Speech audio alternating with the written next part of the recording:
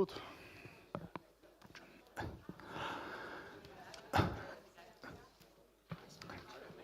Dear guests, dear excellencies, dear ladies and gentlemen, I would ask everyone who's still outside having a coffee to please come inside. We would like to start with the informal session of our conference.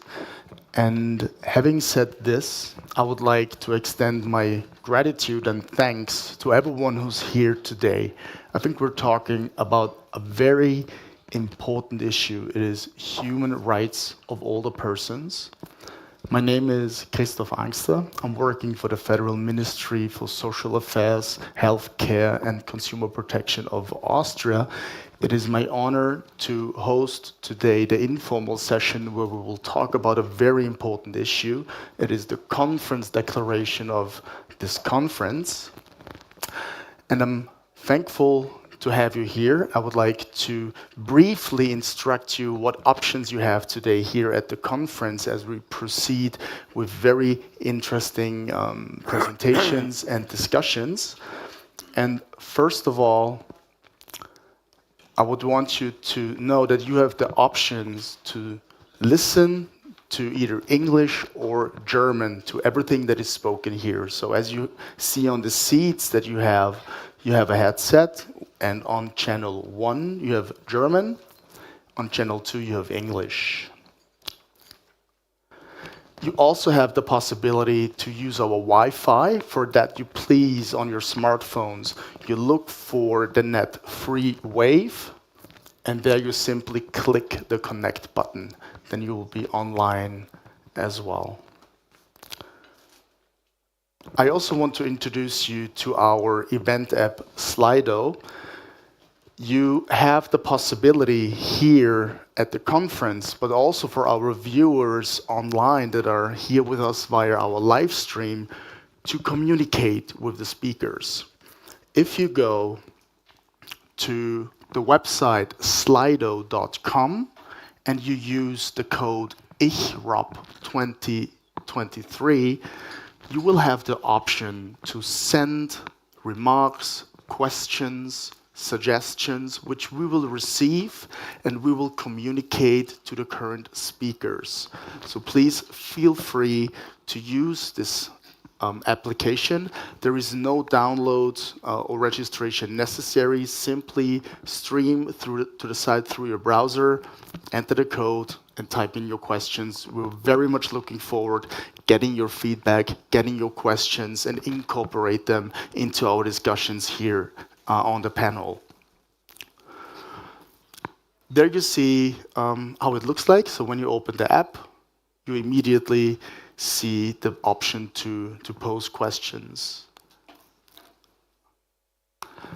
Having said that, I would like to start with our work in the informal session, which will be about the conference declaration. And as you all know, we've sent out a draft of the conference declaration prior to the conference to all the speakers and all the registered participants, and we asked for submissions for adaptations, additions, or changes. And we were very happy that we received numerous submissions from Canada, from GARAP, Germany, Human Rights Watch, Help Age Germany, Portugal, the CNCA of the People's Republic of China, from Slovenia, and from the academic world as well. For the conference declaration, I would like to highlight that this will be a declaration of the conference participants. So it is our intent to reach a consensus on what we talk about here. So the session that we're having right now is actually here that we can discuss if there are any additional comments that you would want to address in order that at the end of the conference you can say, yes, this is what we talked about here at the conference, this is what we or the organization that you're representing or the state that you're representing can agree on. And afterwards we would like to take this conference declaration to the open-ended working group, hand it over as well to the co-facilitators of the open-ended working group, and use it as an additional inspiration, as an additional source of inspiration for the work, for the co-facilitators, and as a source of information for our decision findings in New York in the open-ended working group. Having said this, I would like to introduce you to a very dear colleague of ours, Matthias von Schwanenflügel from Germany. I think you all know him.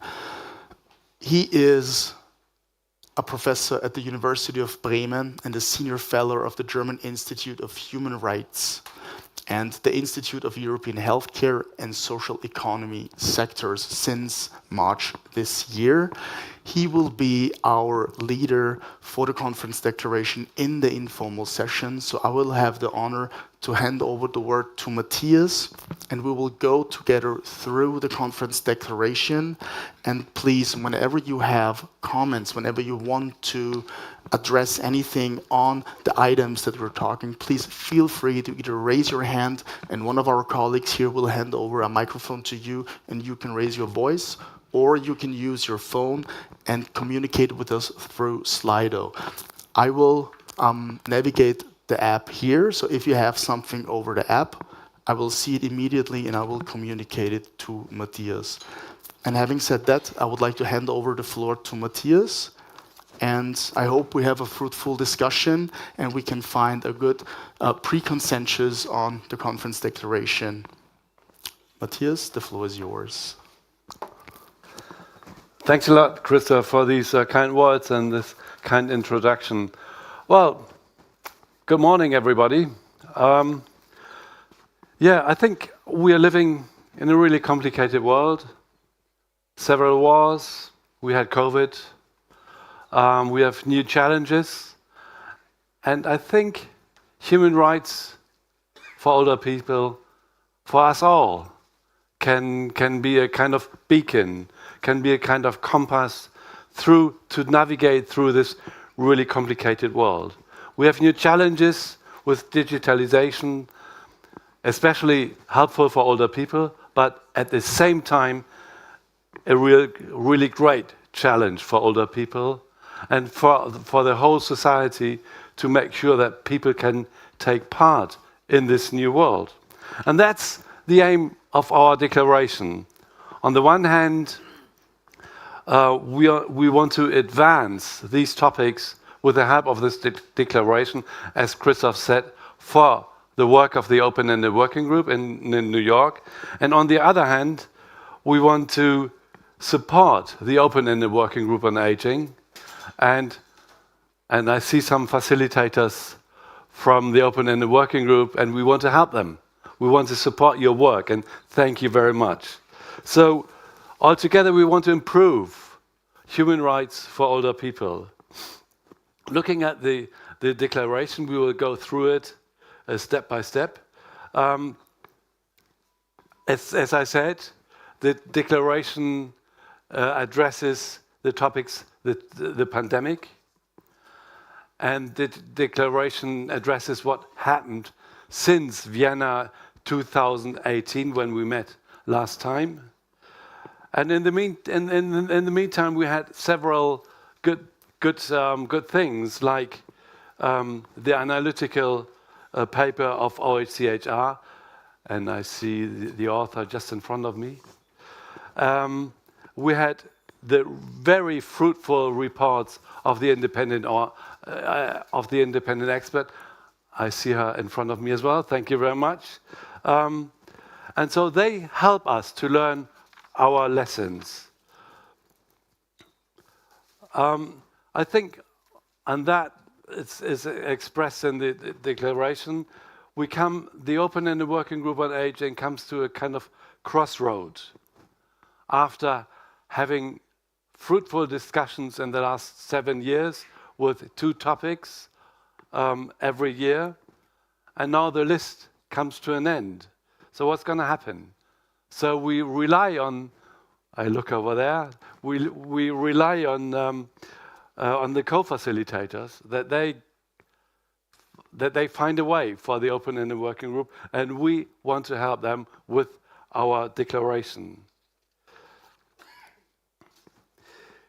Yeah, so I think it's important to note that at the moment, at the stage we are on, it's the next step will be that we discuss gaps. That we discuss gaps, what kind of gaps and what gaps we can find. And after having done that, we might come to the next step and discuss a convention. So today, for the declaration, and I want to address that, for the declaration, it's important that we look at the next step, and the next step is the discussion regarding gaps. So now, having said that, I would like to go through the declaration, but perhaps there are some comments from you. Any remarks? General remarks? Okay, very good, very good. Then we look at we have a look at the declaration, and I would like to go, as I said, step by step.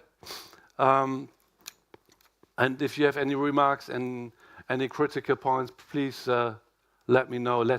Let us know. And also the audience, we cannot see if there are any remarks. Please. May I ask the Regie, could you please transform the there it is.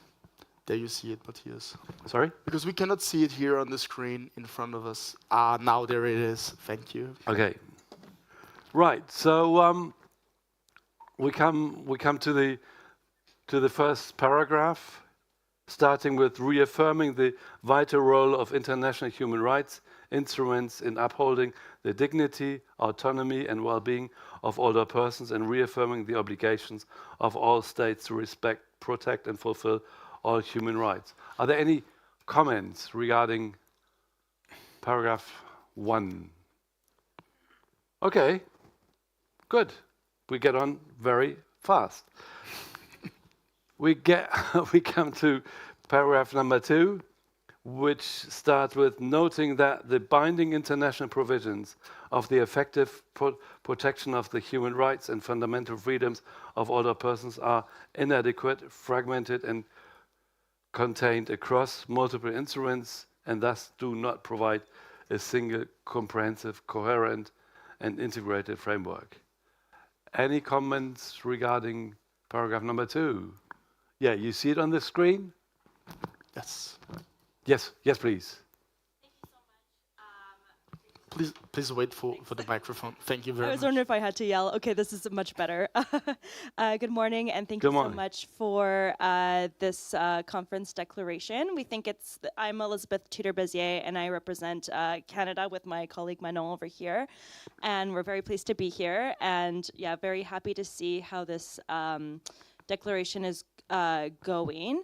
We have a few concerns on paragraph 2, namely the aspect of inadequate here and the use of R in the middle, because we feel that this kind of prejudges the document and the intersessional working group before it's even around yet. We don't know the zero draft yet, so we would like to just make tweak the language here and say either may be inadequate. We'd prefer the deletion of inadequate here, but we could say may be fragmented, may be inadequate. But we just know from I'm at the permanent mission in New York, and I know for a fact that quite a few member states would be upset with this language. And if this is going to be a basis for which the co-facilitators are going to use as the zero draft, as a source for the zero draft of the document, this may be too strong, and we'd already be in a fight before this negotiation has already began. So would just hope that this is taken into account. So instead of persons are inadequate, you say you would like to say maybe. May be inadequate, okay. may be fragmented. Potential inadequacies? Yeah, as Christoph said, potential. May have potential and have.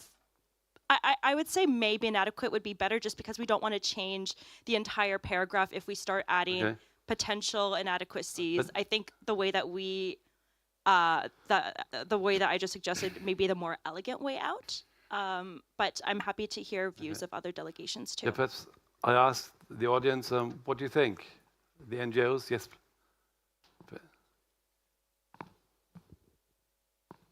Good morning all. I'm Pedro Paranos from Brazil. I'm accompanying the National Secretary for the Human Rights of Older Persons, Mr. Alexandre da Silva. And I'm also, as Elizabeth, based in New York. I've been closely following the co-facilitation process with our colleagues from Portugal. Yeah, I just want to echo Elizabeth's comments on the use of the adjective inadequate here. As from the co-facilitator's point of view, it might make our lives a little difficult from the outset. And if we say and if we it would be better if we said maybe. Yeah, or perhaps if we could consider the deletion of inadequate at this stage, because we already have on the second part of the sentence contained across multiple instruments and thus do not provide a single comprehensive coherent. So the idea of inadequacy, it's implicit in that second part of the sentence. But then again, we are in your hands if you want to find Okay. another solution of tweaking the language, as Elizabeth put it. Thank you. Andrew.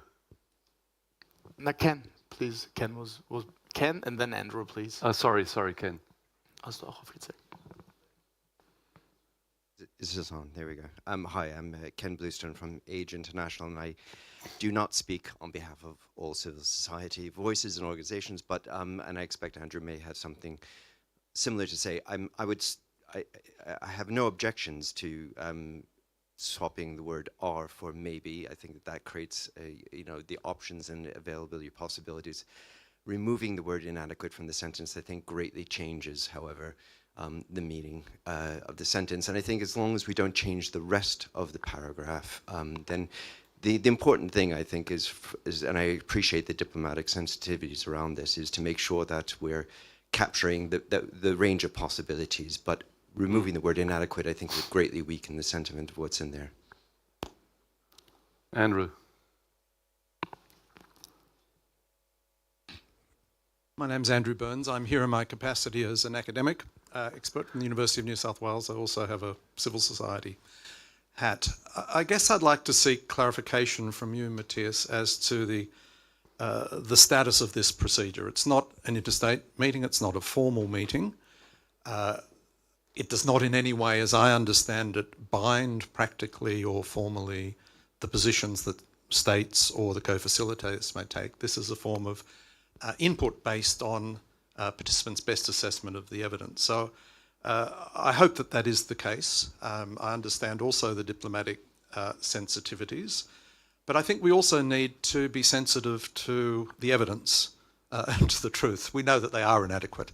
It may be that it's not possible to say that, but I think we need to be very careful about preemptively moving into diplomatic mode in order to water down the clear analysis that has resulted from 13 years of evidence and analysis put before the open-ended working group, but also many other bodies.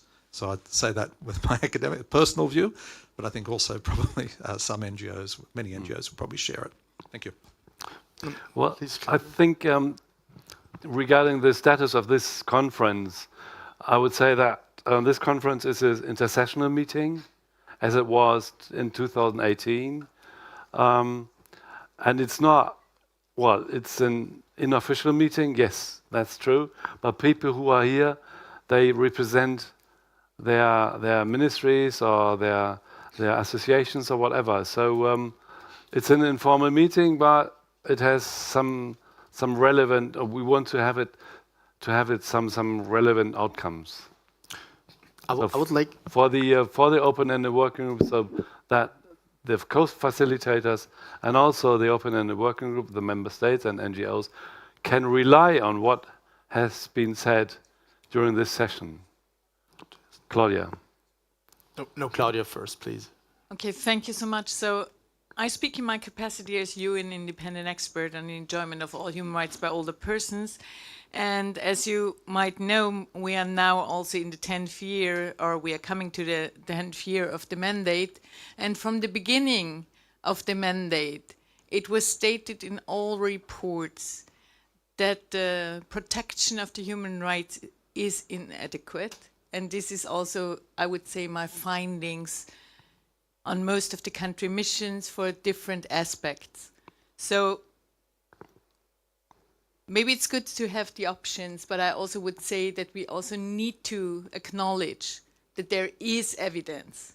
And this is why we are talking in the open-ended working group and in all these discussions now for more than 10 years, that older persons need a better protection.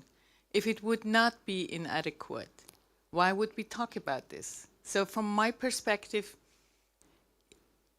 maybe there is an agreement that comprehensive, coherent is good enough, but I think there is also enough evidence that the current human rights framework is inadequate to protect older persons in their full diversity. Could we? Thank you, Claudia. May I just suggest, Helene, could you please mark this part are inadequate? Could you mark this, please, yellow? And I would suggest that maybe we, after the informal session, we come together, that commented now, and we try to find a solution, and that we proceed with the next paragraph, maybe. No, I mean, if there's a consensus on, if we say, could say instead of, as Ken said, swap are into to maybe and stay with inadequate. Bridget. Thank you. Just on that swapping are for maybe, that would then change the rest of the sentence, because then you would be saying maybe fundamental freedoms of older people may be fragmented, may be contained across multiple instruments. So I don't think that solution is going to work. Okay, yeah, you're right. And I would also echo Andrew and Claudia's points about this being based on 13 years of discussion and documentation and evidence, and which have clearly shown that the existing system, the protections within it, are inadequate. Thank you. Okay, there are 3 more comments here, and I would ask who's the first one? Maybe the gentleman here in the back. Thank you. Please, you first. Yep. My name is Kieran Ribeiro. I'm from International Longevity Center of Canada, and I'm very sensitive to this discussion. I appreciate the comments made by both sides, but my point is very simple. What we permit, we promote, and there is mountains of evidence that there are gaps in the system, which is why we're here today. And I think that we need to come to a consensus. What is the critical threshold? What is the tipping point where we say that there are gaps, right? And we need to take a position, clear position on this. That's my perspective. I don't know what that threshold is, but if we permit the maybes, we're giving the people who believe there are no gaps more ammunition. That is my position. Thank you. Thank you. It's a very well, good I mean, I used to work for a government, and a long time ago, but some governments are not able to say, well, there are gaps, and some governments are able to say that there are gaps because they have internally a consensus. So what can we do? I mean, what I would like to highlight briefly is, please consider, it is not our task now to find a document that would find a consensus in the General Assembly, for example. We are here to discuss a document that we as the participants here in this forum can agree on and that we can bring forward to the open-ended working group. I do understand, especially for delegations, some delegations may not have the capacity to agree on a language that could be continued in the open-ended working group, so we do have to have some sensibility in terms of diplomacy. This is absolutely understandable, but at the same time, I really think it is important to push forward the very visible evidence that has been reported, for example, by the independent expert or already by the OHCHR study update, which was crafted by and written by Andrew Burns. There is a lot of evidence, so I really think it is important to kind of find a common denominator for both worlds. So I would really suggest to kind of try to keep the word inadequate in the paragraph, but I do understand that we need to find a way to find a balance that also delegations that are here can bring this forward to their line ministries and also use this in future positions that will be communicated in the open-ended working group. Okay, what's your suggestion? I mean, there are some, as I understand, there are some member states who cannot agree on it, like Canada, like Brazil, and I don't know about Austria. Sorry to say that. So so what can we do? I mean, so perhaps we maybe Pedro. He has a suggestion. Oh, sorry about that. Yes, the gentleman in the middle. Please go ahead. And then Pedro, please. My name is Kai Leixnering. I'm representing academia in the Standing Working Group on Aging of the UNC. I would also say that if you drop this, you can also drop paragraph 10 and many others, because there it is clearly and it has been clearly shown. Well, you can change the wording in terms of have been assessed as, and then by experts, by this group. That's a question, yeah. But there is evidence. I just wanted to underline this, and it would really change the whole paragraph and the whole declaration if you say, well, after 10 years we found out that maybe there are some gaps. I think this is very weak. Okay. Who else? There's Pedro. Okay. Please, yeah, one comment here, and then please the next one to Pedro. You first, please. Yes. Yeah, go ahead. What is yours? Yeah, thank you. My name is Jürgen Focke from Helpage Deutschland. If I like to foster the argument from Kieran, maybe there's an opportunity to split this point number 2 in a way like we have to take or we have to consider that 866 documents have been submitted to the open-ended working group in all the 13 sessions. And we should mention it. Okay, they are evidence. Obviously, they are not agreed by all the countries, but we can mention it, and then we can say, obviously, there are gaps identified, and it will not blame any country or bash any country. Could we, if we said, Pedro, and then I would like to make a suggestion. Pedro, please go ahead. Thank you. No, just trying to come to some sort of compromise here. First of all, I would like to support the statements made by Mr. Burns and Ms. Mahler, Claudia Mahler. Of course, and I understand it can be frustrating after 13 sessions of the open-ended working group and coming here and having us, member states, saying no, we shouldn't use the word inadequate. And just to say this is not exactly what we are proposing. What we are concerned about, and then this is strictly from the point of view of a co-facilitator in New York dealing with member states, is we would like to see the outcome document of ICHROP, of this conference, as a reference to our work. And in this sense, let me anticipate our deepest appreciation and gratitude for the whole part of the text in which you support our work. But going to the comment made by Professor Byrne, we have to consider the nature of this document. Of course, it is a document that can be adopted here at the conference, and being a document coming not from a UN official process, but it is a conference where we're getting together both civil society and member states. Now, the reflection I would like to propose is, how much of an influence of this document do we want to have in New York in the process of facilitation of the mechanism? If we want to have an influence, unfortunately, we will have to observe some sort of, as our colleagues rightly put it, sort of this diplomatic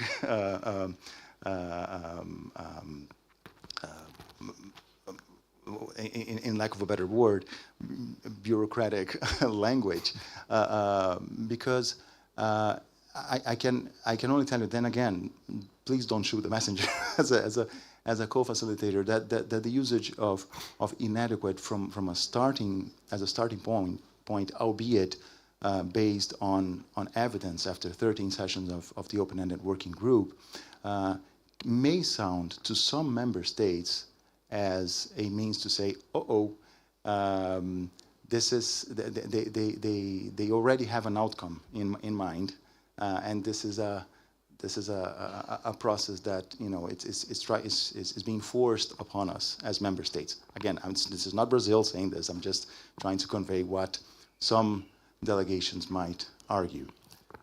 So in this sense, I would like also to propose, besides the fact that what is the influence we want this document to have on the process, the fact that the inadequacy is present in other parts of the text, starting by the fact that the multiple instruments do not provide a single comprehensive, coherent, and integrated framework.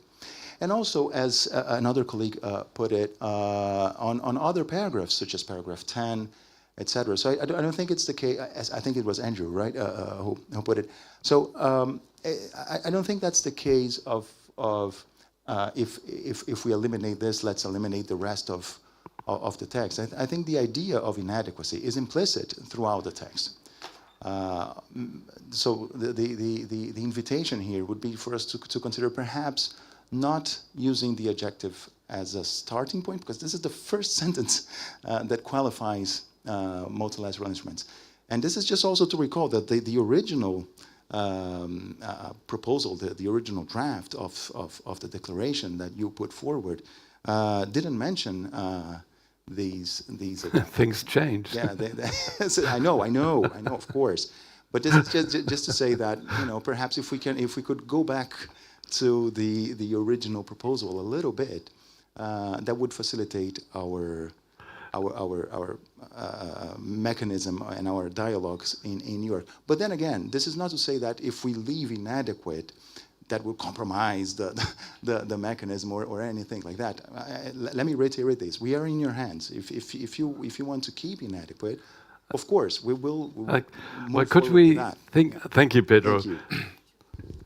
Sorry, 1, 2, 3. Okay, man first, Andrew, and then Claudia, and then Canada.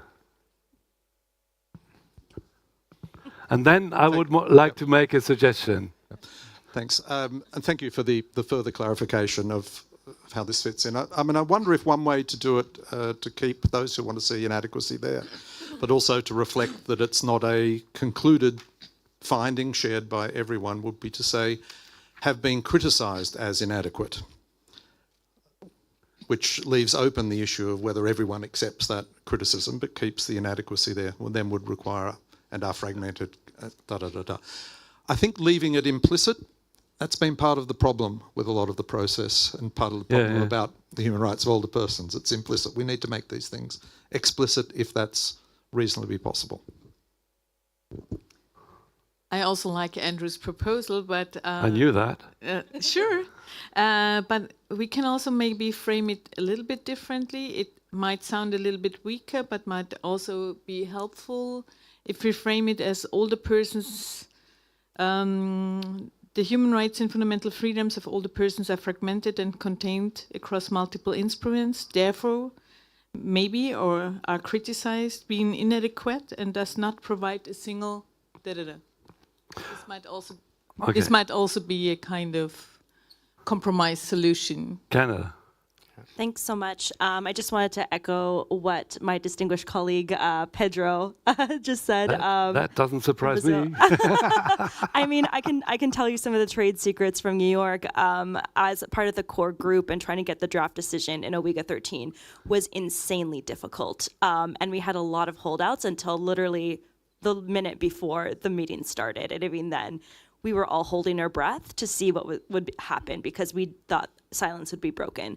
So, and that is also because of the fact that quite a few delegations thought that this would prejudge and have an outcome document where it says we need a convention. And we know that the C word for quite a few countries is often quite scary and is a red line for them. So I would just like to say of course, Canada would like to use this document as like a negotiation tool when we go forward in the winter. Yes. And, exactly. you know, we think it's really important. But right now, I mean, we would be the way it's written right now, we wouldn't be even able to sign it. We have the capital direction to not be able to join if this is used, because again, we want to be as helpful as possible to Brazil and Portugal. And if we have not weaker language, but a different formulation here, it could be actually more helpful for the co-facilitators to actually include some language from this really important document into the outcome document itself. And quite a few delegations from member states are here, and I think it could be a good opportunity. So I would actually like to agree with independent expert Claudia Mahler's suggestion, where we can just move the inadequate and put may be inadequate or can be criticized as inadequate and do not provide a single comprehensive, coherent, and integrated framework. I think it's an elegant way out, and it could solve the problem, because we do agree that it is fragmented. So I was going to suggest maybe inadequate and are fragmented, but I think her suggestion is very nice, and we can go along with it. So should we adopt this? No. I would like, my suggestion is, and I would like to discuss it, to have 2 sentences and have inadequate in the first sentence, and then go to the second sentence, fragmented, and the rest.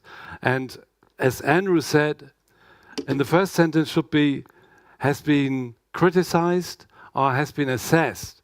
I would prefer assessed, because I mean there are many reports by you, Andrew, by you, Claudia, which say it is inadequate. So we can say it is assessed, but it doesn't mean that member states have to agree on this. Do you understand what I mean? So, but I think the crucial thing is inadequacy, as Pedro said. So we should leave that in the first sentence and say has been assessed by many, or has been criticized, and then go to the second sentence and are fragmented, because I mean that is a fact that the rights are fragmented.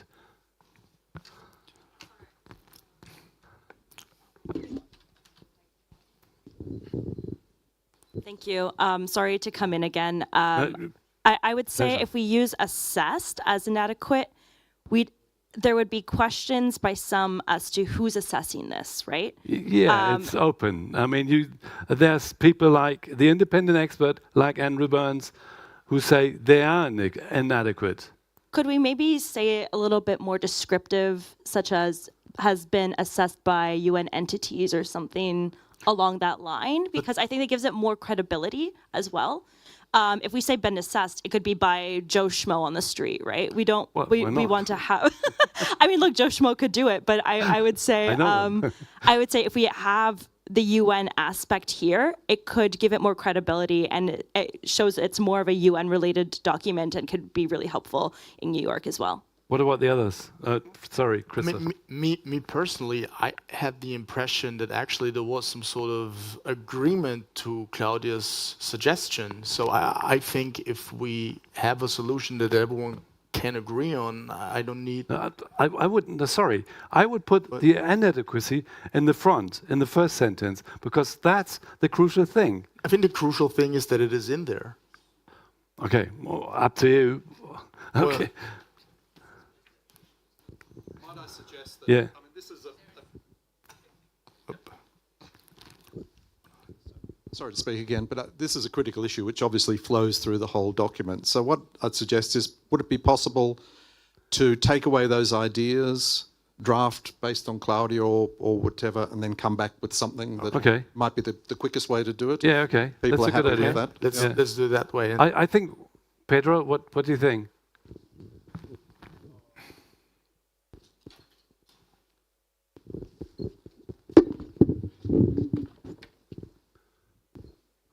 Well, I believe that I'm with Christoph on this one. I think we had a solution, and Elizabeth, as they both put it, I think we have a good solution from Claudia's proposal. Okay. Yeah, and again, it would work for us in okay. work. Then could you two? Mm-hmm. Okay. So can you read it? And did you put it on Slido, or how did you send it? Here. Okay. So I'll read it to you. Maybe we could put that in the text right now. So I will start with paragraph number 2, noting that the binding international provisions for the effective protection of the human rights and fundamental freedoms of older persons are fragmented and contained across multiple instruments, therefore may be inadequate, and thus do not provide a single comprehensive, coherent and integrated framework. I wouldn't, sorry, but I mean, I think that's not the consensus. We heard something from NGOs, and it's not maybe, and as you said, Bridget, if we say maybe, then what's the point of a discussion of 10 years? Yes, please. Then I think it's better to say, instead of maybe, has been assessed by UN bodies or whatever. Be more concrete. My name is Isolde Kafka. I come from Austria, from region of Tyrol. And I think it's maybe the word maybe, and maybe another good word could be often. I don't know, but I think it's a stronger word, because maybe is really my thing very weak. So if you change, I don't know if Canada and Brazil can go with that. Okay. Thank you very much. I think there is another comment back here. Yes, please. Thank you. I thought we had come to some sort of agreement that have been criticised rather than assessed, because actually assessed, as has been said, raises questions about who's doing the assessing. But have been criticised is okay. What about that's, I think that could be a good compromise. Have been criticized by. Sorry. Okay. Can just I'm asking the audience. What about have been criticized? And then it's open. Who has criticized it? So member states could say, well, it's not me. It's the other. It's the other state, and it's not this NGO. It's that NGO. So it's open. Who criticized it? Pedro. I'm going to go out on a limb here for the addiction to informals.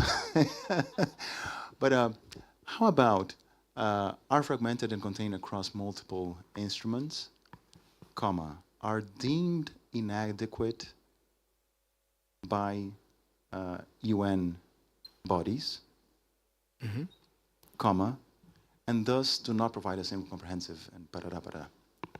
So we have that element of a factual basis to inadequacy, and on the other hand, we can, when talking to other member states, say this is a tweak in language that has allowed us not to simply say. Simply use the adjective, but try to come up with certain bases, because we do have evidence from UN bodies and right. Okay. Then yeah, as Martin has suggested. Yeah. Would this suggestion be acceptable? Bridget. Thank you, and I'm sorry I didn't introduce myself before. I'm Bridget Sleep from Human Rights Watch. I think that deemed inadequate or assessed as inadequate are preferable to being criticized. I think the assessment implies a rigor, an investigation that is important to show. It's not only UN bodies that have assessed the framework, it's also civil society and other stakeholders. And some member states. In terms of this conference, I think it's important to recognize that as well. So I think have been assessed as inadequate by UN entities and civil society, but I don't think there is a problem with even naming, by the independent expert, by the Office of the High Commissioner for Human Rights, the report, and by civil society. I think it's important to mention those. I quite like that. Could that be a compromise? Thank you so much. Just to say that this is going in the right direction for us. I mean, I agree that we should, I think that could be a good way out. Just to tweak it a little bit more, sorry, we can say inadequate by, we could say the independent expert, we're completely fine with that. I suggested UN entities because it's not solely the independent expert who has found this. As we've seen with the briefings over the past summer and the fall, we've seen other not just the independent expert, but the treaty body chairs as well, and other UN entities like I believe the WHO. And so it would be stronger for us to say UN entities rather than just the independent expert. Of course, we're always happy to include civil society in here. We could maybe say, given Canada's position, but we can maybe say, and other stakeholders, because it's not just civil society. It's also academia. It's other groups that we may not consider in the whole civil society. Couldn't we say other important stakeholders? I could say important. For us, we're flexible on that, but just wanted to include the others because we may be missing somebody. Right. Yeah, that's a good compromise, I think. I think so good. I think so too. Bridget, you're not fine with that? I do think it's important to include explicitly the mention of civil society. Okay, right, yeah. And other stakeholders. And other stakeholders, including academia, Andrew. Yeah, that's a good point. NHIs. So could we then adapt like the yellow frame part and write that instead of therefore maybe inadequate, we have to put there. Do we use deemed inadequate by UN bodies? No, you said assessed. Assessed. Assessed, okay. Bridget, didn't you? And maybe assessed inadequate. No, not maybe. Or instruments Come on. Be assessed inadequate by UN bodies, civil society, NHRIs, and other stakeholders or other relevant stakeholders. And thus do not provide a single comprehensive, coherent, and integrated framework.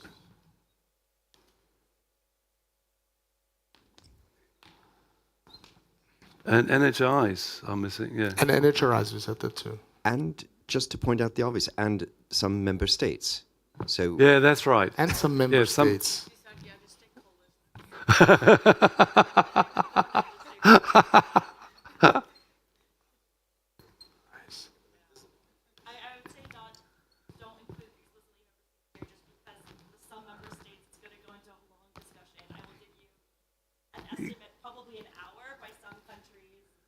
Yes, so let's. Now, come on, but I mean, it's okay. So member states are just others. I mean, other stakeholders. Oh, come on. I used to be a government something, and I wouldn't like to be just others. Pedro. So as to make member states feel included, perhaps instead of other stakeholders and relevant stakeholders. Okay. I mean, it's not my business anymore. Yeah, but I think this is a good compromise. Okay, yes. So member states and relevant stakeholders. Good. So shall we? Yes, I mean, I'm fine with that. Yes. I mean, is anybody here from Slovenia as a relevant stakeholder? But Matthias, considering the time, I think we should proceed to the next one. We still have a lot of points. You're right. So do we have a consensus on that? Yes. Thank you very much. So we go up to number 3, bearing in mind the United Nations Principles for Older Persons, 1991, the Vienna Declaration and Programme of Action, 1993. Any comments on that, on paragraph number 3? No. So we go to paragraph number 4, which starts with taking note of the outcomes of the United Nations Conference and summits and of the International Conference held in Breda. Any comments on that? Good. So we come to number 5, recalling the 2030 Agenda for Sustainable Development. Any comments? Number 6 on page 2, recalling the desire to safeguard interests of the human rights of present and future generations. Any comments on? Yes, please. Please.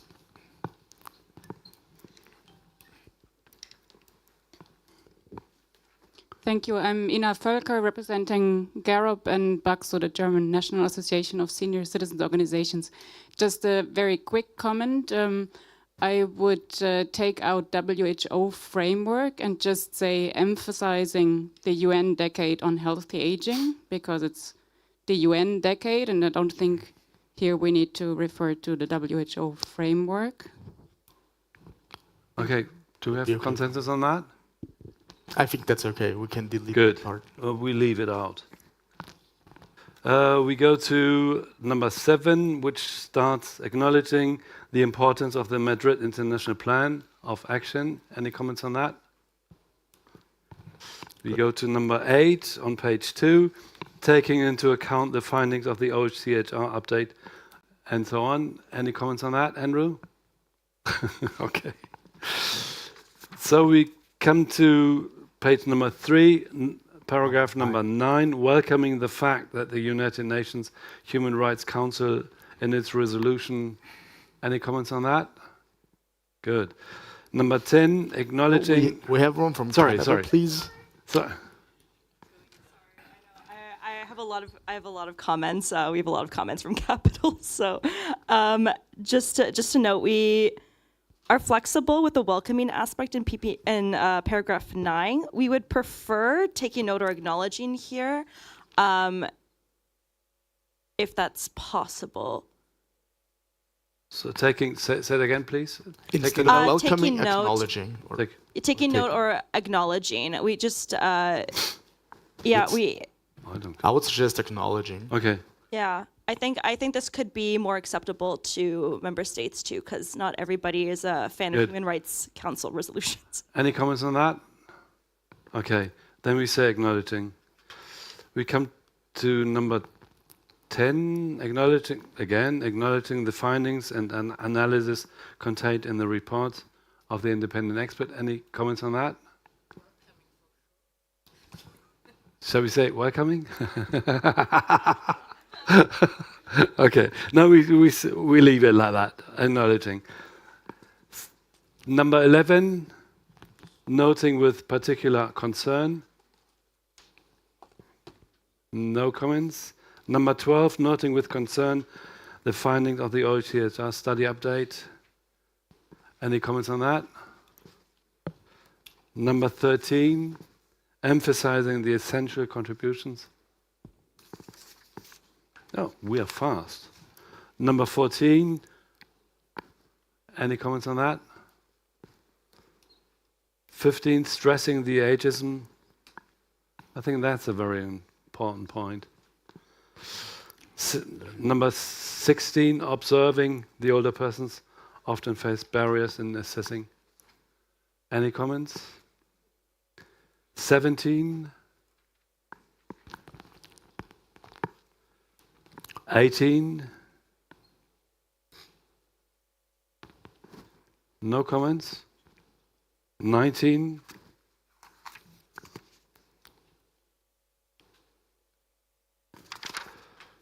Okay. All right.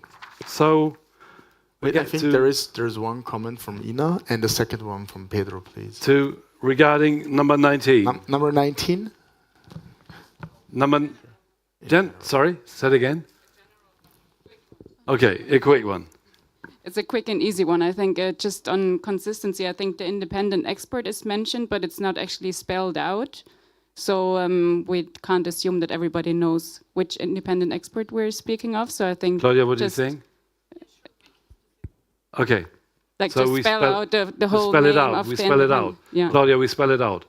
Okay. And I think the same for OHCHR. I think it's just mentioned with the acronym, but not actually spelled out. So thank you very much. We will fix this. Yeah, we'll fix it. Yeah. Pedro. I'm truly sorry. Regarding number 19, no, General? Actually, no, I wanted to bring us back to 11. 11? Yeah. Oh, sorry, come on. I know. Okay. Such progress. Come on. I thought... It's just that, you know... Okay, number 11 on page 3. We normally say that we follow instructions from Capital, and I could not be represented by a higher level from Capital than the National Secretary. And he has pointed out that when we say regardless of age, gender, we are not taking into consideration perhaps sexual orientation or gender identity. Okay. So this is something that he would like to see placed there, and also ethnic. Ethnic. Yeah. So what? Perhaps. What's your suggestion? Yeah. So that was regardless of age.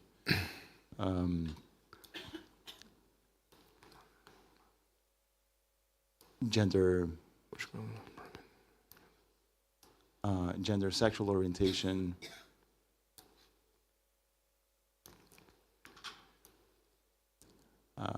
Comma, ethnic origin or origins.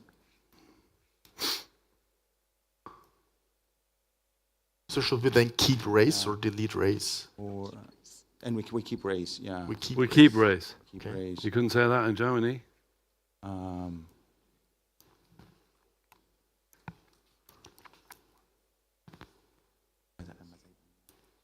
Okay, is everybody happy with it? Kieran. And then Peter. And then Canada again. Kieran.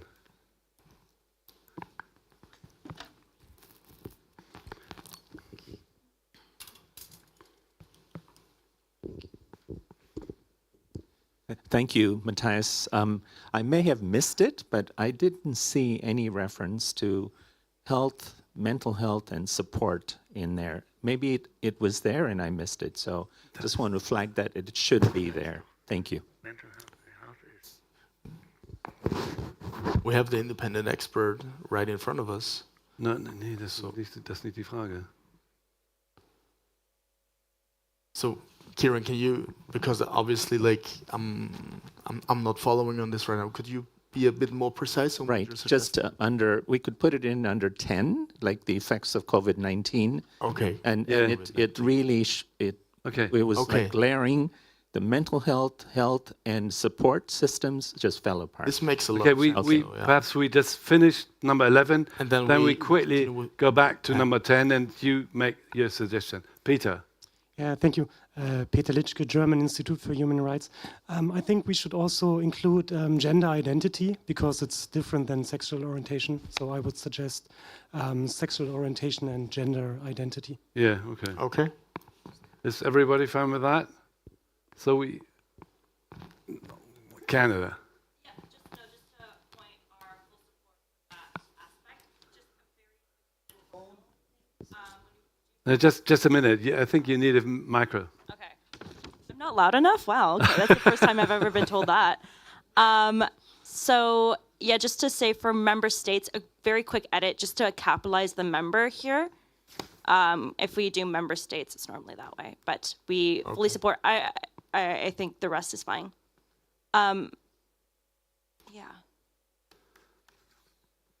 Oh, sorry, just to also maybe add religion, because I know that that's a big priority for a lot of countries too. Religion, survivors, okay.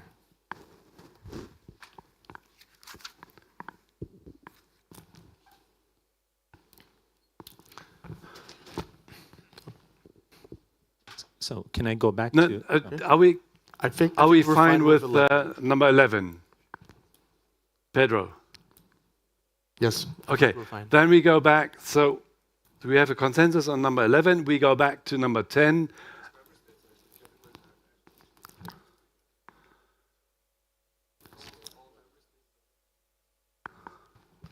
Elena, could you capitalize the word member states? Okay, good. We go back to number 10 and have a suggestion from Kieran. So I was suggesting that we add under 10 both health, mental health care, and support. No. 1 second, please. Helene, please, just mach statt dem kleinen M bei Member States ein großes M bei Member States. Thank you.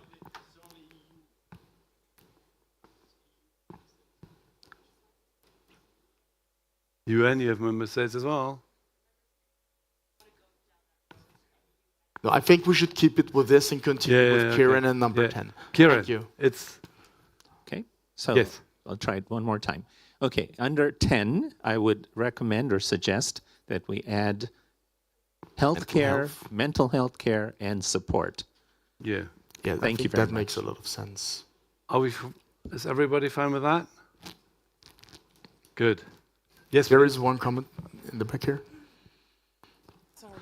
Hi, I'm Claire Matelier. I support the independent expert. I'm sorry, number 10 is actually on the reports of the independent expert, and we went by themes. That's why they are highlighted like this. So I understand the point of Kieran, but maybe it could be actually under 18. Okay. Where actually, his point is actually under 18, where we talk about COVID-19, and it's actually mentioned somewhere, mental health, accessible health care, including mental health. And psychological support. Can I respond to that? Yes. Yes, it is definitely there, but what I wanted to suggest is that it goes very well with the effect of the COVID-19. It doesn't hurt to have it in 10 and 18. That was my point. Okay, there is, for me, there's two solutions. And then I hand over the microphone to Brazil. So either if you're okay, we can put it in the text. If not, would it also be okay to put it in that paragraph in the footnote? No. So, Claudia, it's your report. Yes. So what do you think? Sorry, Kieran, unfortunately, the mandate never had a report on health and mental health. This is why it's not there. I fully understand to put it, but as Claire said, these are the themes of the reports. This is why it's not part there. Well, it doesn't make sense in number 18 either. But it is already in 18. No, it talks about the independent expert as well. But I think Claire suggested that it could be there. And Claudia...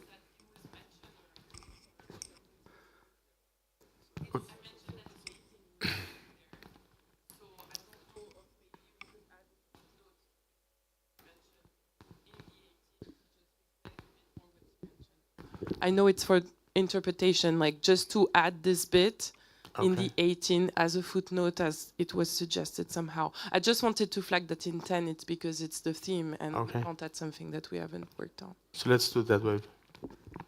Footnote. Yes, in 18. Yeah. Okay, we have a new footnote. So can we make in point 18 a footnote? we can then maybe phrase it like afterwards in find the right terms, but we add a footnote at 18 where we will mention exactly healthcare, mental health. And support. 3 things. So, Pedro, you...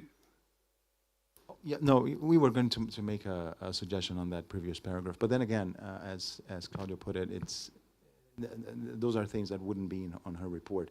National Secretary was concerned about including economic vulnerability in terms of social conditions, but this is a point that is not in the report, so that when so we will abstain from comment. Thank you. So we have consensus that just a minute. We have consensus that we have a new footnote in paragraph number 18.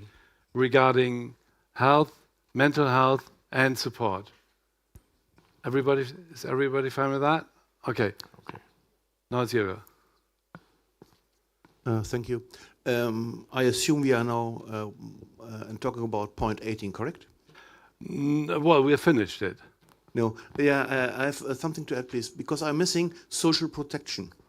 It's one of the mandatory targets in the SDGs 1.3, and it includes mental health and social care system, financial care system for the elderly, and so on and so on. And it's that what you just mentioned, Kieran. I think this would be maybe a compromise if we cannot agree on the phrasing you offered. We have agreed on it. But so social protection is more. Right. And needs to be in this. Could we add it to the footnote as well? Of course. Okay, so let's expand the footnote. Yes. Yeah, then also address person-centered long-term care, because this was at least, I don't know whether it's in the report, but this was, especially during the pandemic, this was where most older people died in long-term care, and because of the non-integration of social and health care, so this would be, could we, in any case, something to be mentioned. Well, thank you very much. Perhaps we could put it in the footnote as well, and you, Mr. Fokker and Kieran, you three, we formulated that. You formulated, and that means we have a new footnote and a big footnote in number 18. Are you fine with that, everybody? Good. So we come to page number 5, operative part. What about the first bullet point? By considering the significant body of information already collected. Everybody's fine with that? It is. There's a lot of information. Andrew. Yes, I am. My question is in relation to the constant repeating of the word potential. I know it's in the original resolution identifying, but we've gone beyond it. What is identifying a potential gap? Have we not got to the stage of identifying gaps? I'd like to see potential disappear here. And with reference to normative, there should also be corresponding reference to implementation gaps. Original resolution talks about possible gaps. It doesn't say possible normative gaps. Thanks. So maybe I could have a word on that. When we were crafting the declaration, we oriented ourselves on what the open-ended working group mandated the co-facilitators with, and in there the language also speaks about potential gaps. So this is why we used the same wording as it was given by the open-ended working group to the co-facilitators.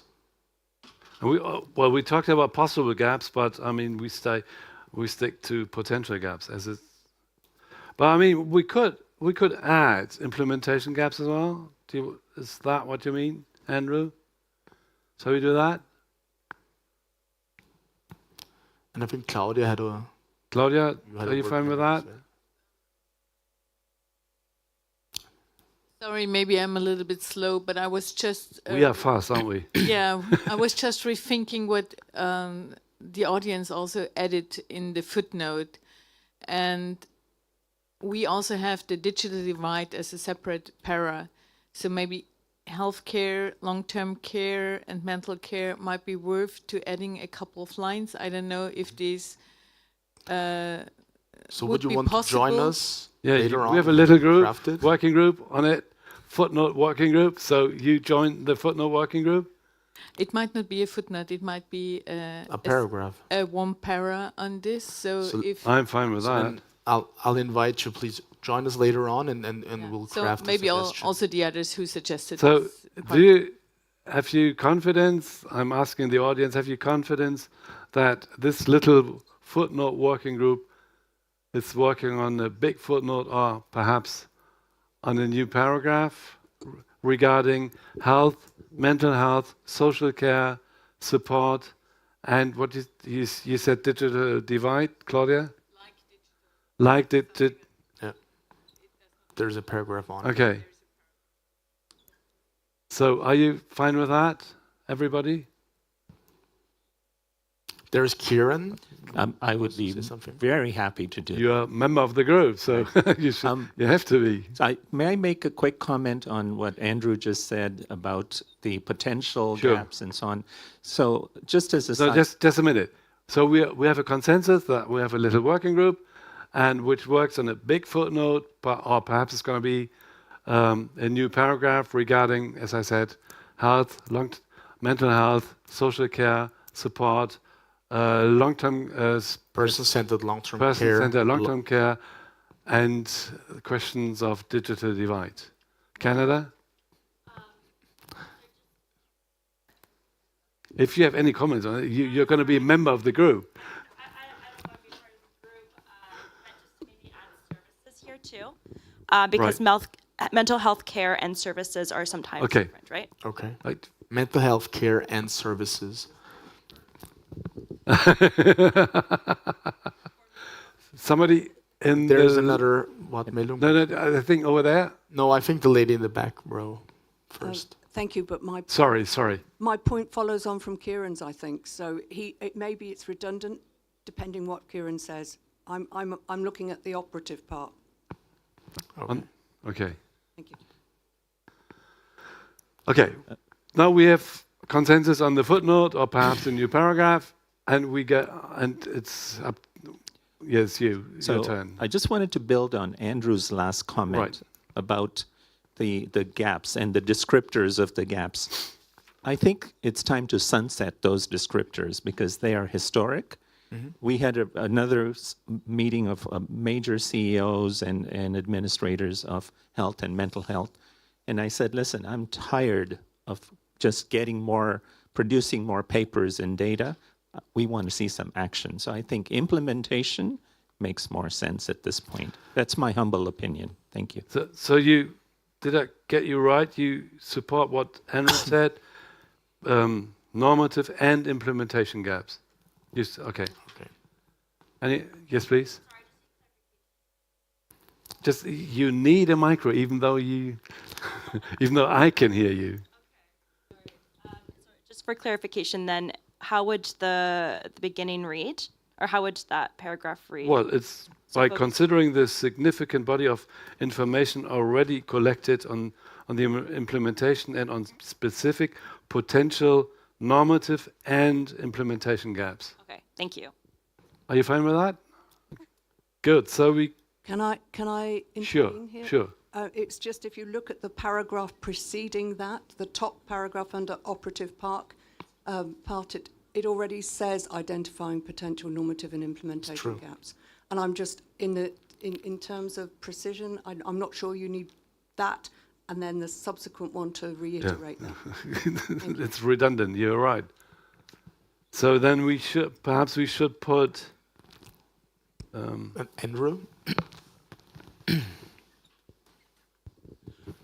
Just, I think, to clarify the first bullet point, I think the idea is just to make sure that the evidence is looked at. Right, yeah. And it's not a debate based on assertion, as it often has been in these contexts. Thanks. I agree. I think it does make sense. So we come to the second bullet point, saying by taking into account in their deliberations on how best to address and so on. And Canada has a question. Sorry, I'm just going to take the floor now because we do have some concerns about A, I believe. It's A, right? Yeah. A and the footnote with it. So we would like the deletion of the footnote here because it actually kind of contradicts what's being said in A. So it's saying that we need immediate action being taken, but then it says it's unlikely to produce fundamental changes. So why are we taking immediate action then? It's we want this to be a strong document that, you know, provides impetus for action. And then when we say that, we're kind of just saying, oh, actually nothing's going to happen anyway. So say it again. What's your suggestion then? To delete the footnote here, because I mean, it may be our inner thoughts and consciousness. We may believe that, but let's not say that out loud, shall we? No, okay. I think that makes sense because what we're actually offering in A, B, and C are possible options that we're going to face in the future. So like, it's true. It is acceptable to take out footnote number 5. Das ist diese hier, ne? Yes, please. Are we considering A, B, and C all as one? Can I move on to C? So, or are we still on? Können wir noch einbauen, ja? I think we got somebody said that perhaps A, B, and C could be not all noted not as all such as. There could be some more actions as well. Shall we do that? We have to because change the text there, like by taking into account in their deliberations on how best to address these potential gaps and considering the advantages and disadvantages of options such as, and then we have ABC, which could open the possibility to add more options if there are any identified. We got that last night from somebody. Would you agree on that? Okay, then we do that. Our Chinese friends, you had some comments. I think we have to go. To be honest, we have to go back, and you had some comments on. I think what was it? Hast du das irgendwo? I think China, our Chinese colleagues wanted to make sure is that they are here to represent CNCA and not the People's Republic China's official position. So what they wanted to make sure is that like the position that the CNCA has is reflected in here, which should not be taken as the official position of the People's Republic of China. This was the main concern. And as a footnote, we talked about. So there will be 2 more footnotes regarding China and the ministry, and I think there shouldn't be any objections to have 2 more footnotes to point out the position of China. Is everybody fine with that? Good. Sorry about that. So now we come to supporting the work of the co-facilitators. There's a comment. Sorry. Bridget? Yes. Bridget. Thank you. I have a comment on option C. So as I understand this, A, B, and C are just listing out potential options that advantages and disadvantages. And there can be some more as well. Well, on C, I feel that the C could be clearer if the wording was changed to the creation of a new comprehensive legally binding instrument. I don't think we need to talk about it being potential. We're just saying that we've got option A, option B, option C. And so I'm not quite sure why we're saying potentially new legally binding instrument. I think that is one of the options. I think considering that these are options, it potentially could be taken out as well. So it could be a new comprehensive legally binding instrument. Yeah. I look at Canada and it doesn't. We're not discussing the merits. No, you're right. It's I mean, just logically, you're right. But I don't know what our diplomats say. I mean, it should support your work. Are you fine with that? I mean, logically, it's no, it's options. It's exactly. It's options. It's not meant to. You're fine. Okay, good. Thank you. Thank you, Bridget.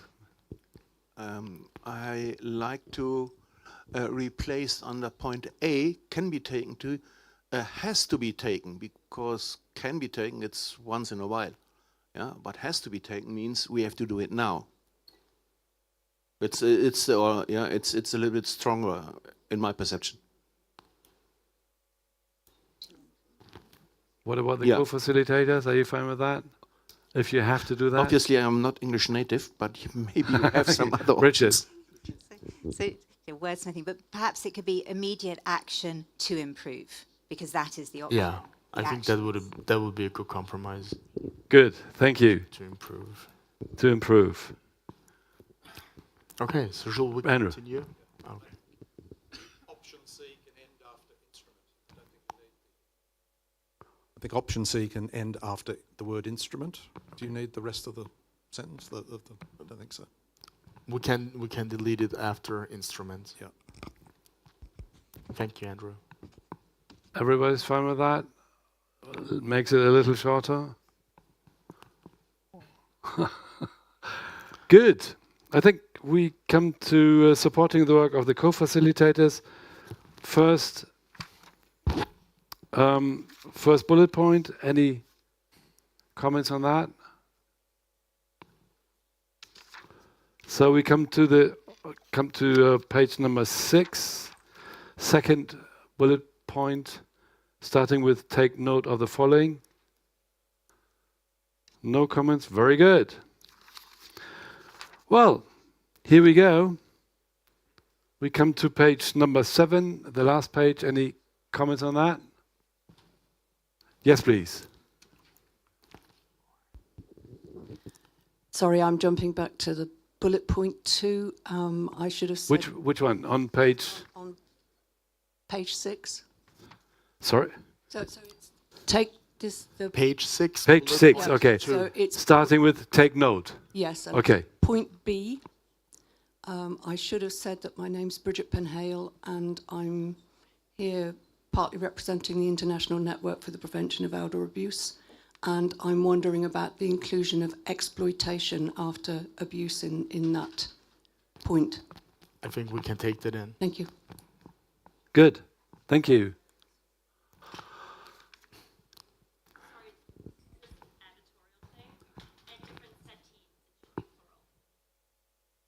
So Where's different, it? Can you different pinpoint it? Sorry, just in B, just to say in different settings, so plural instead of settings. Okay, good. Thank you.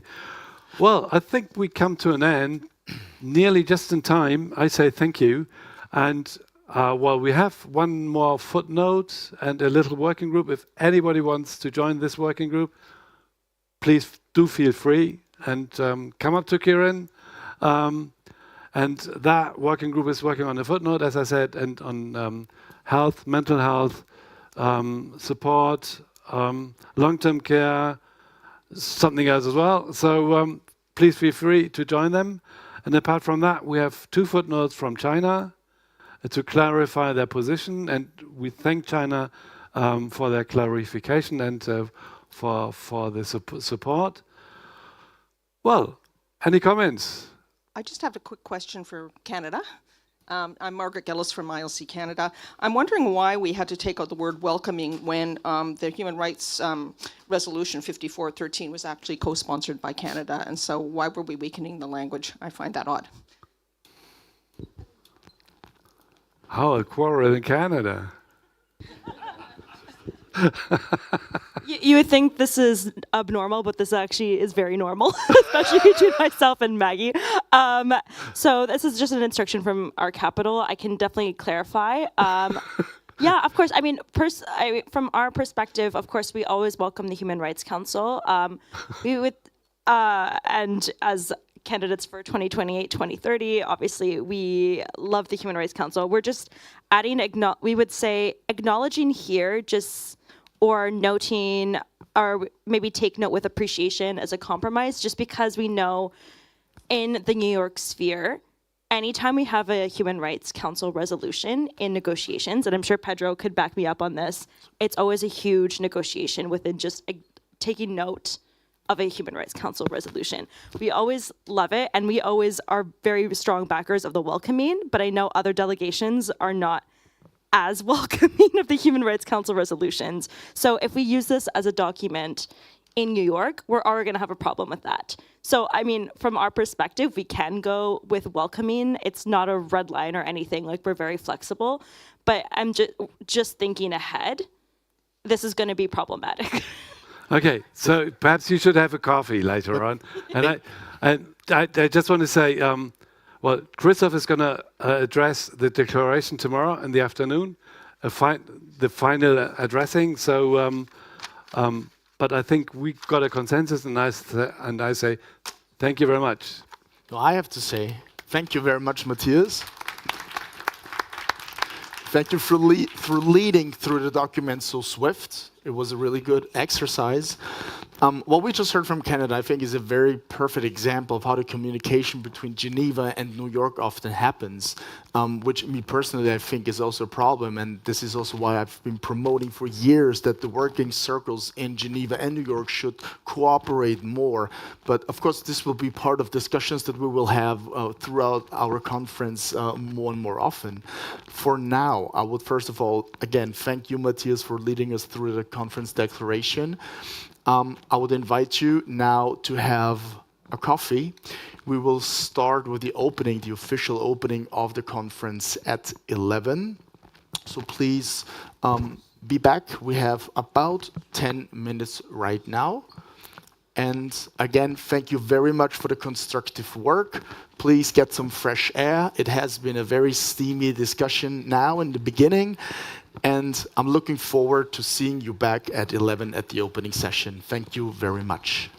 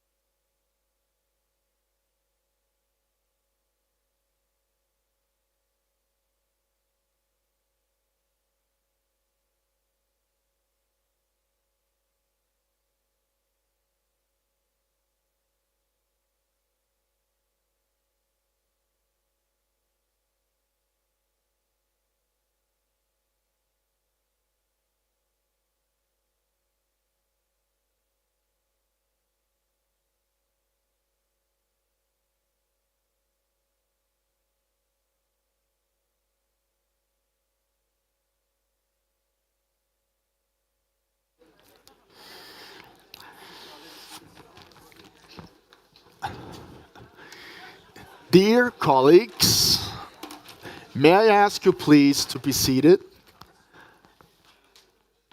We would like to continue with the official opening of our conference now. So please come back in, take the last sip of your coffees.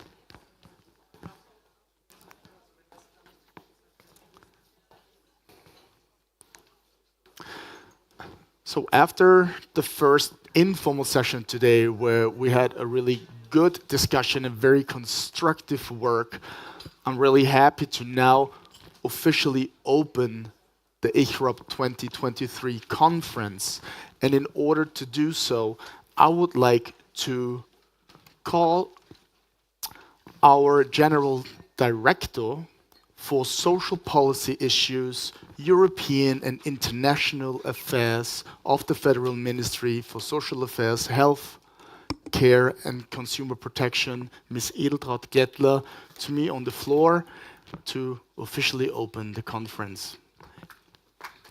Dankeschön. Edeltraud, you have the floor. Thank you very much, dear Christoph. Congratulations. As far as I heard, there was a very interesting and constructive meeting in the morning, thanks to you, to Mr. Schwanenvogel and Flügel, and all the participants. Thanks a lot. Ladies and gentlemen, it's a great honor and privilege to welcome you all to the International Conference on Human Rights of Older Persons here in Vienna. We've come together today from all parts of the world, representing governments, civil society and communities to address this issue of great importance. At a time of unprecedented demographic change, when we are living longer, healthier, and more active lives, it is imperative that we re-evaluate how we perceive and treat older people. The outdated notion that they are burdens has been debunked.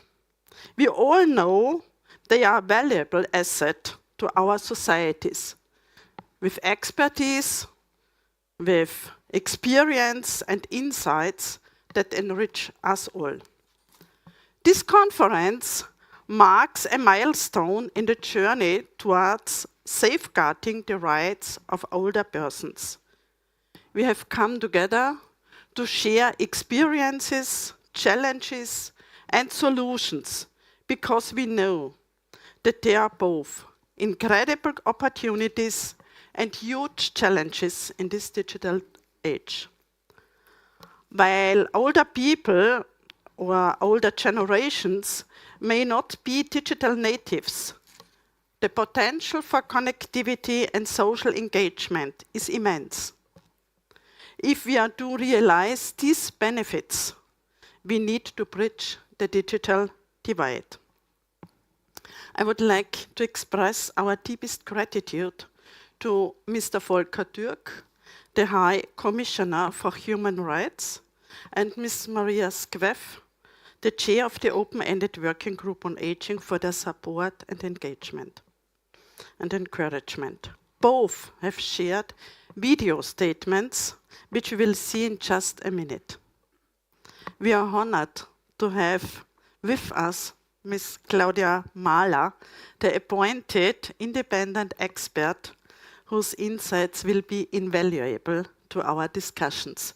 Thank you for participation. It's a great honor for Austria. And we are grateful for the presence of representatives from countries all around the world, as well as members of civil society. Your contributions are crucial to advancing the work of the Open-Ended Working Group on Aging. This intersessional conference is a significant step towards the 14th session of the Open-Ended Working Group, in which we want to discuss the problems identified and possible solutions for the human rights of older people. Throughout this conference, we have planned a series of side events that delve deeper into specific topics. These sessions will offer additional opportunities for dialogue and learning. We also invite you to join us for a networking dinner this evening, where we can further connect and exchange ideas in a more informal setting.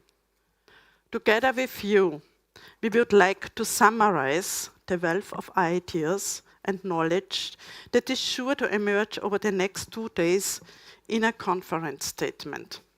This statement will not only show our commitment to change, but will also be a clear sign of support for the invaluable work on the open-ended working group on aging, its co-facilitators, and the dedicated members of civil society who support this work. I look forward to the presentations and discussions that will shape our shared vision for the future, in which the rights of the older people are not only protected, but also recognized. Let me thank you in advance for your input to this important process, and I wish very interesting discussions and a deepening of our bilateral personal contacts. Thank you.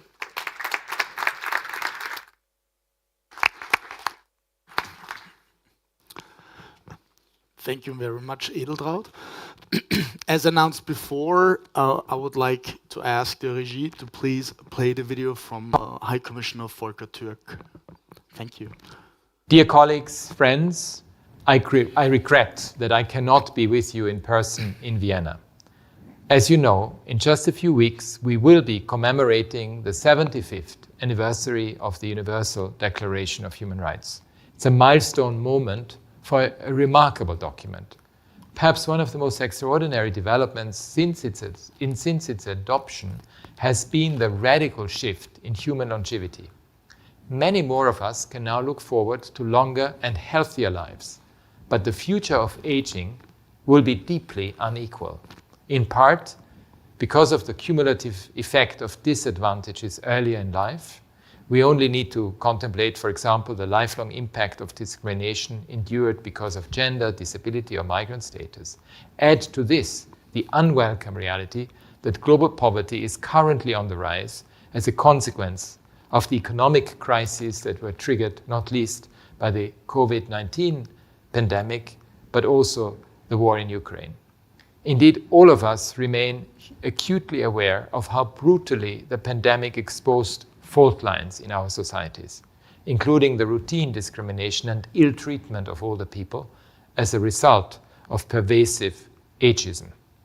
From difficulties in accessing employment, housing, social protection, and healthcare to exclusion from the digital world. To address these inequalities, we have to start with gathering better data so that policies are well informed. We also need to pay closer attention to the digital divide. This involves tackling low digital literacy and lack of connectivity for many older people, as well as limited access to devices, information, and services such as banking. As for new technologies, such as assistive devices and AI tools, with the power to transform the nature of long-term care, we must ensure their use enhances well-being, dignity, and agency of the individual, remaining vigilant about the risks of dehumanization, neglect, isolation, and invasions of privacy. More generally, governments need to introduce more nuance across the board in their laws and policies so that these effectively address the rights as well as the diverse experiences of older people, including in particular women. Friends, last month the Human Rights Council adopted a resolution requesting my office to convene a meeting of experts to draw up recommendations on the obligations of states in relation to violence against, abuse, and neglect of older people. We look forward to hosting this important discussion with the meaningful participation of older people and preparing a summary report for the Council session next autumn. In the meantime, My office continues to advocate for a dedicated, comprehensive international legal instrument on the human rights of older people. This is undoubtedly the most effective pathway to address the significant gaps in both international as well as national legal and policy frameworks. I count on your support towards this goal. I'm confident that this year of anniversaries for the Universal Declaration and for the Vienna Declaration and Programme of Action can coalesce into a moment of action for advancing human rights globally.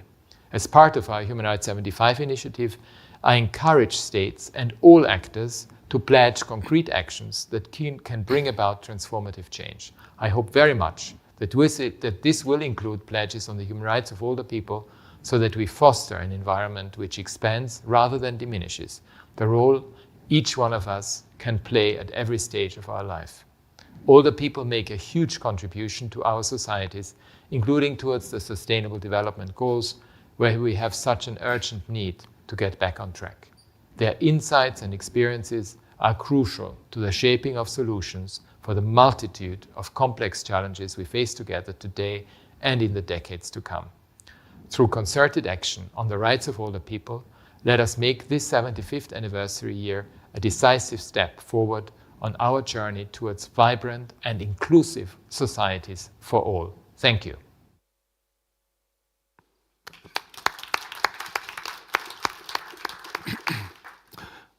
Thank you, Mr. Türk. I hope he heard it. As next point, I would like to call the UN independent expert on the enjoyment of all human rights of older persons, Ms. Claudia Mahler, to join me here on the floor and please give a keynote for our conference. Claudia, the floor is yours. Thank you so much. I'm really honored to be here today, and I'm so glad that I got the invitation. So, dear colleagues, dear excellencies, Madam Glettler, I'm very happy to be here. And to be honest, I was looking forward to speaking in German, and I will provide my keynote in German because I'm never able to speak in German at the UN context because German is not a UN language. So thank you so much to give me this opportunity to speak in my mother tongue. And I'm more than pleased to be here in my mother country. And it's already a kind of full Austrian event here in Vienna with Volker Türk as High Commissioner, with me as independent expert on the enjoyment of all human rights by older persons. And I'm so glad that Austria is really supporting this initiative. So thank you so much, and I now switch to German. Ladies and gentlemen, dear excellencies, ministers, Madam Glettner, thank you so much for this great invitation. And first of all, I would like to thank all of the representatives of the Austrian Federal Ministry for Social Affairs, Health and Consumer Protection for getting us together here today. As an independent expert for the enjoyment of all human rights for older people, I'm happy to participate today and tomorrow in this event exploring a vision for strengthening the rights of older people. As an expert, this mandate has been created by a resolution of the Council and will celebrate its 10th anniversary next year. Historically seen, this mandate builds on initiatives such as the Viennese International Plan for Actions for Aging from 1982 and the principles of the United Nations for older people from 1991, and sharpens the view for the specific requirements for older people in order to clearly make the protection of human rights more effective. A lot of time has passed since then, with a constant focus on the human rights for elderly people, with lots of challenges that have been reported. Social awareness has been promoted, dialogue has been promoted, and the consideration of human rights for the older people has gained in importance. The specific challenges for older people have also been in the focus of several resolutions of the UN, and Volker Türk has just mentioned one of the substantial resolutions on violence violence against elderly people. Another has to focus on old age discrimination and the age focus. And this recognition has really contributed to promoting the subject. This can also be seen by the extension of a mandate in 2019. In this context, I would like to first stress that when we talk about the rights of elderly people, we talk about the full range of rights. They not only include protection against discrimination and abuse, but also participation, self-determination, and a life full of dignity up to very old age. We can also then see this from the General Declaration of Human Rights. As a basis of human rights, this is focused on equality and non-discrimination for all people, regardless of their age. The General Declaration of Human Rights this year celebrates its 75th anniversary, which we also celebrate in Geneva in 2 weeks. The creators of the General Declaration back then did not focus on elderly people, which is why elderly people at the time were not specifically mentioned in the pacts and conventions created thereafter, which is why they're not protected. At the same time, it is a very important task and responsibility as us in society to jointly work for making the voices of elderly people heard in all areas of society, making them visible, and not just coining them a burden to society, as Mrs. Clayton has already said. Governments, as both as the civil society and its organizations and private businesses, play an important role in this process. Older people cannot just be seen as recipients of care, but also as active and full value members of society. This, however, also requires to break up stereotypes and stereotyping and overcoming them. Older people must be also included in decision-making processes. For all of us, this means that we need to fight ageism. Ageism is one of the greatest gaps in the existing protection of human rights. Progress has happened on rights of elderly people, as can be seen not just at the United Nations, but also the fact that the International Conference on the Human Rights for the Elderly, after 2018, it is happening now here in Vienna for the second time round. 5 years ago, at this event, we particularly spoke about elderly people in the context of digitization and robotics. At the time, we could then recognize the potential offered by digitization with a view to possible changes in the support of elderly people.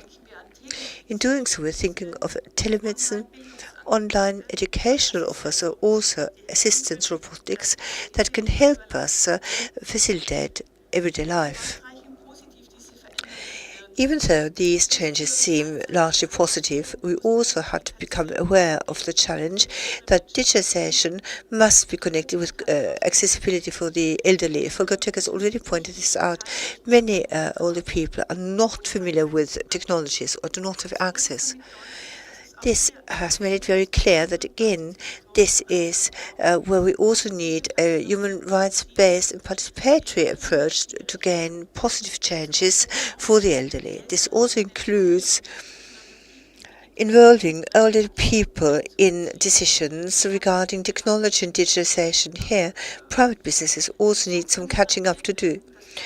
This is the only way to guarantee that requirements for the elderly can be sufficiently covered. Topic of digitization itself also is not included in existing human rights protection, but this is for information that is partly not accessible for the elderly but can still secure survival. This is something that you all saw very clearly during Corona, and also during the crisis such as the armed conflict in Ukraine. This is very much a live reality. Many older people do not or have no longer access to digital information, as this constitutes the major share of information and communication. So we should now also discuss these rules in human rights protection from the point of view of the elderly. From a human rights perspective, we've understood that there are gaps in the protection of human rights for the elderly, and those gaps can no longer be ignored. We are now at a turning point. that brings about a wave of changes. Between 1950 and 2010, life expectancy on the global average has risen from 46 to 68. So by the end of the century, it will be 81. For the first time in history, by 2050, we'll probably have more people 60 plus than children below 5 on this planet. Therefore, it is all the more astonishing that in international processes such as the Sustainable Development Goals, older people are hardly ever mentioned, even though they have so many positive contributions. And in the current planning and direction pointing framework program of the UN, the Summit of the Future, elderly people are again not explicitly mentioned. This shows that it is down to us as a society, as a global society, to give elderly people more visibility. And that is also high time to get older people better organized, provide them with support and have a clear voice in this gremium. It also needs to be stressed that older people are a very heterogeneous group and not defined by a single age limit. Within the meaning of human rights, age is not just a numerical term, but must also be a social construct based on habits, practices, and the role of a person in society. These demographic changes make it clear that the needs and challenges for elderly people must be more visible on our agendas. This is underlined by the fact that older people often are victims to discrimination in everyday life, which, especially because of their later age, are happening and can be qualified as discriminating. So the life situations are as diverse as people are. While some live a very active life in community and society, others are affected by homelessness, poverty, a lack of care and isolation. Therefore, demographic change is clearly posing some new challenges, but also offers opportunities for the creation and manifestation of an inclusive society, which can only happen, however, if we also honor this diversity and uniqueness of older people, and we very much value the different needs and possibilities in politics and planning. We must provide framework conditions that allow older people to make a self-determined and happy life, which also includes the combating poverty in old age and guaranteeing adequate living situations and living situations for older people, because it is an inclusive society that gives older people the space they really need. Nadia Pillay, the former High Commissioner for Human Rights, once said, the irony that older people are then excluded by society and institutions that they had built up themselves is too tragic to be ignored. The reports that I draft as part of a mandate are meant to showcase and combat these wrong constructions in the protection of older people and focus on them. The consequences of the COVID-19 pandemic to human rights of older people through ageism and old age discrimination, to the rights in the context of the catastrophes caused by climate change, plus intersectional criteria, which I then also again explain in my report on older women. With a view on COVID-19, we have seen that we need to always think about the needs of older people, especially in times of crisis, but at the same time also must get a new social value. The effects are probably even bigger for older people, and then further strengthen the infringement of their rights. Anyway, the pandemic has shown us that it's very important to create strong social and health systems able to respond to the needs of older people in times of crisis and to cover them by law. Therefore, I've also been very happy that the Secretary General in his presentation again pointed out to the lacking protection and said that it is high time to establish better protection both nationally and internationally. In my report to the UN Human Rights Council back in 2021, I pointed out that there are gaps in legal protection and that they can be filled only by an approach based on human rights. And the best protection, as Volker Türk has also said, is offered by a convention. As I've just said, such an approach for aging means that age is a social construct and that the variety of all old people is included. The open-ended working group on aging, with its work, tries to cover and disclose the gaps in protection for older people. And by doing so, also then paving the way for improvement of the protection of the rights of older people, but so far there is not enough, and I hope that we will improve that over the next months, years, weeks. As part of the open-ended working group session, for instance, it was quickly visible that long-term and palliative care, as well as autonomy and self-determination, are areas where no specific human rights have been produced, so gaps definitely exist. Most international and national legislations and political instruments treat old age still from the perspective of care and social programs. We here need a clear change of paradigm towards a legal perspective, because older people still have rights. Ladies and gentlemen, in this regard, in many papers, discussions and consultations, we have shown that the lack of a comprehensive international legal instrument for the promotion of older people still has very important practical and everyday negative consequences. I'm very happy that today and here we're working on getting closer to convention, from my point of view. Ladies and gentlemen, today I would like to remind you that a dignified aging is only possible with full access to human rights. For this, the current legal framework, theoretically and practically, does not provide sufficient protection. We need to strengthen the rights of older people, which is a challenge for all of society and politics.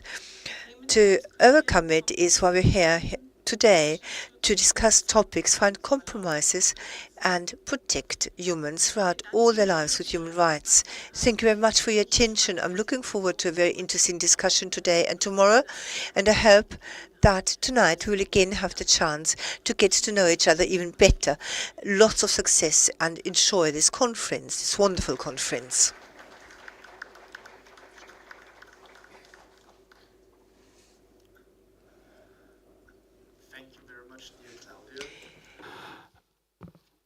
As next point, I would like to ask to play the video of the Argentinian permanent representative to the United Nations in New York, Ambassador Maria Skeff, who also submitted words to our conference. And there she is. Excellencies, colleagues and friends, it is an honor for me to address these welcoming remarks for the International Conference of Human Rights of Older Persons. I would like to start by thanking the Federal Ministry of Social Affairs, Health, Care and Consumer Protection of the Republic of Austria for the invitation to participate in the conference, and I also want to commend the Ministry for their great effort in hosting this very important event. At the outset, let me highlight that this conference takes place in the year that we are celebrating 75th anniversary of the Universal Declaration of Human Rights. The adoption of the Universal Declaration in 1948 has been a turning point to fulfill the promise to ensure that all persons, including all older persons, fully enjoy their human rights and fundamental freedoms. The commitment of Argentina with the human rights of older persons is strong and comes from a long time. In 1948, Argentina raised for the first time the question of the right of older persons to be included in the Universal Declaration. Since then, we never gave up in working for the right of older persons. In that context, it is an honor and a great responsibility for me to chair the open-ended working group on aging, which is the only body in the United Nations system specifically dedicated to addressing issues related to the protection of their rights. For decades, aging and the human rights of older persons has been addressed in the international arena. However, the evidence shows that the existing international human rights system offers inadequate protection for them. The current international legal framework provides a fragmented and inconsistent coverage for the human rights of older persons in law and practice. Hence, Argentina is convinced that it is necessary to move towards an internationally legally binding instrument to fully protect their human rights. The need to have a specific instrument to protect the human rights of older persons includes several reasons, but mostly to make older persons visible, to finish with discrimination based on age, to protect them from abuse and violence, to address the demographic growth of older persons all around the world, in short, to generate appropriate public policies to guarantee the equal enjoyment of human rights of all older persons. In this framework, the current work of the open-ended working group on aging offers a great opportunity. In April 2023, this year, the working group adopted the decision 13/1. According to its provision, as the chair of the working group, I appointed the permanent representative of Brazil and Portugal as co-facilitators to conduct open, transparent, and inclusive informal intergovernmental meetings to identify possible gaps in the protection of the human rights of older persons and how best to address them. This process represents a significant occasion to advance, for the first time, in achieving an intergovernmental document on the matter that is expected to be considered in the next session of the working group in March 2024. We hope that member states, national human rights institutions, and civil society in general participate in the process by contributing with their inputs to enrich the deliberations. Also, let me emphasize that it is crucial that member states make the political decision to move in the direction of an international legally binding instrument on the human rights of older persons. In that regard, it is very important that we all advocate in favor of the International Convention in those capitals that we are not yet supportive. In conclusion, let me commend again the Federal Ministry of Social Affairs, Health Care and Consumer Protection of the Republika of Austria for organizing this international conference, and I invite you all to renew the commitment in favor of the protection and promotion of the human rights of older persons. Thank you.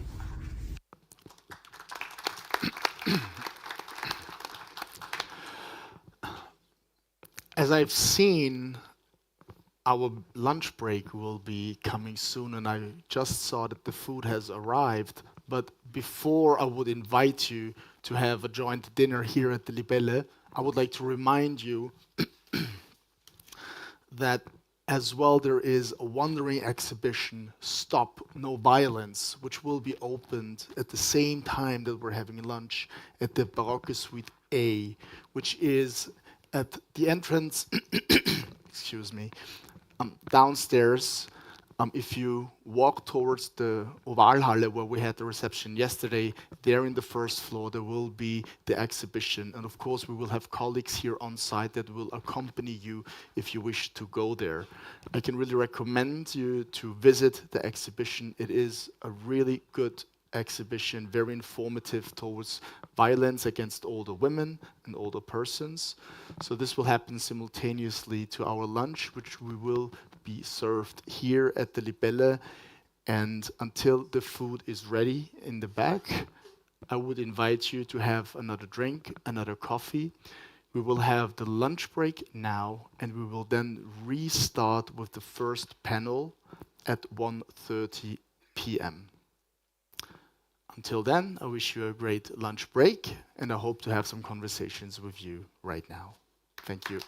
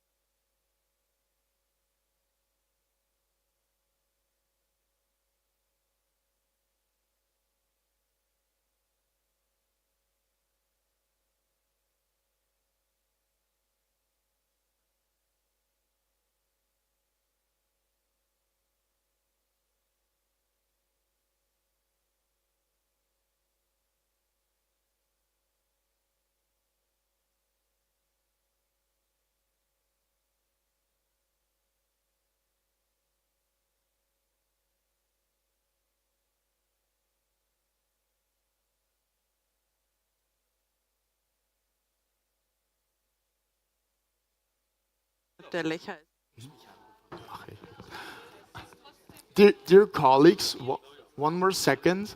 I would like to invite the working group that we said in the informal session to work on the footnotes on the conference declaration to meet up here on the first two tables where my colleague Kieran is raising his hand.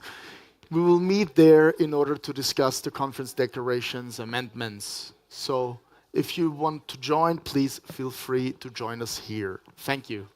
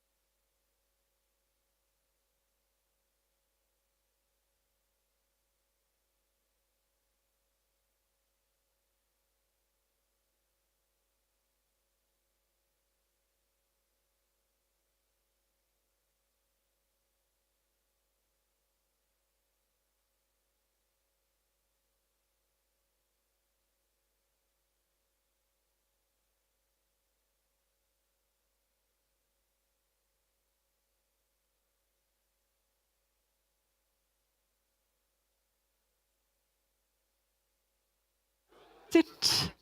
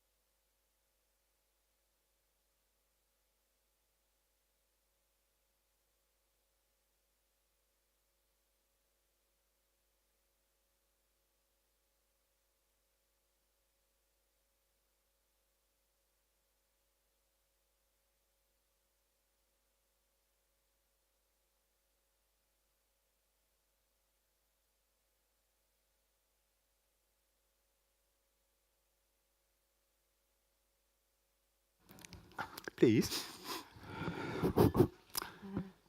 Dear colleagues, may I have your attention? I would ask everyone who's still outside having coffee or maybe still eating, I would please welcome everyone back in the conference room. We would like to proceed with the first panel of the day.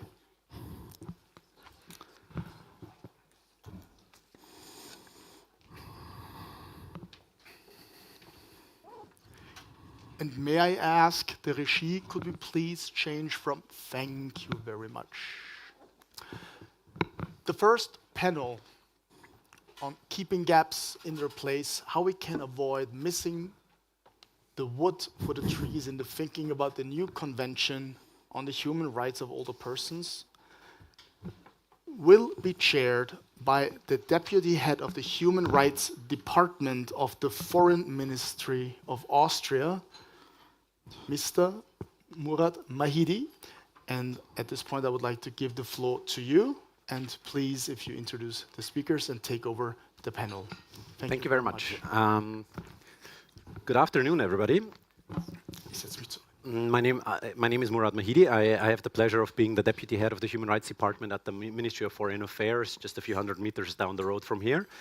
And first of all, I would begin by thanking our colleagues from the Social Ministry for organizing this important conference and bringing together all of you, and it's a great pleasure and honor of having such a high number of experts on the human rights of older persons here in Vienna together to discuss. These intersessional meetings have the immeasurable added value of really creating a space for an open and interactive exchange, for allowing more interaction also by civil society, and this is really something that we believe is quite crucial for taking the discussions forward. Doesn't mean that we always agree on everything immediately. I saw that in the morning the discussions were quite intense, and they reminded me of my time in New York. But I believe that you made excellent progress, and this is what it's about. So, as you may have noticed, this conference is also organized as part of our special human rights year. We were allowed to place our little logos here and there, and so before we dive into the panel, I briefly wanted to hijack the floor to explain a little bit why do we see a link here. So this year for us is we call it Vienna Plus 30, our rights, our future, and the theme of the conference and this panel in particular fit perfectly in that frame. And let me briefly explain to you why. So 2023, we have the chance of celebrating two milestones of human rights. 75 years ago, the international community adopted the Universal Declaration for Human Rights, and with all the pain from World War II still fresh in everybody's minds, 75 years ago, the international community was able to recognize that the promotion and protection of human rights and the dignity of every human being are the groundwork for freedom, justice, and peace in and between societies. Then we move forward in time, and 30 years ago, in June 1993, we had the pleasure of hosting here in Vienna the World Conference for Human Rights, which adopted the Vienna Declaration and Program of Action, and the VDPA led to the operationalization of many of the promises of the promotion and protection of human rights, amongst others, also through the creation of the Office of the High Commissioner for Human Rights. And we have now this particular pleasure of having Volker Türk, one of our compatriots, being the head of this important institution. So while both the UDHR and the VDPA did not explicitly talk about older persons or aging, they still laid the groundwork for our modern-day human rights system and give us a lot of instruments that we can and we should also use for the protection of the rights of older persons. And so we now need to move forward based on these instruments, based on other human rights instruments, also identify the gaps in the protection of human rights. And this is where this conference makes such a valuable contribution. From the World Assembly on Aging in 1982 through the Madrid Plan of Action in 2002 to the creation of the open-ended working group, and of course all the work the Human Rights Council has been doing ever since, including your mandate, the mandate of the independent expert. A lot has happened to work on identifying the gaps in the protection of human rights, and this work continues to accelerate and has done so in the past 20 years. So it's a good moment to take stock and discuss what rights older persons have, what are the challenges to fully enjoy these rights, and how can we overcome these challenges. But I'm not going to be the one who does that.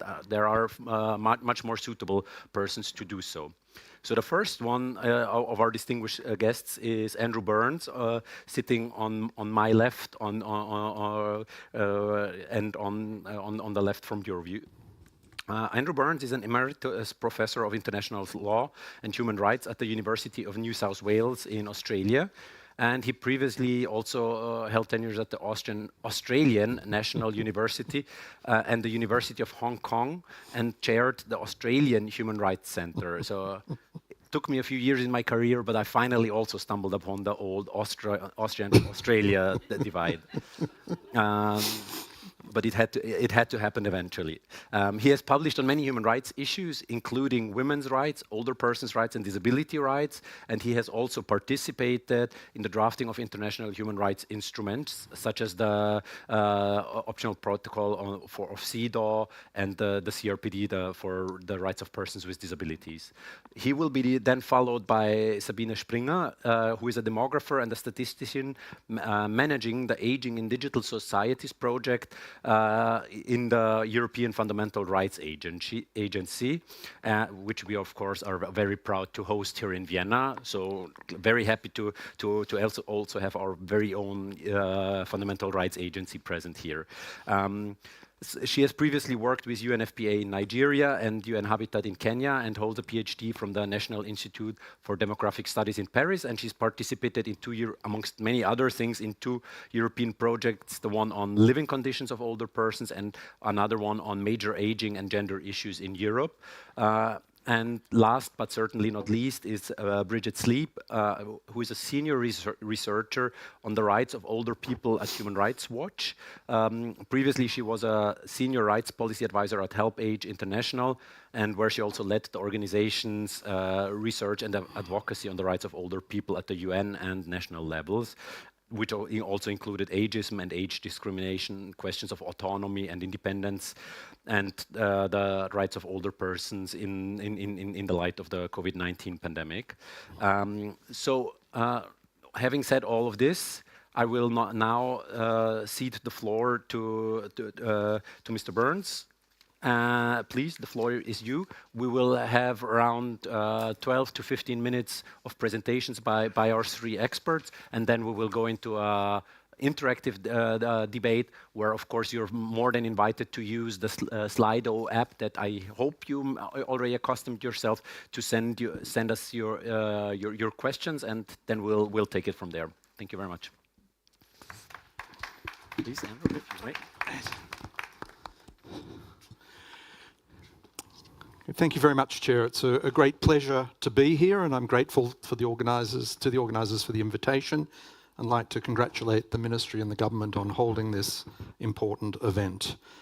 Vienna, of course, is a very important city for various reasons, but particularly in the field of human rights, and I've had the opportunity to visit here a few times, including 30 years ago at the Vienna World Conference on Human Rights. So it's nice to be here for this year of celebration.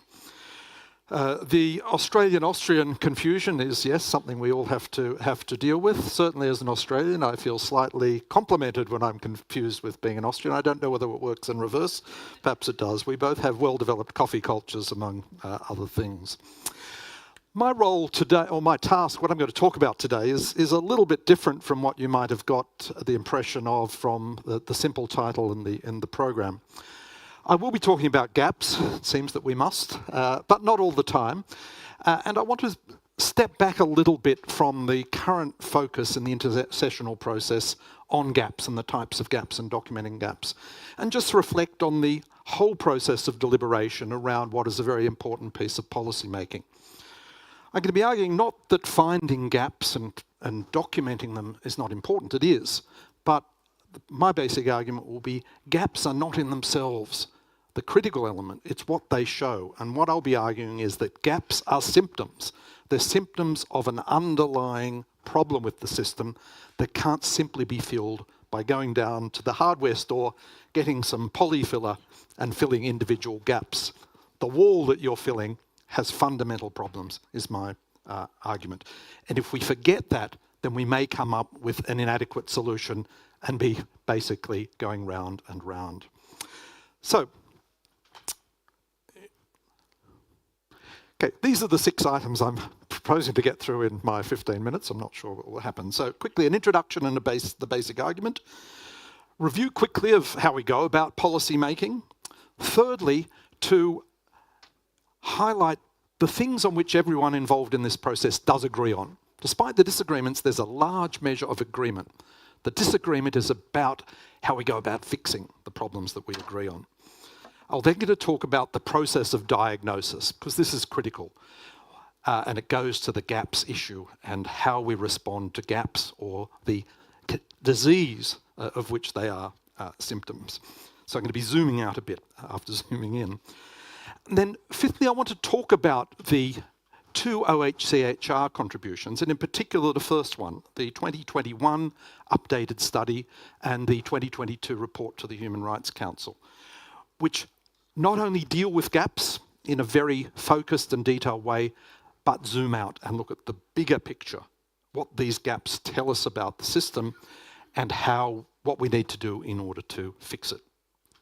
And I should say, in this presentation, at the end of it, I've given the links to those reports and a number of other documents, including, I might say, gratefully, the German translation of the 2021 study. And I should acknowledge here the major contribution made by Austria and Germany in both calling for the 2021 report and in making it possible. I had the opportunity to contribute to that.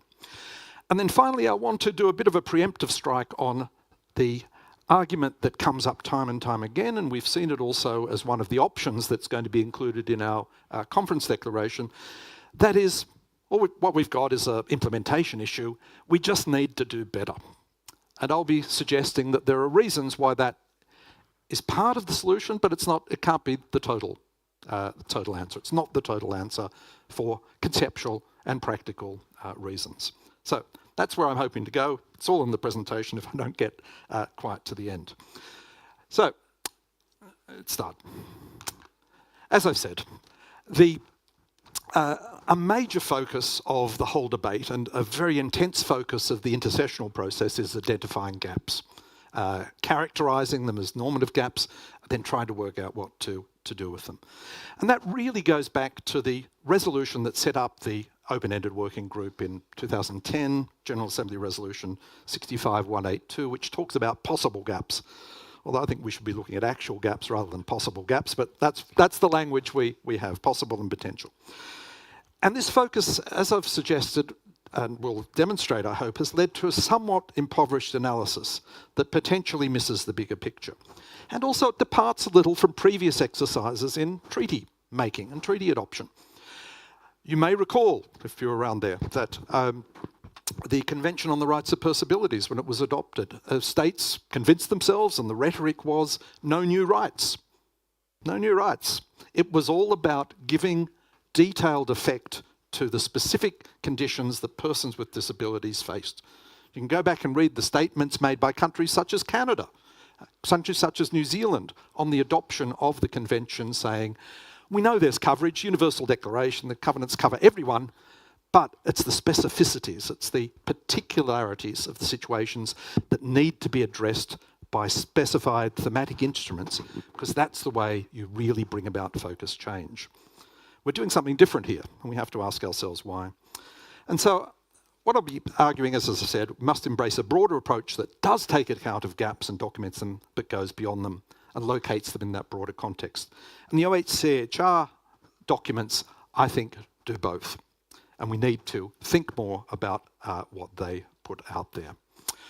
Okay, the process of policy making quickly. Obviously, we identify a specific factual situation as a social problem. Facts don't construct themselves as problems, we have to do it. Then we diagnose it, what are the causes of it, and then we come up with solutions, hopefully, responsive to the specific causes. That's falling off a log, I guess, social policy making. But where are we in that process with the rights of older people and where we're going. Let's first of all start with some shared assumptions, because there are shared assumptions and we need to remind ourselves of that agreement. First of all, the big background assumption is that international human rights treaties make a difference. Okay, it's not always shared by political decision makers, but I think they do, and they can make a significant contribution to protection and enjoyment of rights at the national level in people's lives. But not always, not everywhere, not all rights, not all the time, not immediately. So it's a real mixture. And it's clear that this is not just an article of faith, as it once was amongst human rights advocates, perhaps, but this proposition is now backed by a very significant body of empirical studies, both quantitative and qualitative, carried out by independent political science researchers as well as others.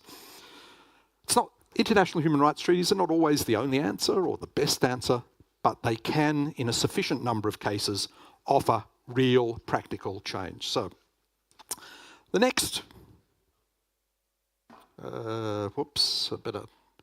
we have existence of a problem. We all agree that there is a problem.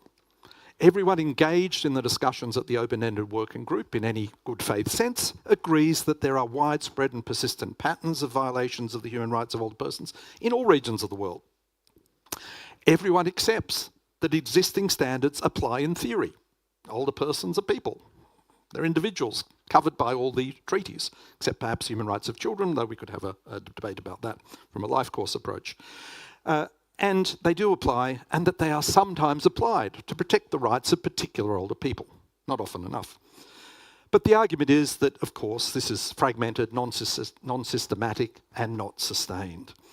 And most people accept, on the basis of the huge amount of evidence presented to international bodies and mechanisms, including the open-ended working group, that the international human rights framework is not delivering sufficiently for older people around the world, and that it could do better. It's delivering something, possibly could do better. How much better is one of the questions. So, what's our diagnosis? Well, it's in this context of asking why or what the problem is that we've got caught up with the notion of gaps. And a lot of attention has been given to identifying, classifying gaps, putting them under the microscope. We've talked about normative gaps, cognitive gaps, protection gaps, implementation gaps. And the discussion really has run into a bit of cul-de-sac because there's been disagreement. Some people have said, for example, that there is no right to palliative care expressly mentioned in the international human rights treaties. Therefore, there's a normative gap. There's a gap, a normative gap. Others, including some states recently, have said, well, no, there's not. It's not there, but some of the treaty bodies and others have interpreted the right to health to include palliative care. Therefore, there's no gap. And the question is then, what is the worth of that sort of interpretation? Do states always accept it? Is it binding and so on? But clearly, as a practical matter, palliative care is rarely mentioned by the Committee on Economic, Social, Cultural Rights, for example, even though theoretically it might be interpreted in by creative interpretations which might be adopted, which might be accepted by states who are often very reluctant to accept such pronouncements, but have not yet reached that stage. So what we've seen, unfortunately, is a lot of hair splitting and different views. Someone says, this is my normative gap, and another person says, no, it's not a normative gap, it's a practical gap. And that really has been a fairly sterile discussion ultimately. And I think it is reached its extreme version in statements of some states that effectively say there can never be normative gaps because a creative interpretive body can actually interpret it.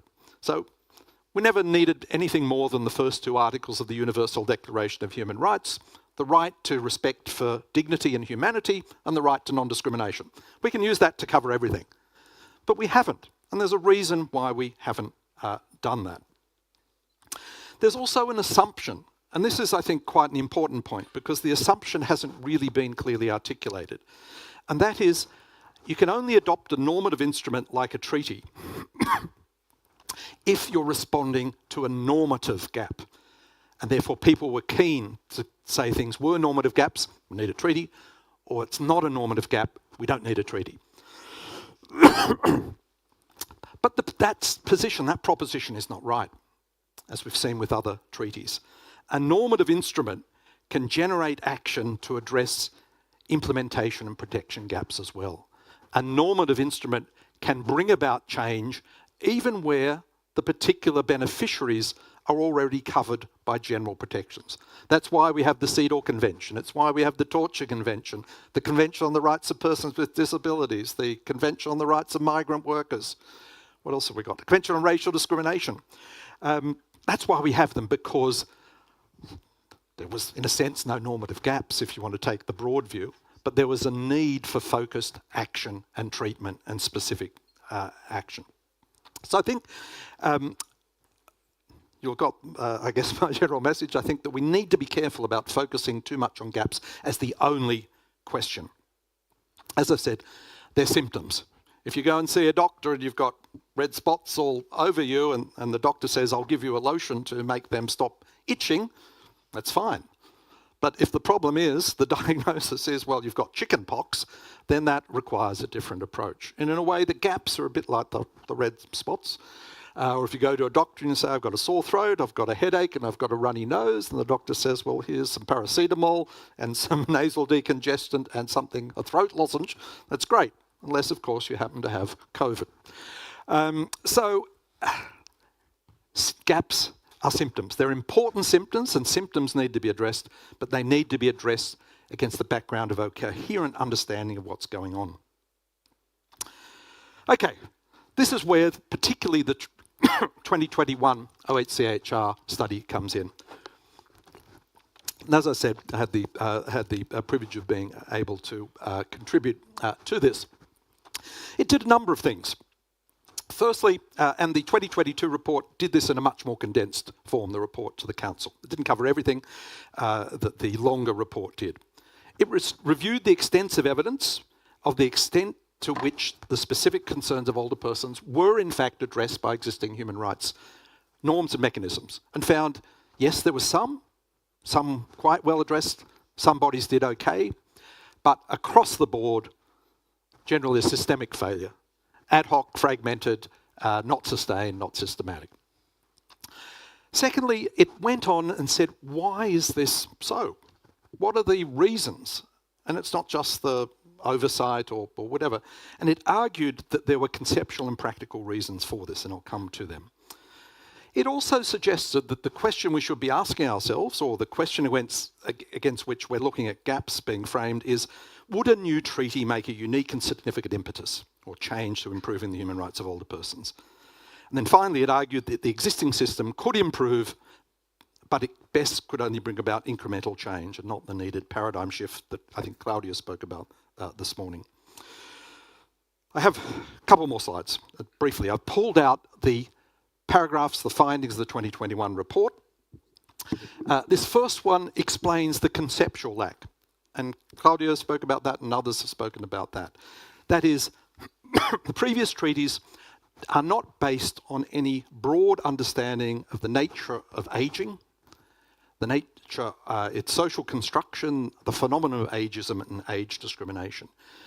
And if you're coming to a problem without an understanding of the significance, the origins, and the fault lines of particular forms of discrimination, it's very hard to address it effectively.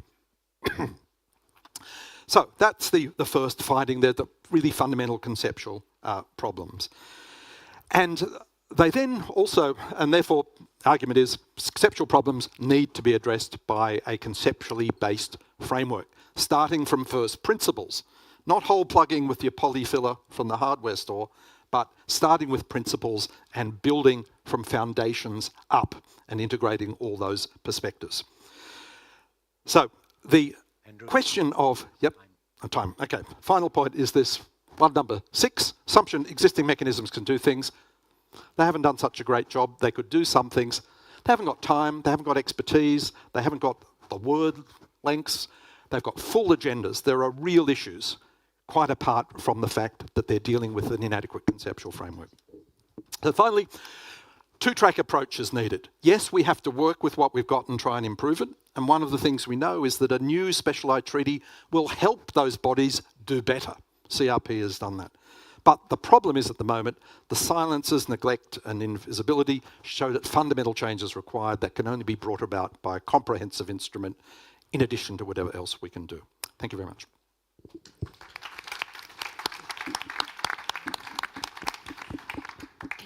Can you give me the ticker? Sorry, ma'am. Thank you very much. No, I don't.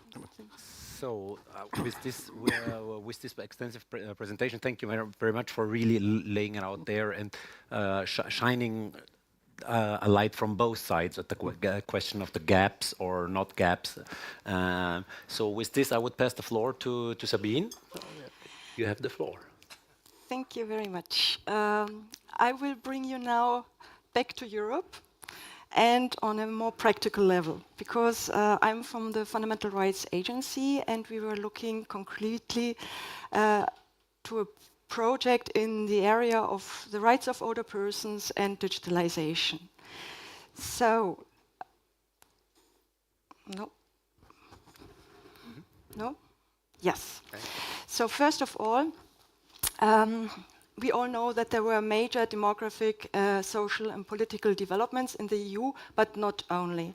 One of them is population aging, something which has been known for many decennies already, but now we are starting to feel the first real impacts, like in the labor market.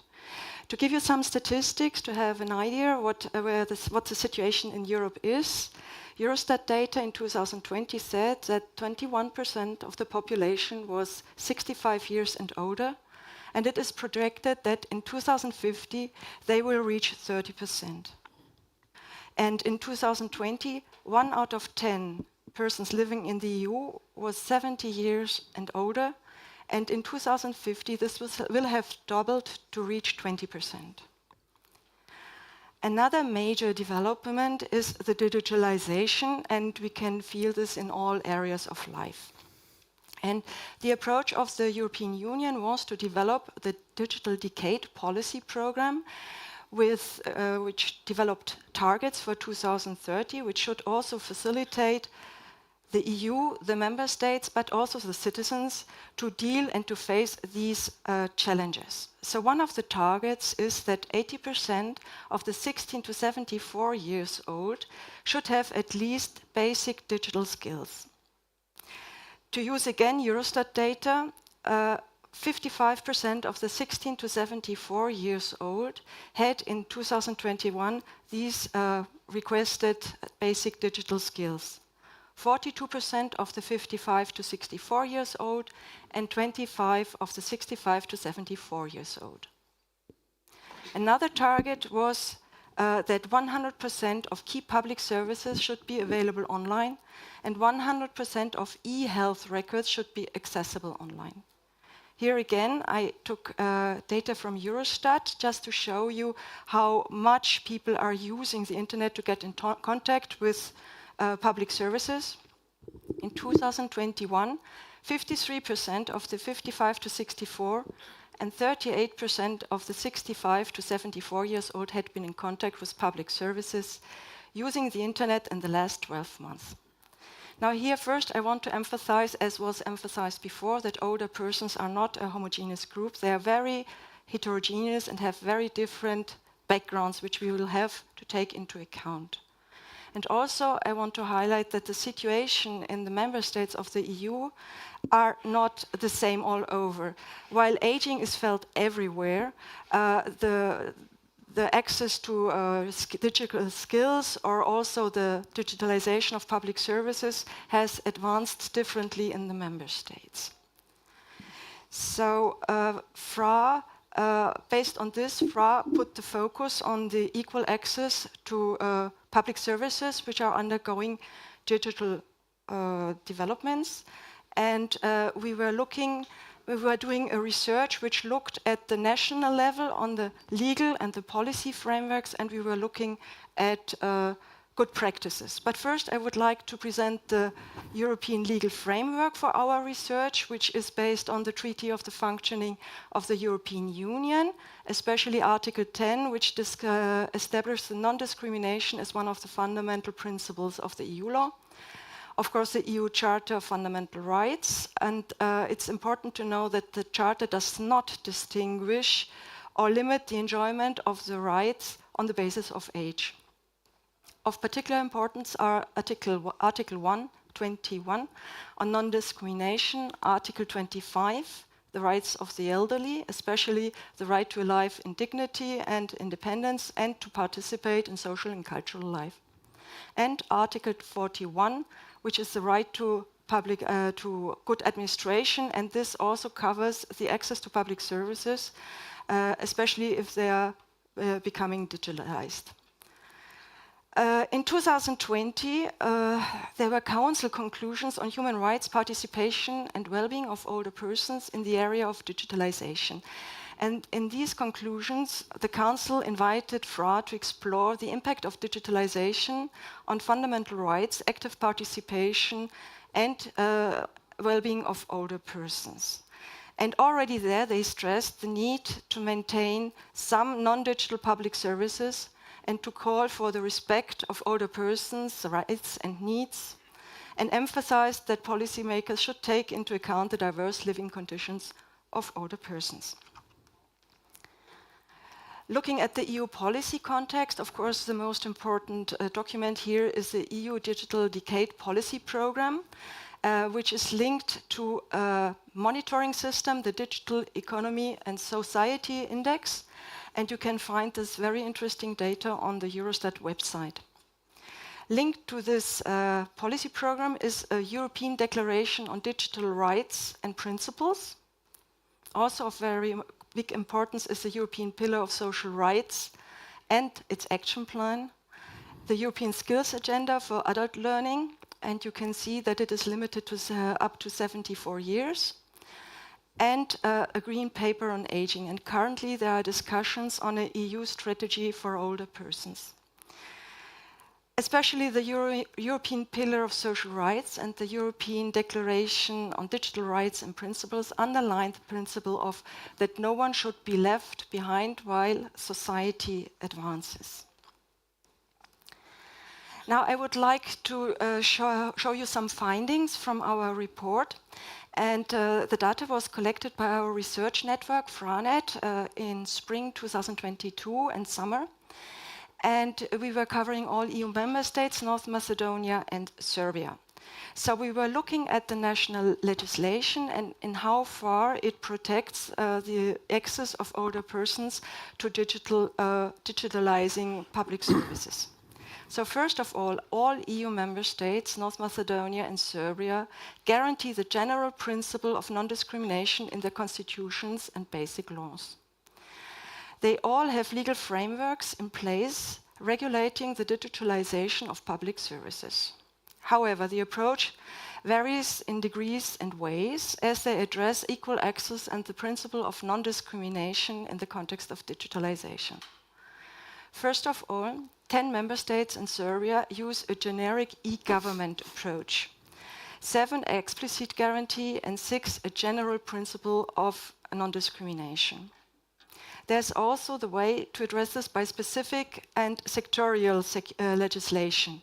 Here they are focusing on different aspects, for instance, at the access to social security. So 50 member states in Macedonia have used an explicit guarantee and for the general principle on non-discrimination. Only 2 member states have used both approaches.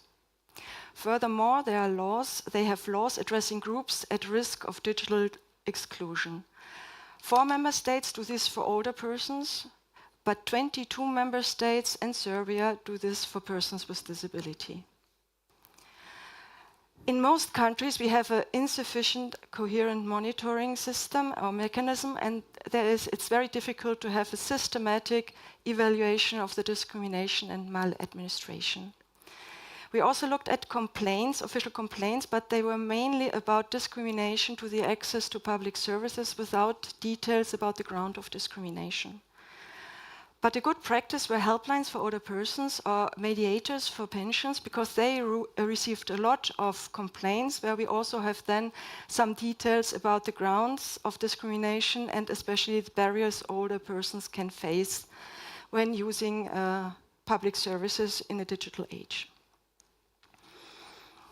When we are looking at national policies, we can see that all EU member states, Macedonia and Serbia, have policies, strategies and action plans in place. They relate to digitalization. 17 countries have policy frameworks that explicitly mention equal access to public services undergoing digitalization.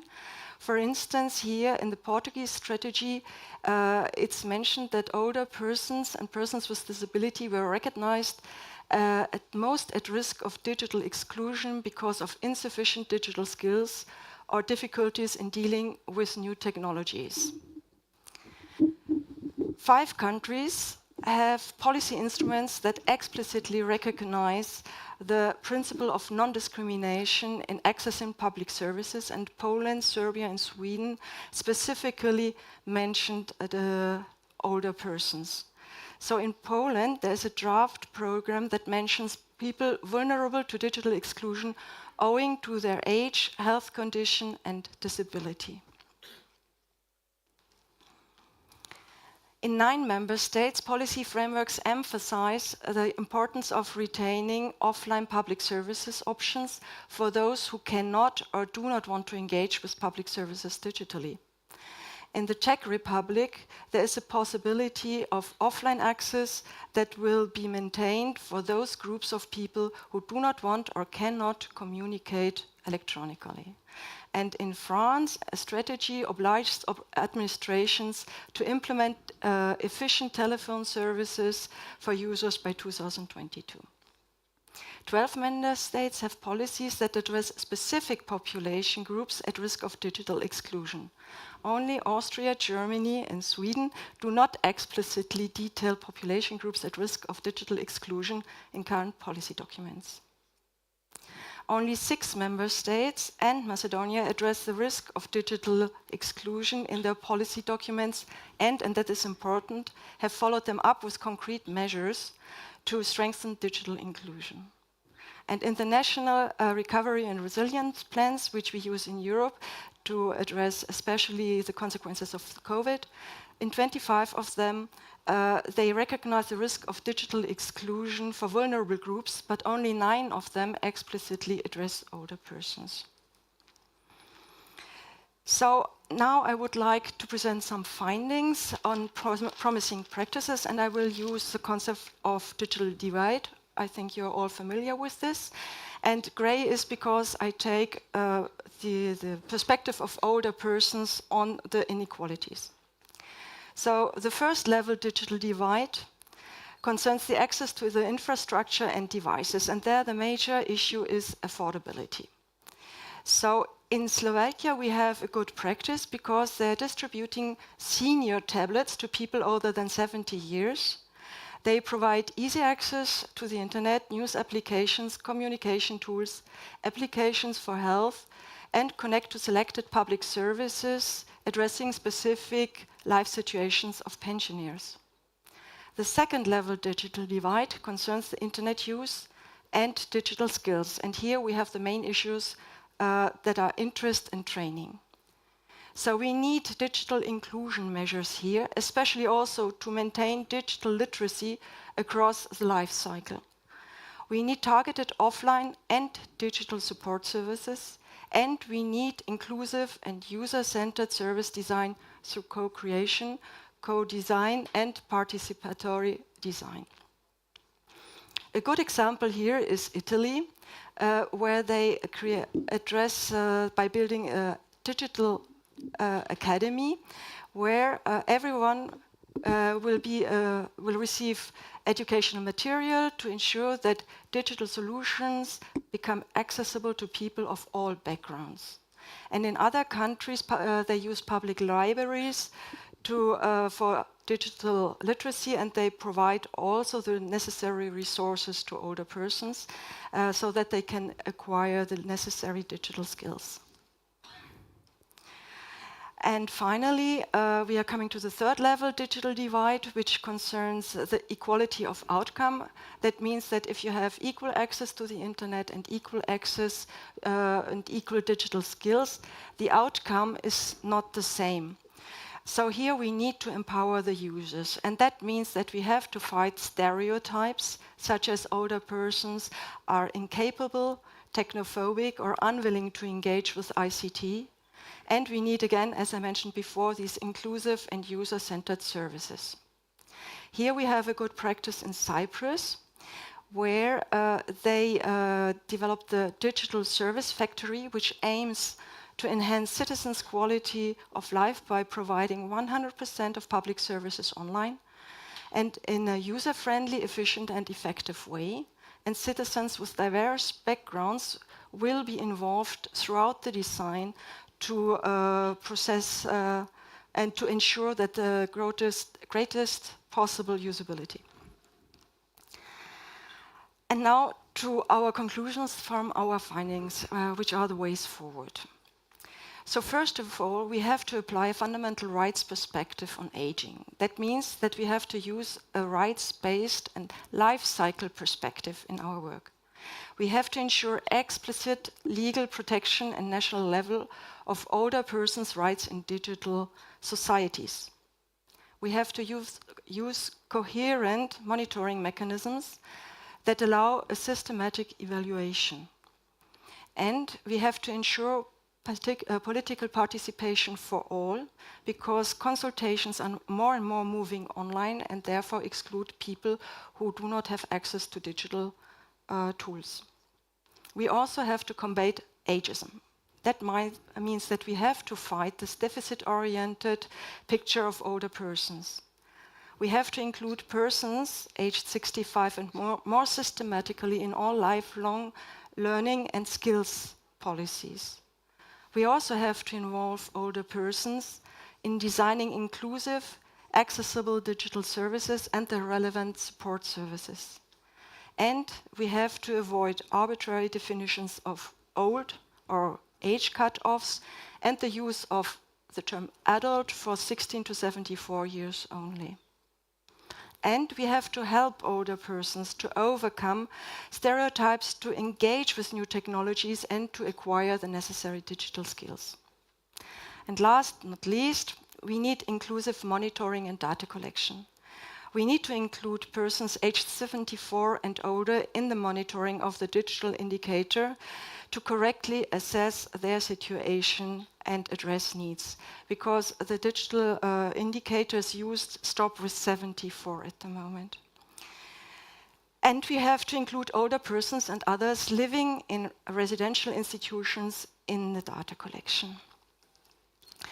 Thank you very much for your attention. I just wanted to show a little bit the other work we were doing at FRA, and especially the work we are doing in the context of the COVID-19 pandemic. And thank you very much.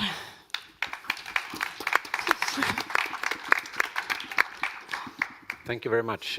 So that was a very different, but still, I think this perspective was really valuable in breaking down the presentation by Andrew down to on the ground issues, so to say, and especially when the issues around the digitalization and the digital gap there, which is a very practical and very real issue that I think we all face in all of our societies. So this brings us to Bridget. The floor is yours. Thank you. I'm going to go and stand at the podium, I think. I will leave that there. Okay. Oh, no, I don't need that. Thank you. Thank you. All right. I'll just get rid of that. Okay. All right. Thank you, moderator, and thank you also to Christoph and the Ministry for giving me the opportunity to be here today, and to all your team as well, who've made such a great event happen. Thank you. I work for Human Rights Watch, and what Human Rights Watch does is we investigate human rights abuses, we expose them, and then we advocate for change. So what I'm going to talk about now are some of the gaps within the normative framework that we've found in our work on older people's rights.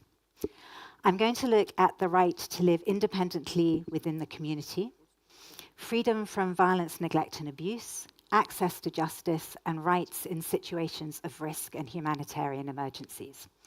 These are just illustrative examples, and they're not intended in any way to give a comprehensive overview.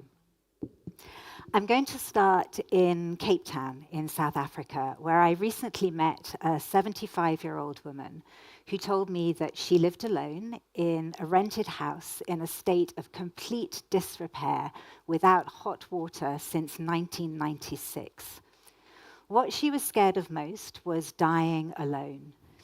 But she also didn't want to end up in an old age home. What she wanted was for the government to fund more caregivers and more social workers to visit older persons like her in their own homes.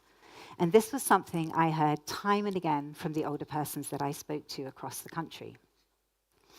Now, in South Africa, despite promising laws to shift the emphasis away from institutional care and towards community-based services, hundreds of thousands of older persons are still unable to access care and support services in their own homes and their communities so that they can live with dignity. This lack of community and home-based support services negatively impacts their physical well-being and safety. It may impede their dignity, autonomy, and independence and cause profound distress of being institutionalized against their wishes. Our research in the United States showed the harms of institutionalization on older persons, including extreme weight loss, dehydration, untreated bed sores, inadequate hygiene, and mental and physical decline. All older persons are guaranteed the right to live independently within the community under international human rights law. But this guarantee is fragmented across different international human rights standards, including the right to an adequate standard of living and the right to adequate housing under the International Covenant on Economic, Social, and Cultural Rights, and also the right of older persons with disabilities to live independently in the community under the Convention on the Rights of Persons with Disabilities. This fragmentation across different human rights standards has resulted in a profound protection gap. And consolidation of these fragmented rights protections in one provision on the right to live independently within the community would provide clear and specific guidance to states on their obligations towards all older persons and clarity to older persons themselves about what their rights are. It would also ensure systematic reporting on and monitoring of this right under one treaty. The fragmentation of a right across different standards and treaties isn't the only reason for gaps in the normative framework. Another is where international human rights law doesn't address a particular right explicitly with respect to older persons. This is the case with the prohibition of violence, neglect, and abuse, including where it reaches the threshold of torture and other cruel, inhuman, or degrading treatment or punishment. Human Rights Watch has documented the widespread use of chemical restraint in aged care facilities in Australia. Chemical restraint is the use of medications to control behavior without consent or therapeutic purpose. It's a form of violence and abuse against older persons and may amount to torture or ill treatment. Australia's existing legal and regulatory framework is inadequate to protect older persons in aged care facilities from chemical restraint. In fact, it explicitly allows it. Despite regulations first introduced in 2019 to minimize the use of restrictive practices, between July 2020 and June 2021, Human Rights Watch found the use of chemical restraint in more than 150 aged care facilities. Australia is currently developing a new Aged Care Act, and an initial list of rights that it would protect include a right from freedom from inappropriate restrictive practices. However, it's unclear in the current wording which practices are considered inappropriate. An explicit guarantee in international human rights law on older persons' right to live free from violence, neglect, and abuse would provide specific and clear guidance to Australia and other states, including that the use of all chemical restraints without consent should be prohibited. As with freedom from violence, abuse, and neglect, no international human rights treaty addresses the right of access to justice explicitly with respect to older persons, including in detention settings. In Japan, Human Rights Watch has documented how current prison systems don't cater for the needs of the increasing number of older women in prison. Guards are abusive towards older women, and cellmates bullying older women is a serious concern. Older women lack access to adequate healthcare and often have to deal with chronic pain or illnesses without appropriate medical treatment or advice. They are also particularly at risk at time of release and receive little or no assistance. So a specific provision on the right of older persons to access to justice, including in detention settings, would make explicit the obligation on states to ensure that prison regimes accommodate the needs of older prisoners, including protection from violence and support with reintegration into the community. My final example is rights in situations of risk and humanitarian emergencies. Armed conflict and climate change-related crises are two such situations of risk, and the rights of older persons are particularly threatened in both. Our research from 2013 to 2021 in 15 countries found that older persons can experience the same abuses during armed conflict as younger people, and in some circumstances face increased risks related to their older age. Government forces and non-state armed groups have unlawfully attacked and killed older civilians and subjected them to summary executions, arbitrary arrest and detention, torture and other ill treatment, rape, abduction and kidnapping, and the destruction of their homes and other property. Older civilians have been killed and injured by small arms, heavy weapons, explosive weapons with wide area effects, and chemical and other banned weapons. While older persons are protected by international humanitarian law and international human rights law during armed conflict, in practice, their needs and protections are often disregarded by the parties to the conflict, as well as the UN system there to protect them. Only one UN Security Council resolution on Sudan in 2007 has condemned violent attacks on older civilians, and the UN Secretary General's Protection on Civilians reports have paid little attention to them. Even the Secretary General's 2019 report on older persons in emergency crises, including those due to armed conflict, addressed barriers to humanitarian assistance, but failed to address the abuses themselves during conflict. As for climate change-related crises, 79% of those who died in 2021 in the heat dome in British Columbia in Canada were 65 years of age or older.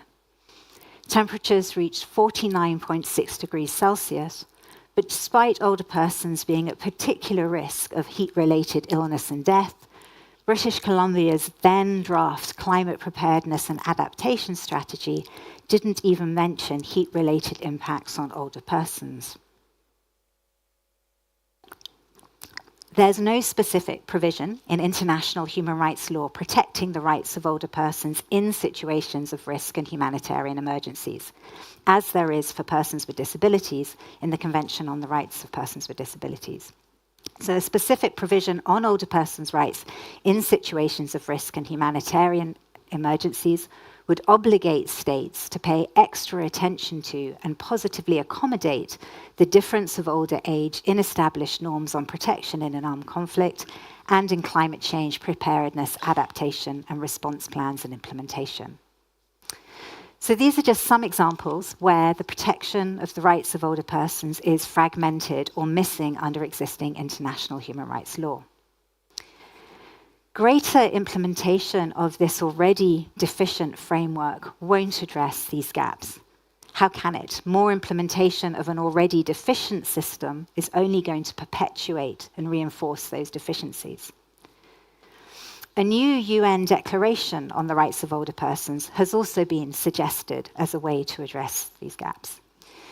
A declaration would be a measure of international solidarity and consensus, but it wouldn't be legally binding on states, and it would have no reporting and monitoring system.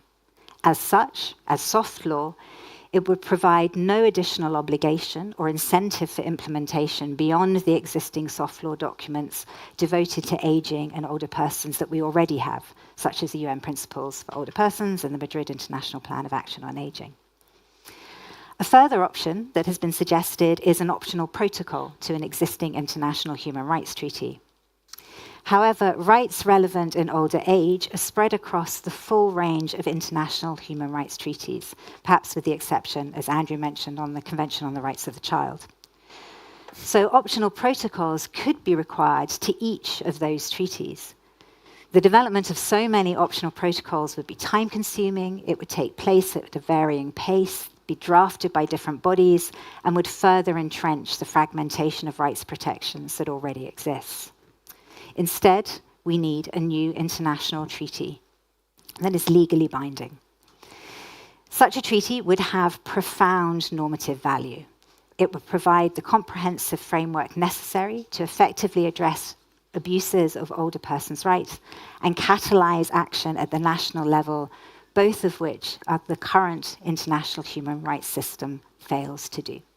Thank you.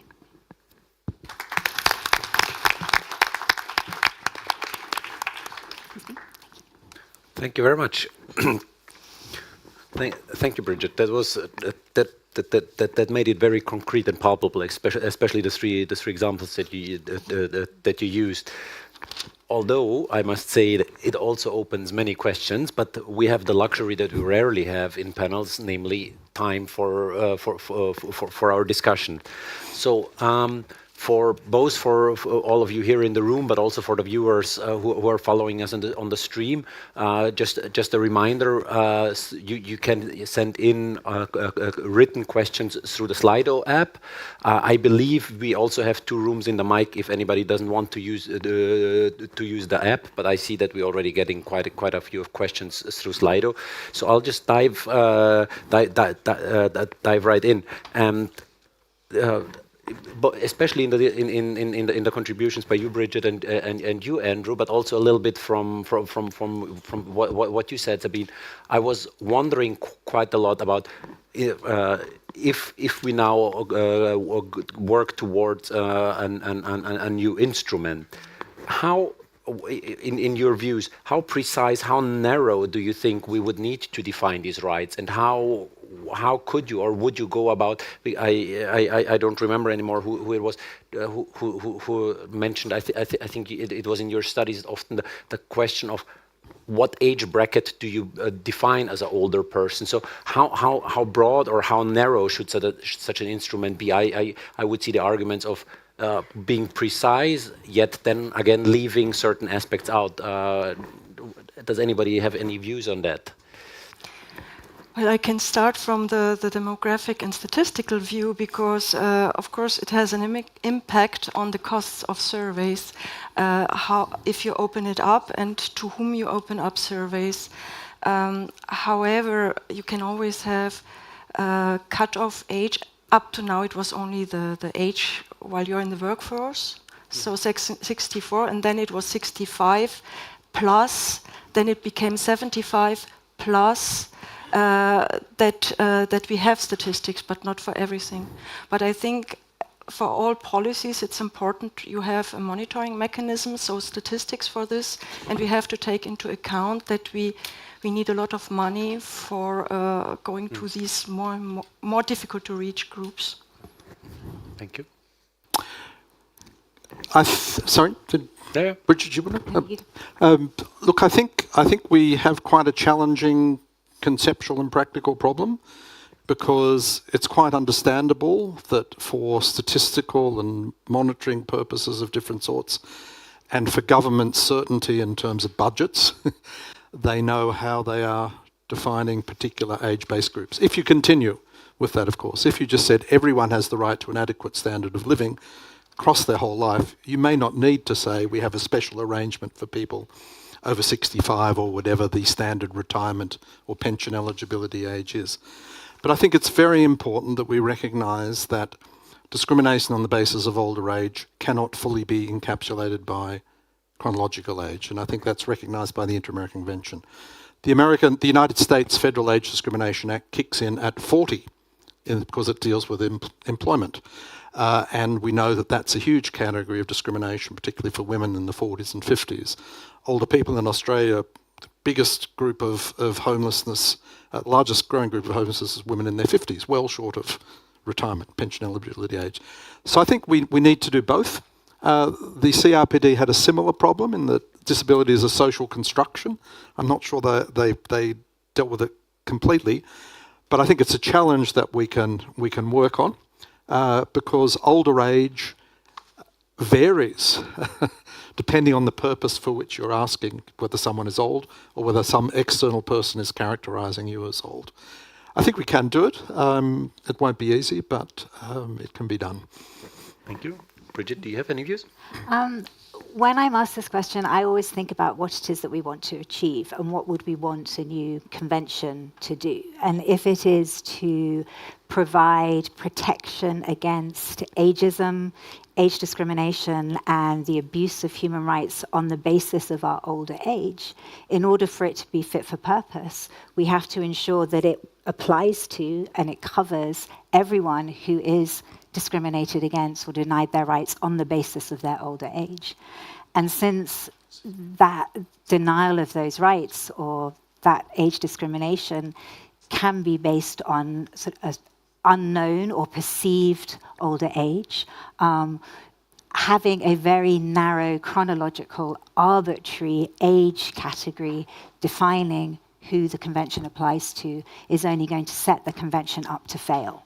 And so I think, as Andrew has said, we need to work hard at finding a way to ensure that the convention is fit for purpose and that it covers everybody that it should cover. And if I may follow up on that, on something very relatively specific that you said when you were talking about ageism here now, you said on everybody who's been discriminated on age because of their older age. Now, we also regularly work with our National Youth Council and with our youth delegates, and they very often have the argument from the other side of the age bracket. Now not so much talking about children, but about young people, where they also say that on many issues they feel that they are discriminated against because they are young, for instance, in political processes and such. So, if you now my question on broad and narrow is not only about the age bracket, but also on how broad do you define rights? Do you feel that it's where do you feel the need to specify this is something for older persons, whereas defining the problem per se, because my idea would be that if somebody is discriminated based on their age, it shouldn't matter whether it's a young person or an old person, that discrimination is the problem. I mean, I agree that discrimination is a problem at any age, but here we are talking specifically about older persons. And when the term ageism was originally coined in the late 1960s, it did apply to older persons. It's only more recently that it's being used to apply to negative attitudes and stereotypes to people of a younger age. I think one of the things that would have to be considered again is what type of convention would you want? Would you want a CEDAW type convention that looks at gender-based discrimination? So would you want a convention that really just focuses on age discrimination on the basis of older age, or would you want a broader one that has a very strong anti-ageism provision within it, but then also addresses the full range of other rights which older persons can be denied? So more the sort of type of CRPD type convention. I would certainly support the broader, more comprehensive framework, and so looking at it more broadly. I hope that answers your question. Yeah, and indeed, what you just said also makes sense in the terms of what Andrew said, and I'll pass you the floor right away on how the need for a paradigm shift, which I believe on the CRPD, it was of course about the legal contents, but it was also about shifting the paradigm to a rights-based approach. It's not charity that we're doing, it's rights. Andrew, you wanted to follow up? Just in response to your question about discrimination against youth. Yes, I mean, the discrimination on the basis of age at any age is worthwhile, and it can be both individual and it can be structural as well. The Australian Age Discrimination Act, the federal legislation, covers discrimination against any age cohort. But I think it's important to recognise that there are things about older age and how older aging is viewed that make it different in important respects. youth, I guess, is a process of aging which has a future in many people's ideas. Older aging is a process which ends in death, ultimately. And so the notion of decrepitude and decay and decline and inability comes, I think, with a different package. I mean, I don't know if anyone has ever had the chance to read Simone de Beauvoir's book on aging. I think it's called Coming of Age, or Age le vieillissement. In French, it captures what that is about, that older aging is different. It comes with different disadvantages and therefore needs to be addressed differently, I think, even as the other dimension of discrimination against youth also needs to be dealt with. What we're seeing at the moment at the international level, participation, voices, priorities, it's all about youth. It's not about older age, even though the youth of today will become the older people of tomorrow and the older people of future generations. So that the life course approach really brings those all together, I think. Thank you very much. And let me now switch to something a little bit different and a very precise question that we got from Slido that you might be able to very simply answer. Is it correct to state that the EU Charter fails to cover age as a discriminatory ground? I have to say I have a blank right now. I have to check this.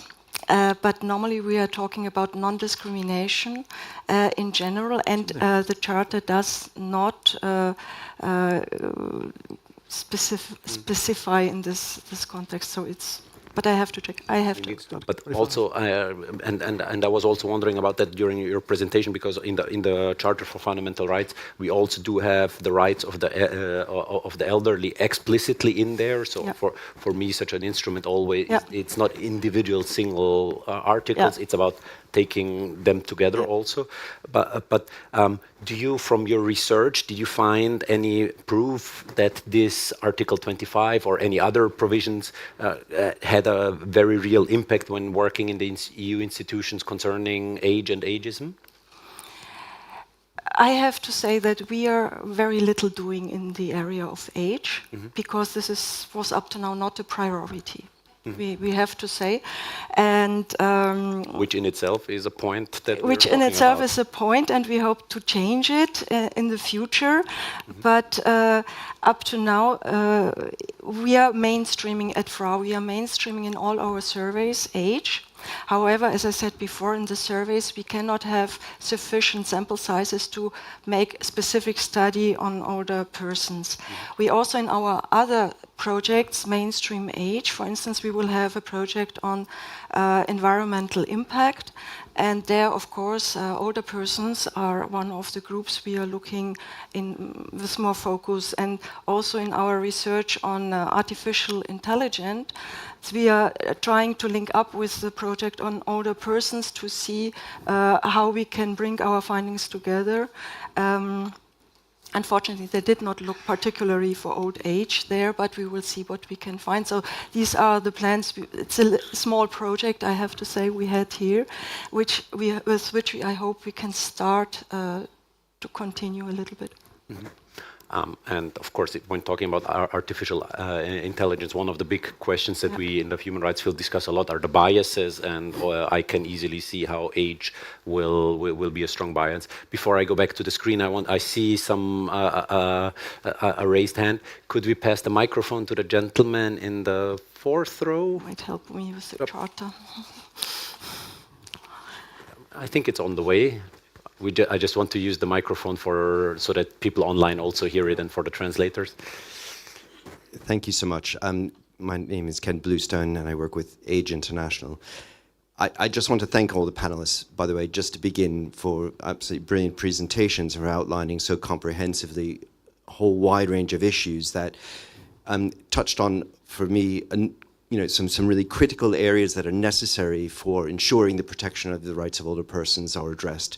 So, and I'd like just to pick up on this idea first of this paradigm shift that you're talking about. And I think one of the things, so fundamentally, that is what we're aiming for, is a paradigm shift. And how do we come about that, of which a legally binding instrument is one tool for arriving at that. And Andrew, I think we need to get to a point where we're thinking of future generations of including all future generations, people of all ages. And so we don't exclude older people with that, from that sense of aspiration of agency in terms of what comes next.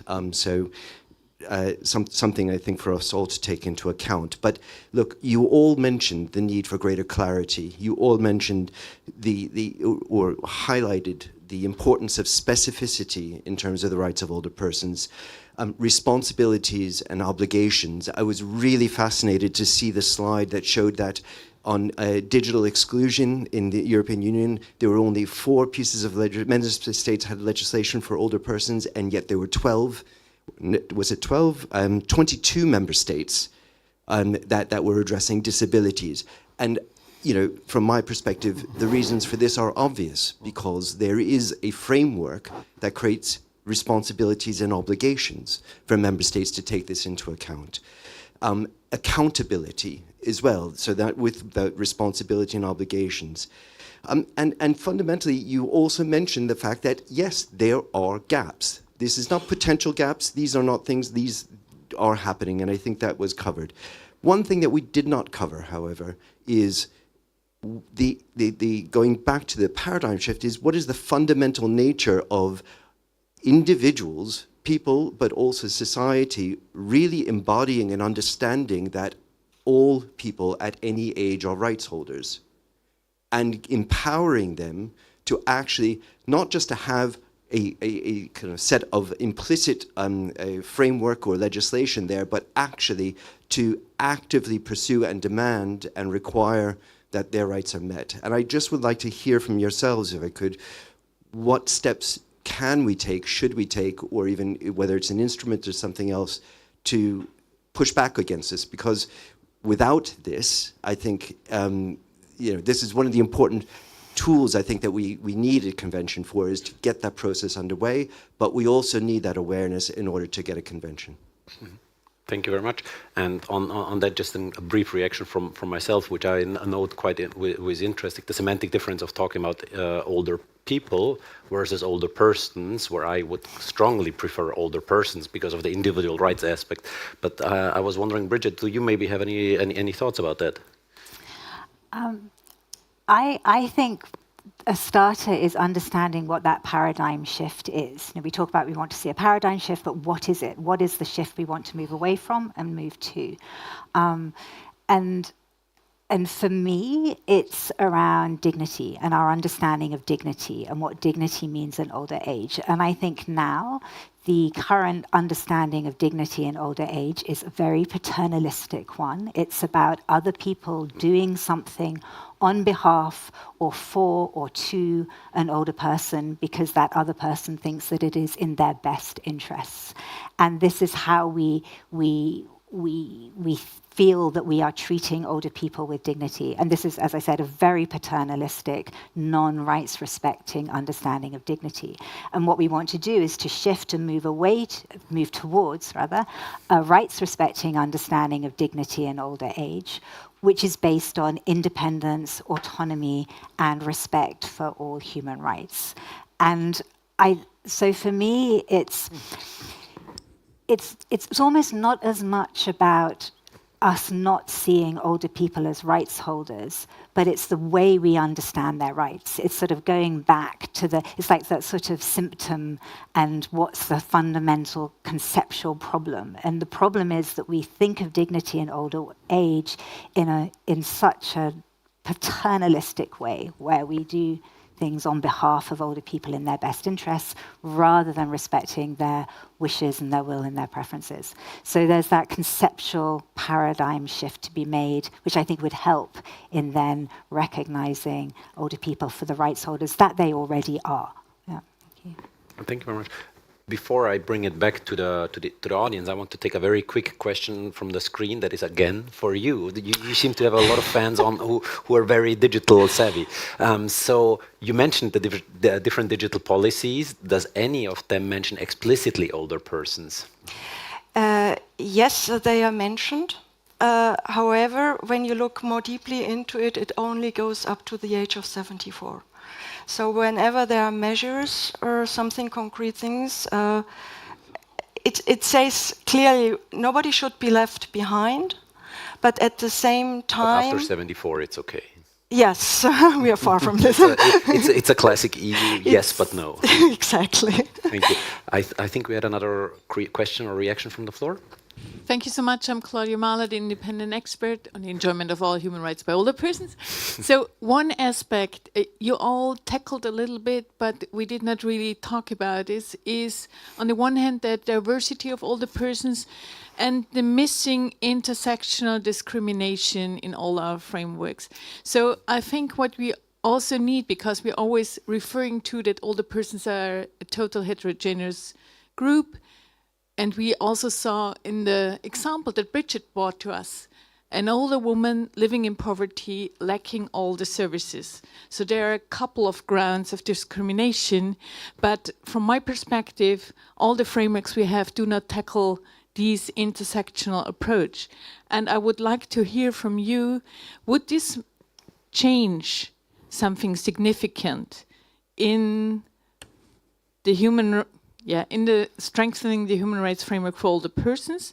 And we also saw this in Sabine's examples as well, that a lot of older persons do not afford the digital tools and are not part of it. So my question is also, how much does this intersectional approach being recognized in the service as well? And would this make also a paradigm shift if we take into account all these different aspects? Thank you so much. Thank you very much. Yep. You want to take it, Andrew? I'll take intersectionality. Yes, look, I mean, it's a critically important question that Claudia has raised. And those of you who were lucky enough to be at a recent briefing, Professor Izzy Doron from the University of Haifa has been doing a lot of work on this. And he said, yes, this is an area where it's critically important to recognize you're not just old. You're old and female, you're old and poor, you're old and LGBTI, you're old and living in a rural area. And this gives us the opportunity to understand how we build that understanding of intersectionality into discrimination. The treaties currently don't do it. There has been some work. CEDAW, in one of its general comments, I think, listed 23 different grounds of intersectionality, so it can become quite complicated. But it's an area where we need to think it through, and it might be different groups are given priority or expected, but that dynamic nature, I think, is very important. There is, I think, one submission in the current intersectional process which suggests that because older people are so diverse, there's nothing common that would allow us to base a convention on their older age. Of course, I think that is not correct. It is something, there is the way in which an older person who's from an ethnic minority is dealt with in a way that a younger person isn't, and an older person who is female is dealt with in a way that a younger person who is female is not. So it is a relevant category of social categorization and discrimination, even as we recognize the diversity. Something the human rights system has struggled with, and this is a real opportunity to lead the way and to feed back into the other treaty mechanisms through the older age treaty. Thank you, and indeed, it's a very the issue of the intersectionality is a very important issue.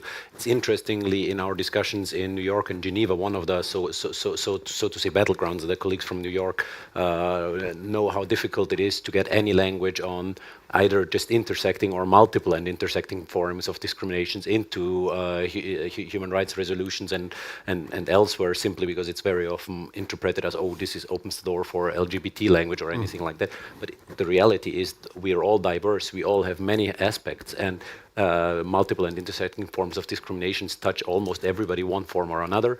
And so also in the field of older persons, this is of course a very important issue. I briefly want to go back to Slido. We have a very simple to answer question that I'm probably going to bring to you, Bridget, is how can we convince member states of the need of a legally binding instrument while moving away from the gaps argument? How can we get political traction? So super simple question, super simple answer, please. I wish it were a super simple question. It's something that those of us who've been campaigning for a convention for years would like to know the answer to. I don't know. I think if you're trying to get political traction, then you need to use political arguments. I think that the substantive case that we make can only take you so far.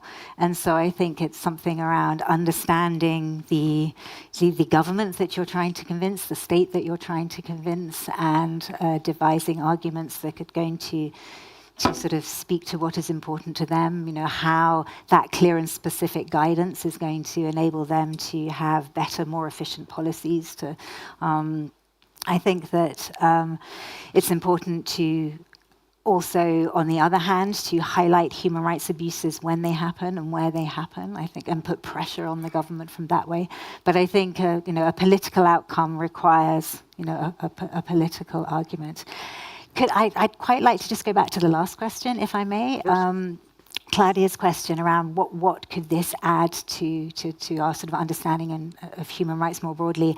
I think, yes, looking at intersectional discrimination and multiple discrimination would absolutely sort of add to the body of understanding of human rights, but so too looking at cumulative discrimination. And one of the things that is so apparent every time I interview an older person is the importance of their life story that has got them to where they are, and that sort of the types of discrimination and marginalization and disadvantage that they have been subjected to all of their lives up until that point, or at certain points in their lives up until that point, and how that then is exacerbated by the introduction of age discrimination or ageism. And so I think that that's also something that this debate on older persons' rights can bring to the wider sort of understanding of human rights today. Mm-hmm. Thank you very much. I think on the very my right side, your left Matthias side. von Schwanflüh, hello. I just wanted to add two things to what Andrew and Bridget said about the traction and about the gaps. As some people might know, I'm a kind of fan of gaps and the discussion. But I was really interested by what Andrew said about we need a kind of new shift to a broader view on the convention, and we need a more holistic approach.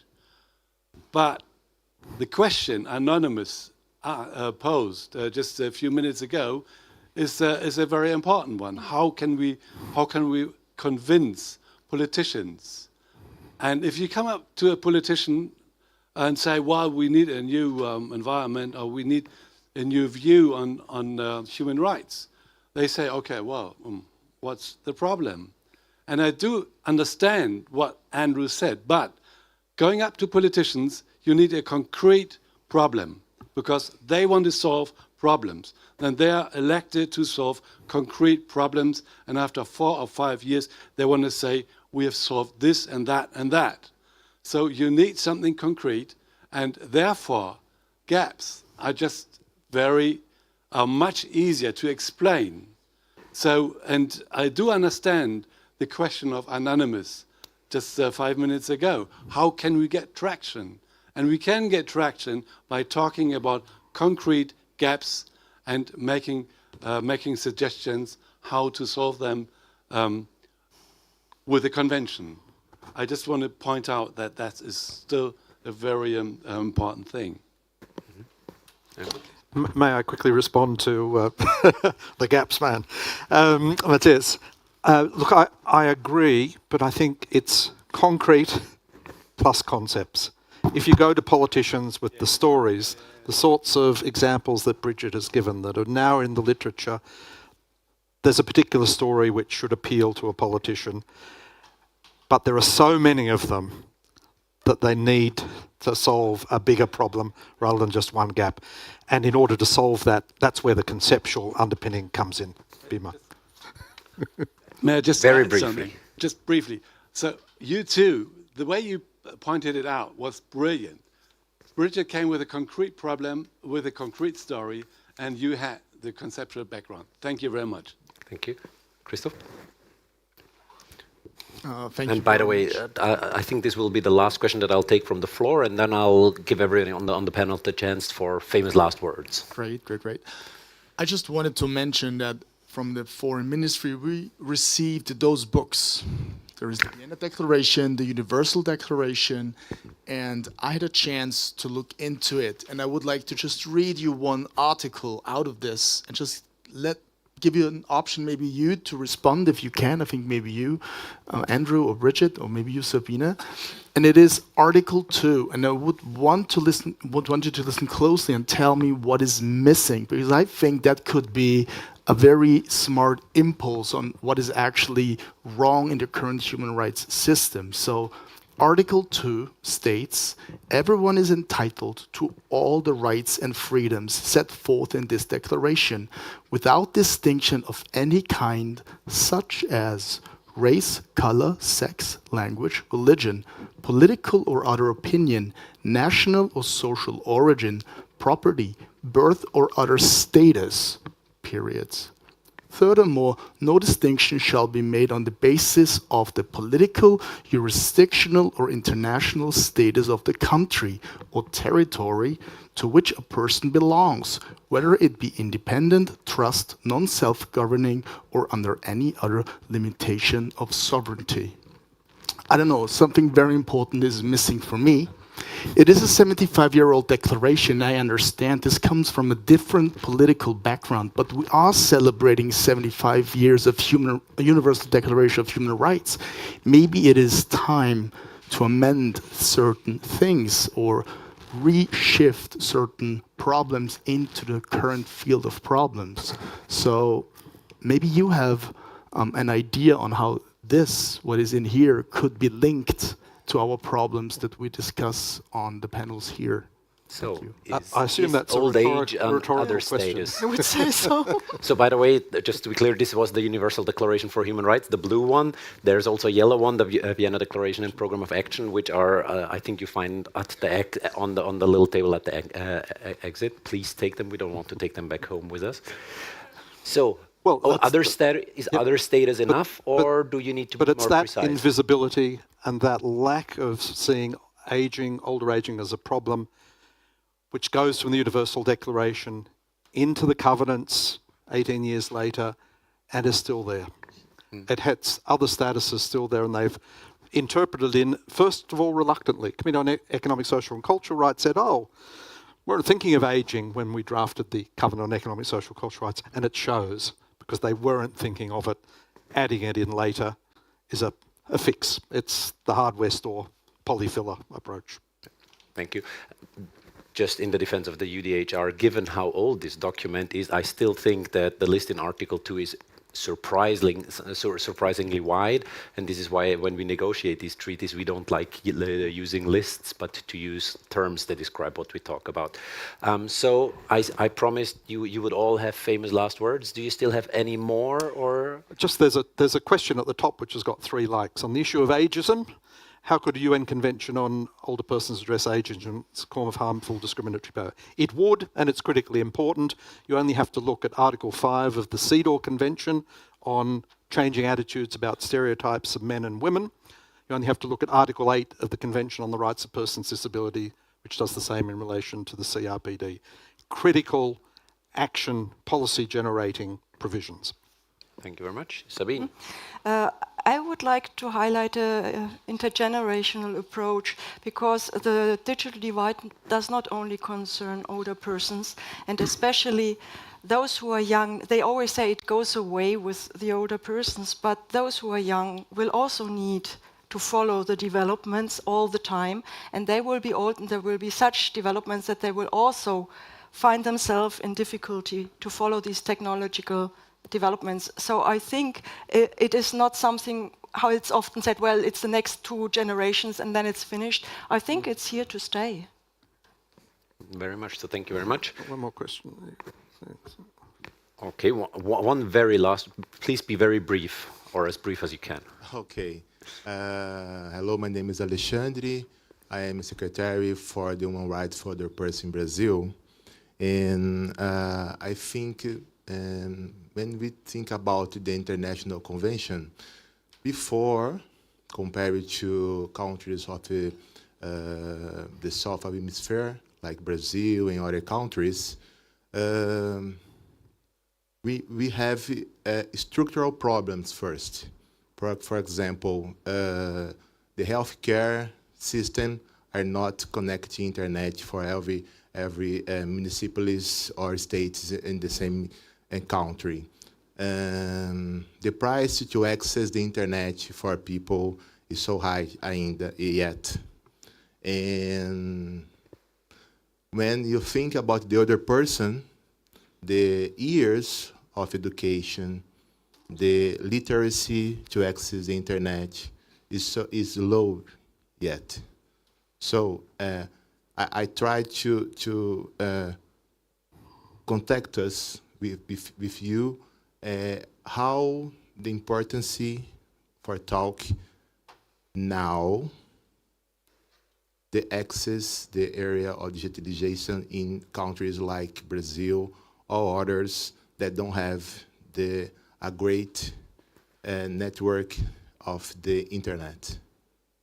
So in Brazil now we have a project by the secretary to create a possibility that other person know about how to use the internet and not think priority against the financial violence, to against the fake news is a big problem in Brazil. And think in these aspects in Brazil is not priority now. Mm-hmm. I understand the importance, but I think other countries like Brazil, countries that have less access to internet, I don't know if you can talk about it. Mm-hmm. Oh. Sabine, do you have any views on it? No? Bridget? On this particular question? No. Mm-hmm. I think we may also have to take that up in the informal talks during the break. But thank you also for this perspective from Brazil. That brings me back to the famous last words. Bridget, anything to close with? I just have a reflection, which Christoph's point made me think about. I was at the first open-ended working group session back in April 2011. And one of the things that we were looking at was the extent to which the existing treaty bodies were making recommendations around the rights of older persons. And at that time, the Human Rights Committee, which monitors the International Covenant on Civil and Political Rights, had made less than 10 recommendations on older persons' rights within their body of work. And someone from the floor asked, why? Why is this the case? And the answer was that age is not explicitly listed in non-discrimination articles such as in the UDHR and then the subsequent covenants. And so I'm sitting here thinking, gosh, we were talking about this in 2011 and we're still talking about it now. And doesn't that feel depressing? But on the other hand, I think we're in a very different place now in that we have had all of those sessions at the open-ended working group. We have had the body of reports on the normative standards.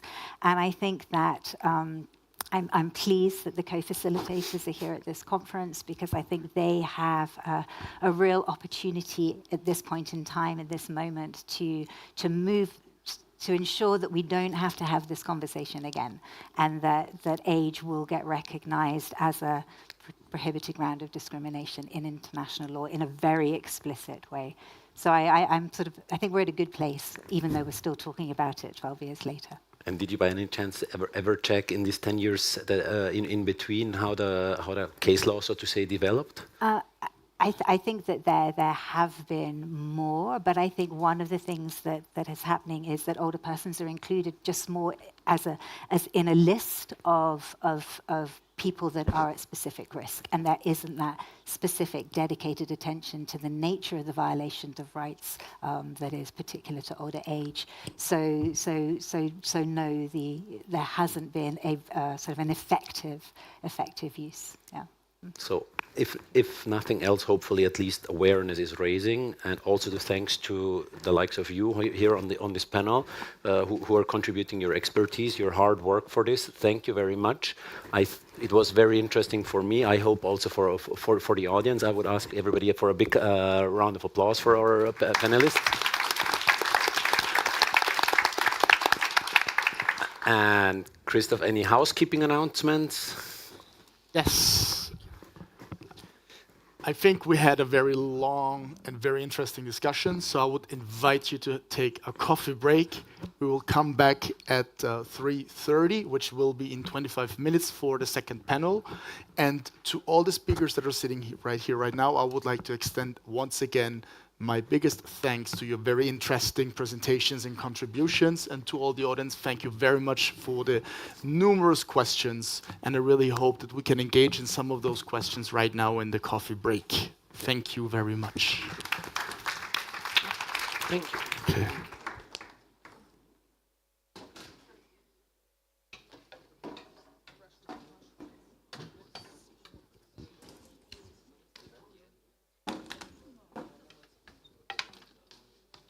Elisabeth? Elisabeth? Elisabeth?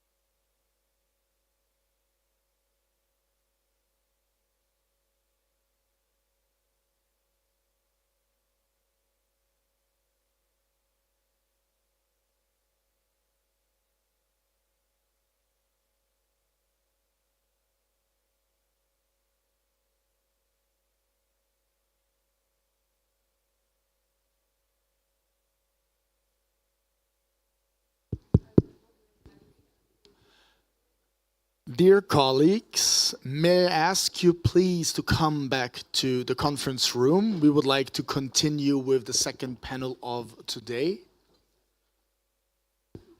So please finish your coffees, finish your discussions, maybe save them where they are, and we can continue later on tonight at the tavern. I hope you're all joining tonight. We reserved a lot of food and we really hope that everything will be eaten. So please stay hungry.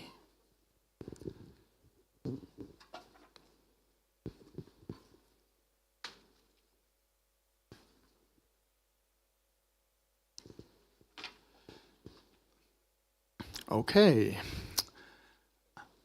So I think everyone is back now in the room and we can proceed with the second panel of today. And I would like to introduce to you Ambassador Konrad Bühler from the Foreign Ministry, who will be the chair of our second panel. And in this case, I would like to hand over the floor to Mr. Bühler, who will make a brief introduction,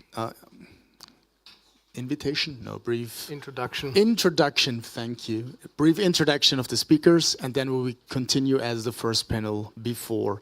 Mr. Bühler, the floor is yours. Thank you. Thank you for, does it work? Yes. Thank you for the introduction. It is my great pleasure to be the chair and moderator of the second part of today's afternoon panel. We would like to thank the organizers for inviting me to be here. And let me start by saying a few words of introduction before we turn to our distinguished panelists. The protection of human rights in general and older persons in particular is a core concern of the Austrian government at every level. The Ministry of Foreign Affairs and the Ministry for Social Affairs, Healthcare and Consumer Protection are closely working together, and my presence here is evidence of that close cooperation. I would like to express our sincere thanks for the Ministry for Social Affairs for organizing this very timely and important event. I would also like to thank the independent experts on enjoyment of all human rights by older persons, Claudia Mahler, for her important work, which forms a crucial basis for our discussions. Austria has consistently demonstrated its commitment to protect and promote the human rights of older persons at the international level, for instance, by co-sponsoring UN resolutions on human rights of older persons in the UN Human Rights Council and the Third Committee of the UN General Assembly. In addition, Austria regularly supports joint statements to raise awareness of the human rights of older persons and is a member of the group of Friends of Human Rights of Older Persons in Geneva. The respect for and protection of human rights are not merely a domestic affair. Austria therefore supports the implementation of existing obligations through human rights mechanisms and is also open when it comes to the creation of new mechanisms while avoiding duplications. It is important that the situation and the rights of older persons are consistently taken into consideration when discussing issues like digitization, discrimination, persons with disabilities, labor market, and so on, both at the national and the international levels. We need to step up our efforts to achieve adequate rights-based solutions for older persons, which is why I'm glad to welcome you all to this panel as renowned experts on the rights of older persons, and I'm looking forward to listening to the analysis and ideas for next steps and future improvements. Now turning to our distinguished panel this afternoon, we have 4 speakers, and I will introduce them in the order of their presentations. And I would start with Mr. Peter Litschke, Research Associate at the German Institute for Human Rights. I should add and express a particular thank to you for your readiness to step in at quite short notice, since we had issues with another speaker who fell ill. You are political scientists at the German Institute for Human Rights. Your work focuses on the international and national implementation of the rights of older people and the rights of people with disabilities. Mr. Ličke will be followed by Ms. Natasha Todorovic. She is a psychologist and expert of the Red Cross Serbia. She graduated from the Faculty of Philosophy and Psychology at the University of Belgrade and holds a master's degree of public health. Her main work has focused on the effects of democratic aging, particularly on elder abuse and various aspects of care.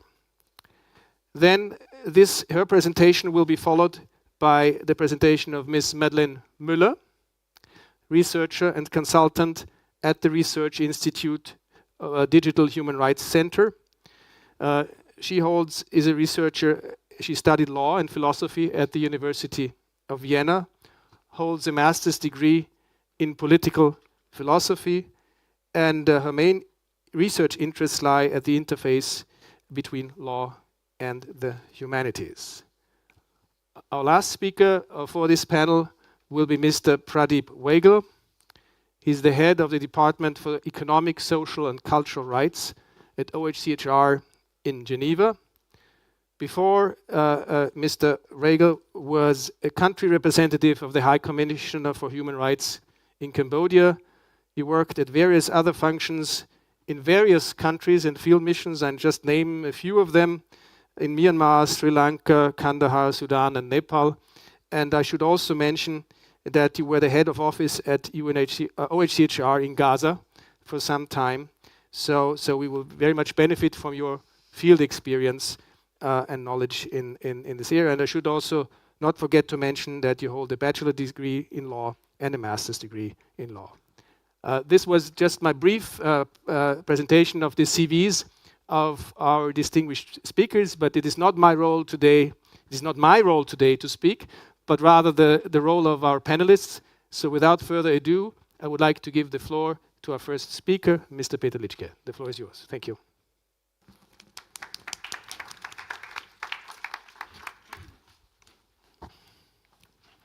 Thank you very much. Can you hear me? Yes? All right, great. Thank you so much.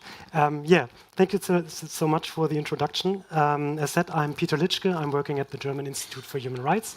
And the German Institute for Human Rights is the national human rights institution in Germany. And what a national human rights institution is, I will tell you in the next few minutes. And as the ambassador said, I'm stepping in for Anna Czabiera, our Polish colleague.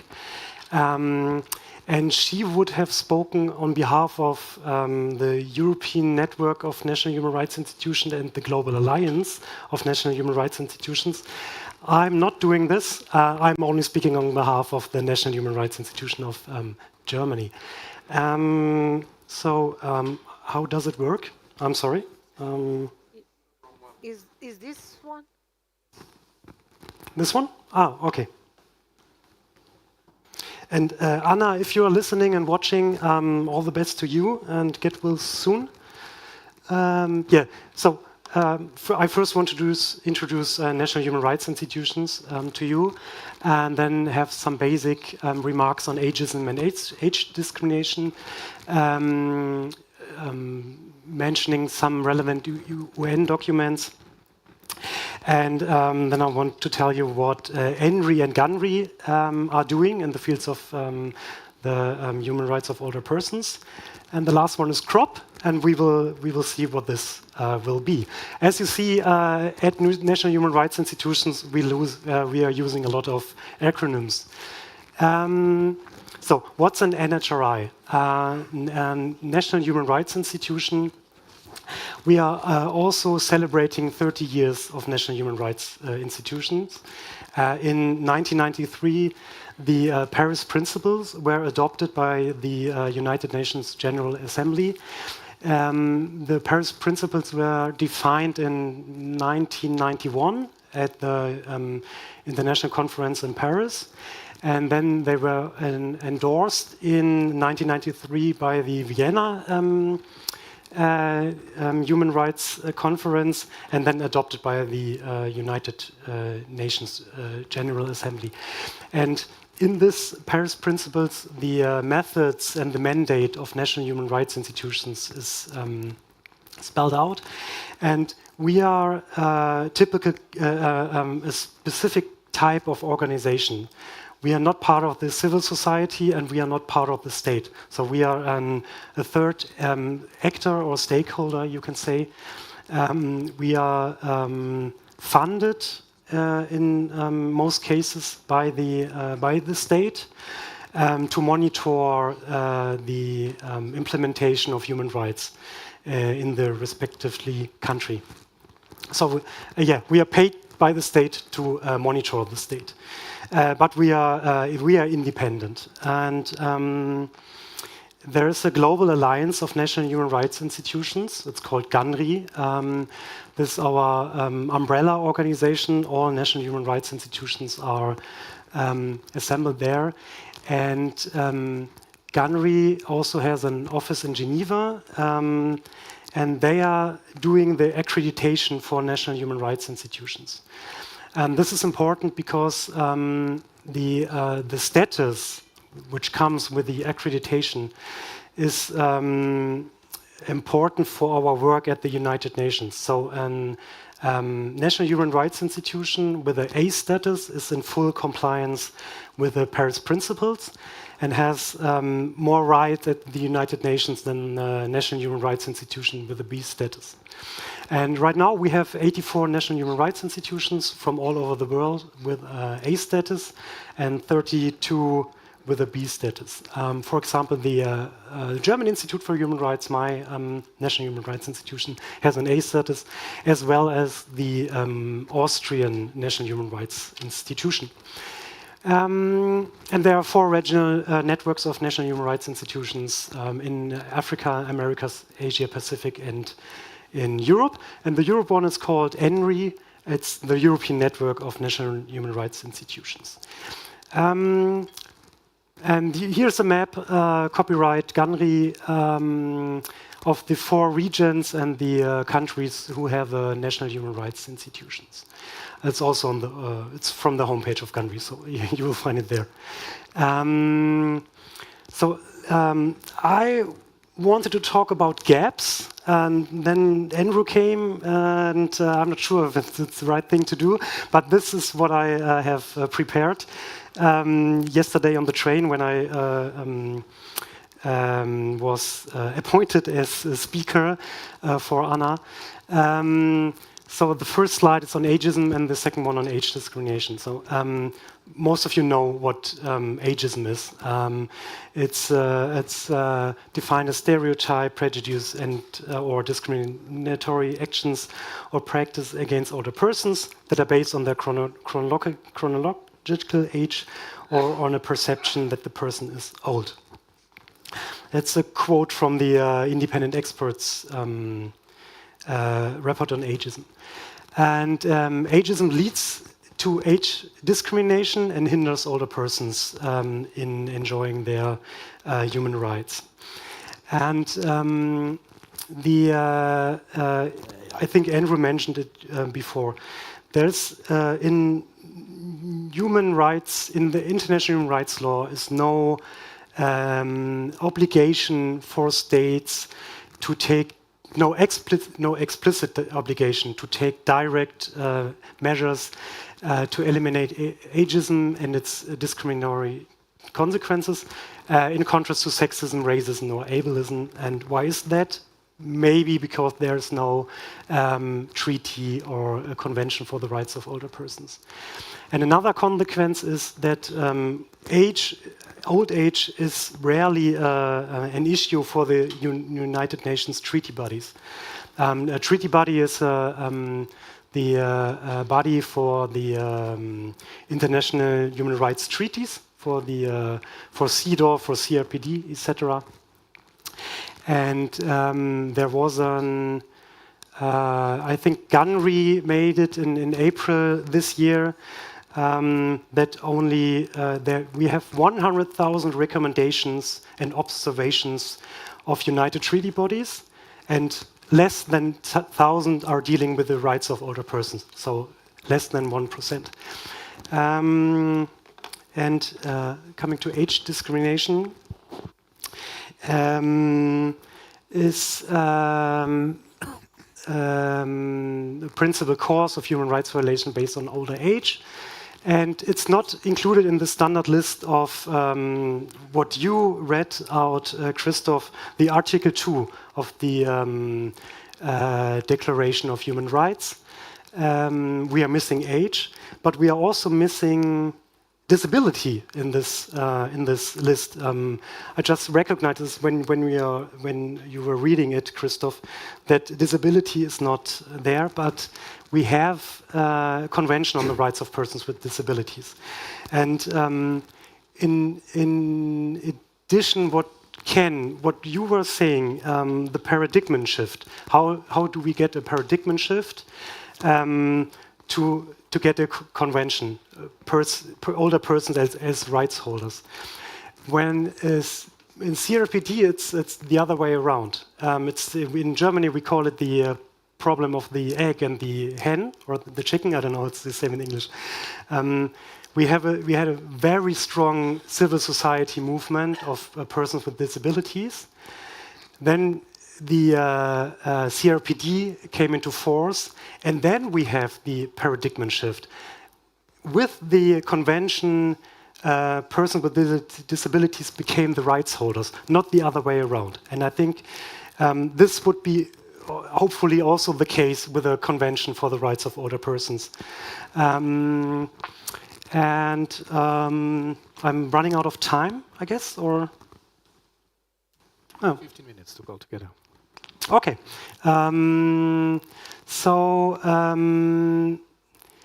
There's an example for age discrimination in the European Union. Persons older than 17 should fitness to drive tests for persons aged over 70. And this is a clear age discrimination because it's only for, it should be on, that's the plan of the European Union, only for persons older than 17. And of course you can have such fitness to drive tests, but you should have them for, if you have them, you should have them for all age groups, not only for persons aged than 17. A lot of these documents showing on the slide are already mentioned.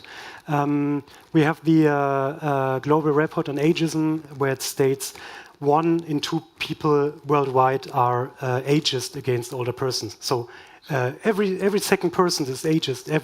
The half of human mankind is ageist against older persons, and I think this is a crucial problem.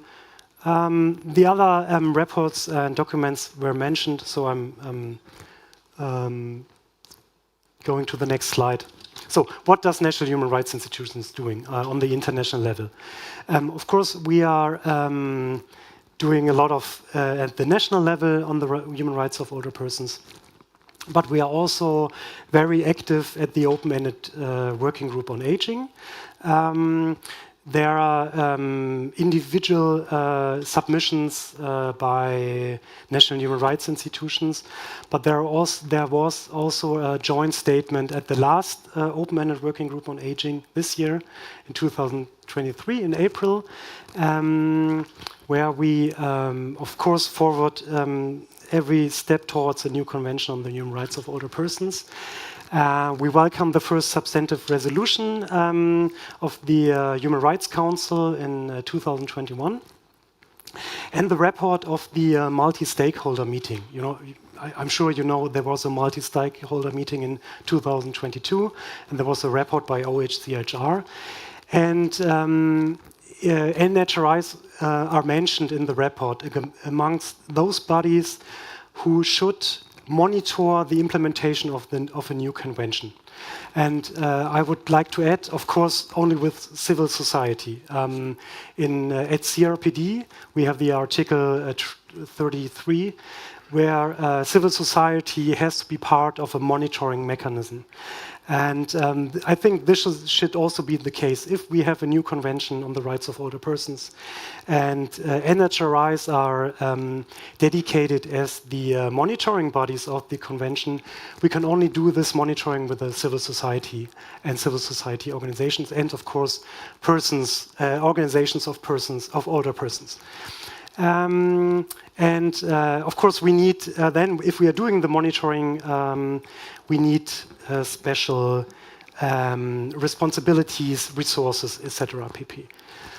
And this month there was this is my last slide, I guess. There was a decision at GUNRI, so at our Global Alliance, Global Alliance of National Human Rights Institutions. The GUNRI Bureau has a meeting. GUNRI Bureau is the 16 chairs of national human rights institutions from all 4 regions. And they adopted a proposal for the development of a GUNRI position and strategy on the promotion of a UN binding instrument on the rights of older persons. So GUNRI will now adopt a policy or first write a strategy and then hopefully adopt a position how national human rights institutions can advocate for a UN binding instrument for the rights of older persons. And I think maybe Anna will be the person to write this strategy. So the last slide is ICHROP, the Convention on the Rights of Older Persons. I think, so 1 minute, okay, so I go, I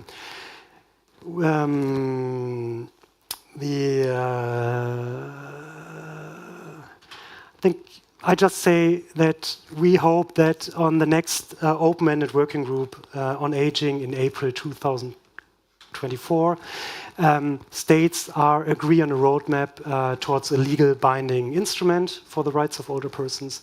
And we as NHRIs will continue to promote the idea of a new convention, and then maybe finally one day will be, together with civil society, the monitoring bodies for monitoring the implementation of ICHROP, the Convention on the Rights of Older Persons. Yeah, thank you very much.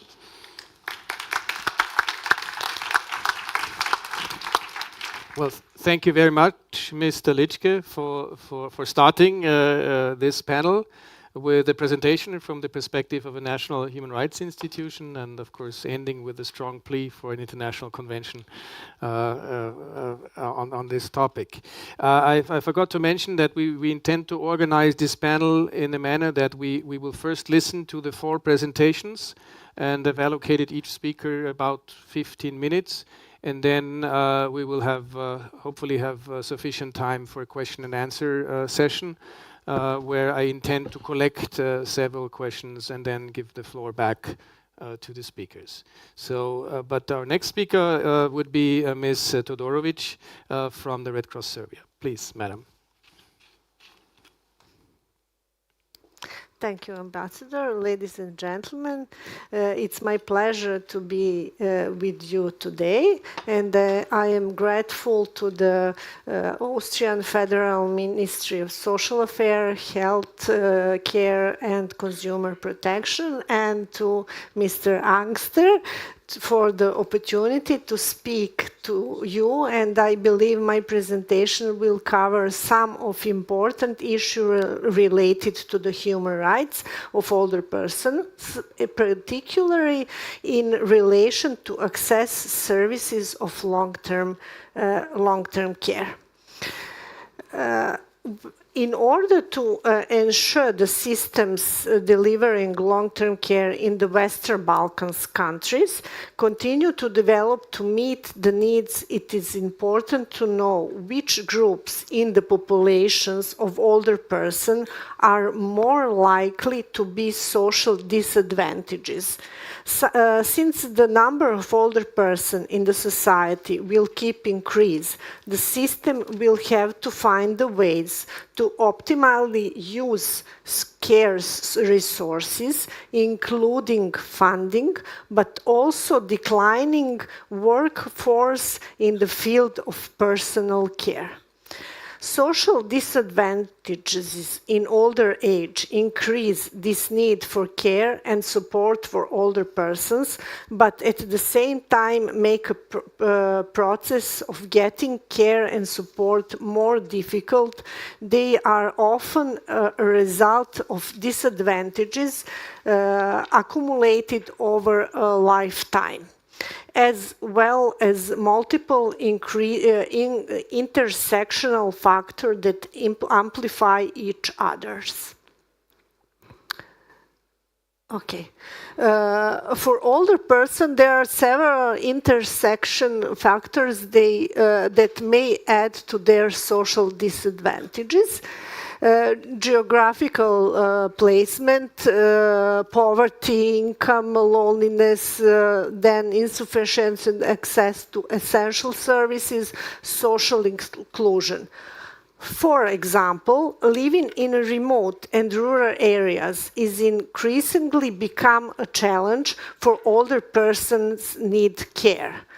These areas face depopulation, and as a result, essential infrastructure and services become even less available. So, older people living in rural and remote areas particularly lives in medical deserts. They don't have access to the health and social services.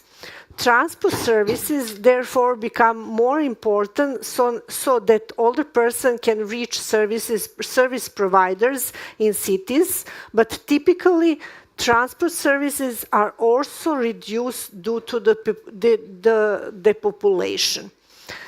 Similarly, older persons with worse health who are faced with inequality access to healthcare and other services end up paying increasingly out of their own pocket for these services, which may increase their risk of poverty. When it comes to life course, 2/3 are already visible across the Western Balkans. One is the increasing risk of poverty for the future pensioners due to the significant number of current employees being difficulty to minimum wage. This will impact to pension in the future.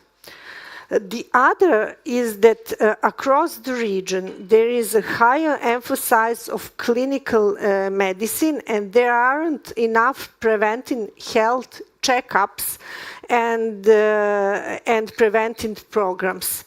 This means that when older people reach older age, their health is already affected by different factors. They develop chronic condition earlier, they have worse outcome. Then we are going to COVID pandemic effects.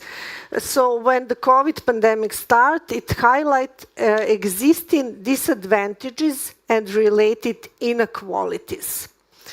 Access to long-term care services was a particular concern for many older persons. Those without support from family and friends found the movement restriction very difficult, and this was accompanied by reduction of formal services of long-term care. At the same time, access to healthcare services unrelated to the pandemic was very difficult for all.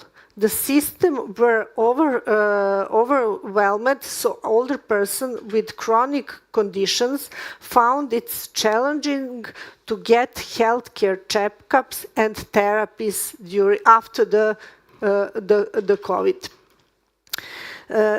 The result of that we can see increased number of older persons with inadequate treated chronic condition facing increased health risks in the post-COVID era. This comes combined with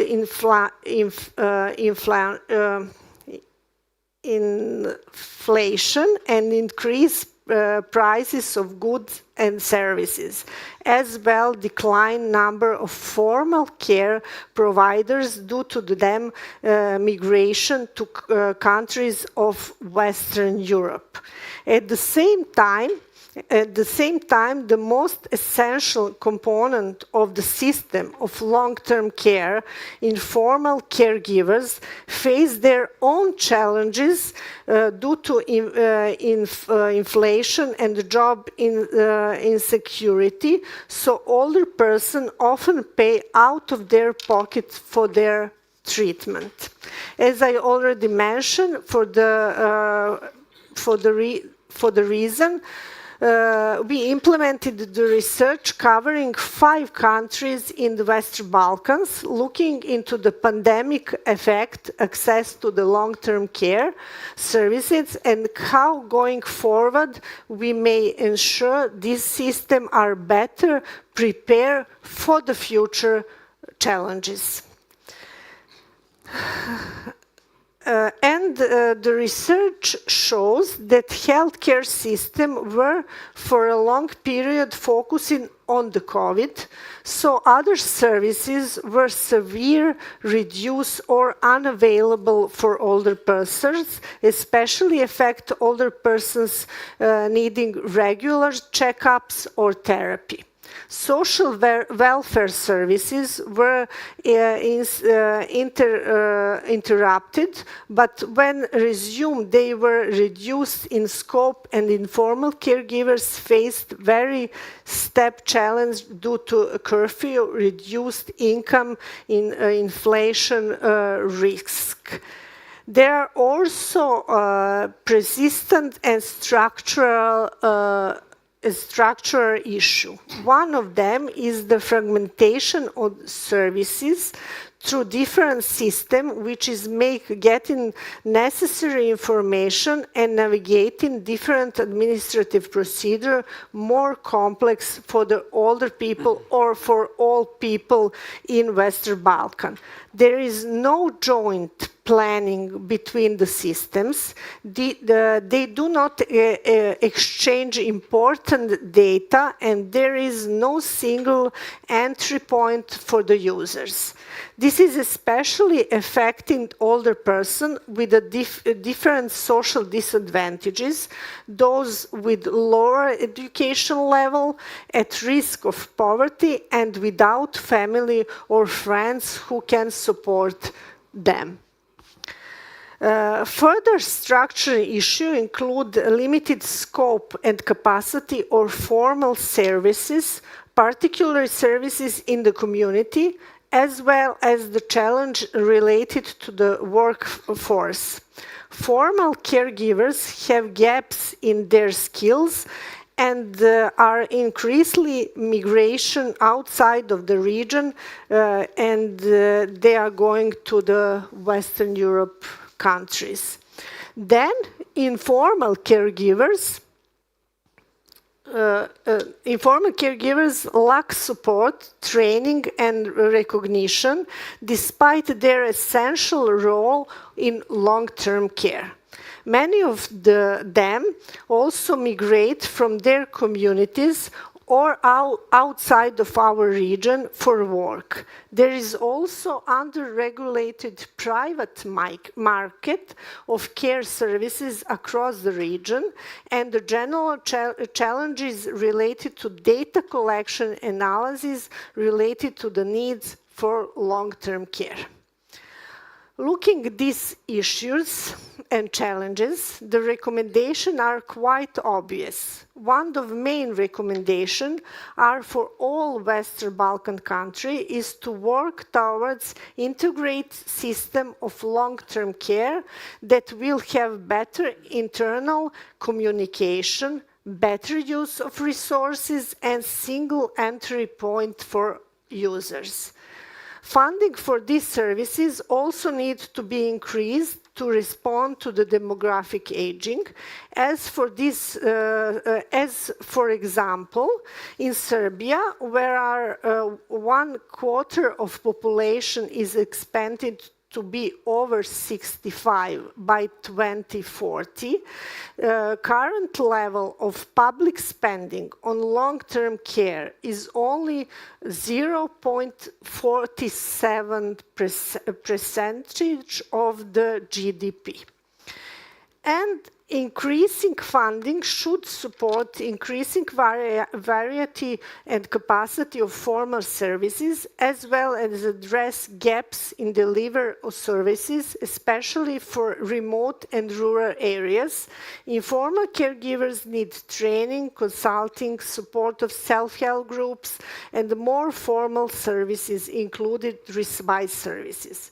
They also need support in access to the labor market through more flexible hours, more days allowed for caring, and remote work possible. And data collection, processing, or sharing needs to be better so that the system can provide adequate services to those who need them. Using digital information and communication technology will help reduce social inclusion of older persons, especially in remote and rural areas, and support them in access to their rights. And finally, when it comes to the rights of older persons at the global level, UN Convention of the Rights of Older Persons would highlight all relevant rights in one place, ensure accessibilities and understanding, and as well as provide guidelines for policymakers develop long-term care policies. 10th of December, it's a 75th Universal Declaration of Human Rights. And in the meantime, we have adopted various treaty bodies, such as Convention of the Elimination of All Forms of Discrimination Against Women, or Convention of the Rights of Persons with Disability. But one convention seems to keep getting forgotten, and to be able to protect human rights of older persons. Time is now. Thank you for your attention. Well, thank you very much, Ms. Todorovic, for your presentation, giving us a perspective from the Western Balkans and pointing also at some of the specificities, and also highlighting, I think it's very important to highlight the special challenges of the COVID-19 pandemic, particularly for older persons. We will now turn to our next speaker, Ms. Madeleine Müller from the Digital Human Rights Center. Please.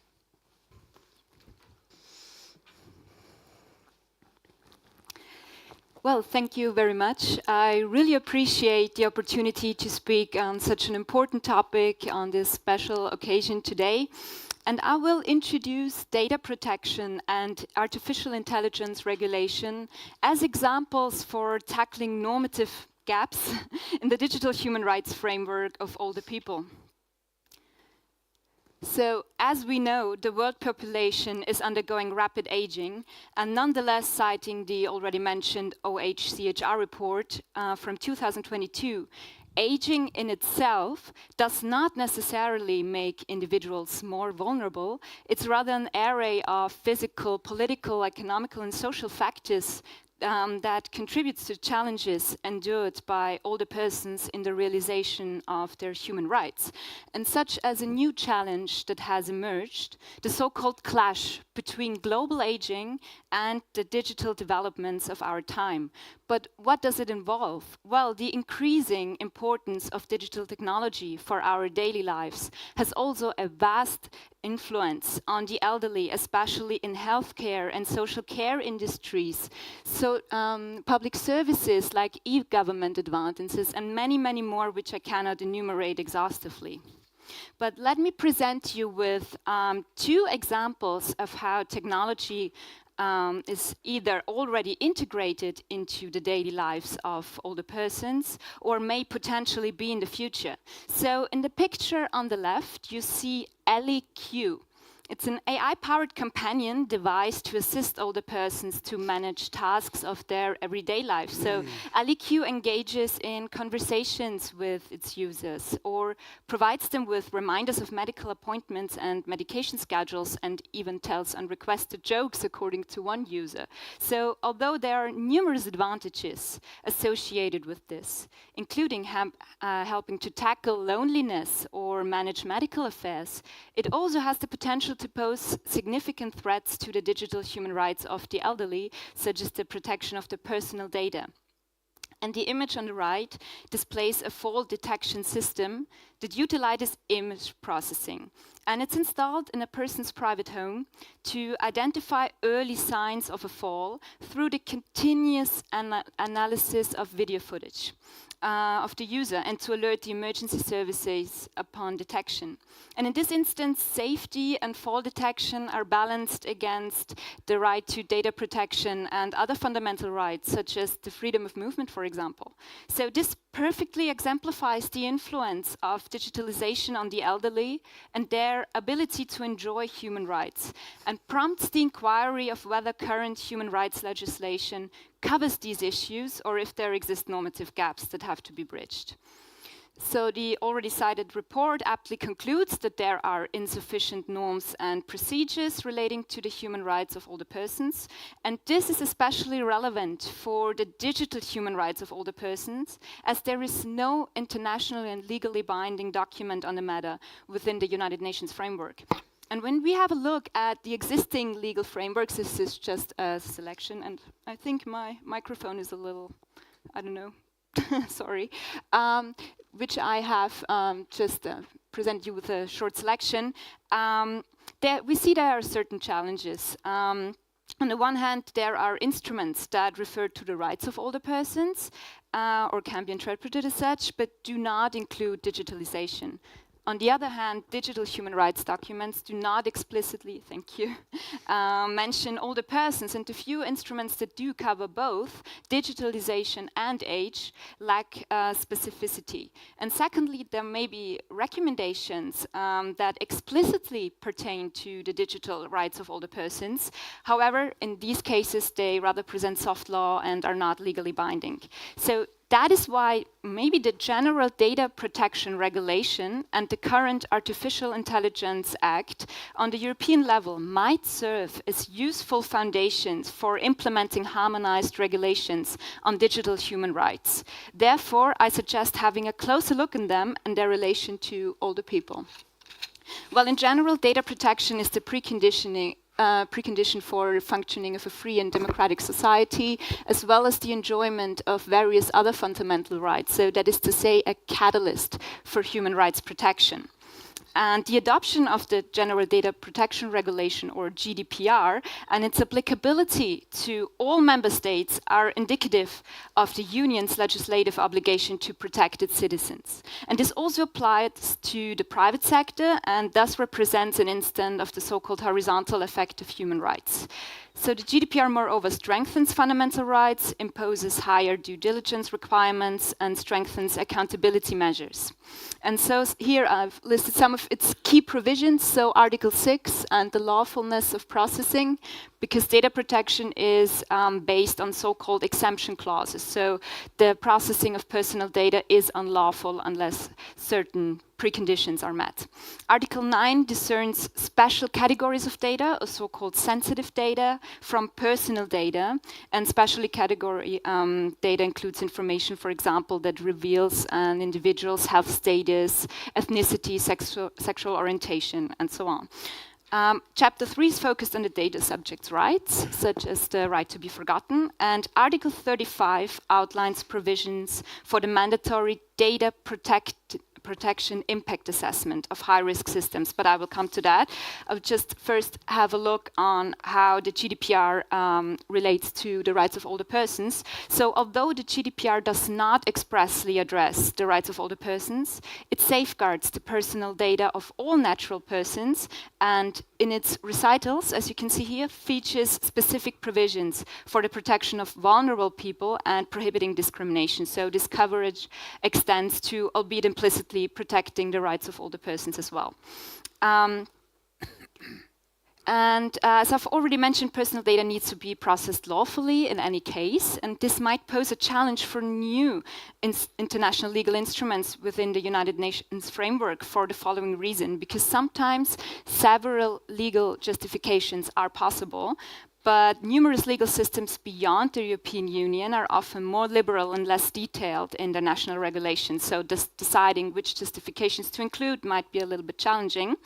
Article 5 is dedicated to general principles that all data processing must adhere to, and again, Article 35 sets out that data protection impact assessment, or DPIA, must be carried out when the processing of personal data might entail a high risk. So now let's have a look at that. It can be generally argued that Article 35 serves to implement the privacy by design and privacy by default provisions set out in Article 25 GDPR. And privacy by design requires controllers to implement appropriate technical and organizational measures to comply with the GDPR at design stages. And privacy by design is dedicated to appropriate default settings. For example, you have to opt in to cookies instead of opt out. And with this, Article 35 adopts a risk-based approach, because it can also be derived from these principles in Article 25, and it mandates conducting a data protection impact assessment for processing activities that could potentially pose a significant risk to the fundamental rights and freedoms of individuals. And when applied to the use cases I presented earlier, Article 35, paragraph 3b could be relevant, stipulating that the processing of special categories of data, such as health data, for example, on a large scale may necessitate a DPIA. But at what point does the potential for high risk arise? Well, the Article 29 Data Protection Working Party has set out certain guidelines on that. And although the Working Party has been superseded by the European Data Protection Board, their guidelines on high-risk data processing can still be used as a guide in the risk assessment process. And as a general rule, a high risk is typically present when at least 2 out of these 9 criteria are met. And in the case of, for example, LEQ, or the fall detection system, the criterion on the processing of sensitive data is definitely met. And this is because the Working Party explicitly includes data linked to household and private activities. Furthermore, the Working Party identifies the processing of data relating to vulnerable data subjects as a high risk, and there in its comments makes specific reference to the rights of older persons. Additionally, the use cases also represent innovative applications of new technological solutions, such as artificial intelligence, and thus represent a high risk as well. So what could be possible solutions to that? First of all, anonymization, which involves removing all the identifiable information, even though the advancement of technology makes it increasingly possible to re-identify individuals. Secondly, pseudonymization as an appropriate technical and organizational measure is also an option. And of course, it's recommended to use less invasive technology. For example, in the case of the fall detection system, using, for example, an ambient system that relies on, ultrasound or radar instead of video footage processing, or also edge computing. And eventually, privacy by design and the data protection impact assessment are to be observed by the threat of punishment with 10 million euros or 2% of the annual turnover, regardless of whether something has happened with the data. And well, how does this all relate to artificial intelligence, and what does this involve? Well, artificial intelligence is currently a prevalent topic, and new technologies seem to emerge on a daily basis. But there's still areas of tension. For example, between accountability and trust, for it's often not clear who is actually responsible for an AI-based decision and which criteria need to be fulfilled that we trust these machines. Secondly, safety and innovation, because in this context it's important to consider whether and how systems may be manipulated, as well as how to mitigate risks or threats to cybersecurity. On the other hand, exploring the potential new opportunities arising with AI is also necessary. Moreover, does AI lead to new freedoms, or does it rather lead to human dependency on technology? And eventually, the implementation of AI has the potential to amplify age-related biases and inequities, widen the digital divide, and foster social exclusion, ultimately implicating concerns regarding human dignity. So that's why in this context I would like to introduce the new Artificial Intelligence Act, or AI Act, a recent legislation proposed by the European Union to establish harmonized regulations on artificial intelligence. And the Act is the first horizontal and sector-independent AI regulation in Europe, showcasing once again the horizontal effects of human rights. And it also requires the private sector to uphold fundamental and human rights with regard to the use of artificial intelligence. So the trilogue negotiations began in June, and the adoption is expected by the end of 23, with the implementation taking place around 26, maybe already in 25. But however, the final definition is still unclear, because the European Parliament, Council and Commission have each proposed differing definitions, and this is, I think, the most recent one, and its main components are machine-based systems that operate with autonomy and generate outputs. And one of the most vital features of the AI Act is its risk-based approach. As per the Act, AI systems are categorized into 4 levels of risk, based on the possibility of having negative impacts on fundamental rights. And the risk levels range from unacceptable, which leads to a ban on the respective system, to low or minimal risk, and each level of risk carries varying legal obligations. And at this point, it's worth noting that Article 5 on prohibited systems bans the use of an AI system that exploits any of the vulnerabilities of persons due to their age, among others. So there's an explicit reference to that. So as I mentioned, there's still open questions for the trilogue negotiations. For example, the definition of AI systems, the list of prohibited and high-risk systems, and effective ways of implementation. However, what has been agreed upon, at least at this stage of the negotiations, is the requirement for a compulsory human rights impact assessment for high-risk systems. And as proposed by the European Parliament, the assessment shall be conducted prior to putting a high-risk AI system into use. So at a minimum, the assessment must include a concise description of the system's intended purpose, as well as the natural persons that might be impacted at it. And additionally, the assessment should detail the specific risks of harm to marginalized persons or vulnerable groups, among others. And so with this, the impact assessment is a little bit similar to the data protection impact assessment, but it has a more holistic approach. So this graph just shows how this could look like, but I will skip through this because I think I'm already over the time a little. 1 minute. Okay, so let's come to the most important thing of all of this, because sometimes as legal frameworks remain vague or limited and may not cover specific systems, it's imperative to consider and implement additional concepts, such as ethical guidelines. And I have, the European Parliament has proposed a list of certain ethical guidelines that have to be adhered to by all AI systems, not only high-risk systems. And I have extended this list because I think they, according to the proposal, it's not complete. And I think one of the most crucial and important ethical guidelines are for digital human rights of all the persons are transparency, non-discrimination, autonomy, human dignity, of course, and I consider trust one of the major principles, since you cannot apply any technology, no matter how safe or useful it is, without the trust of its user.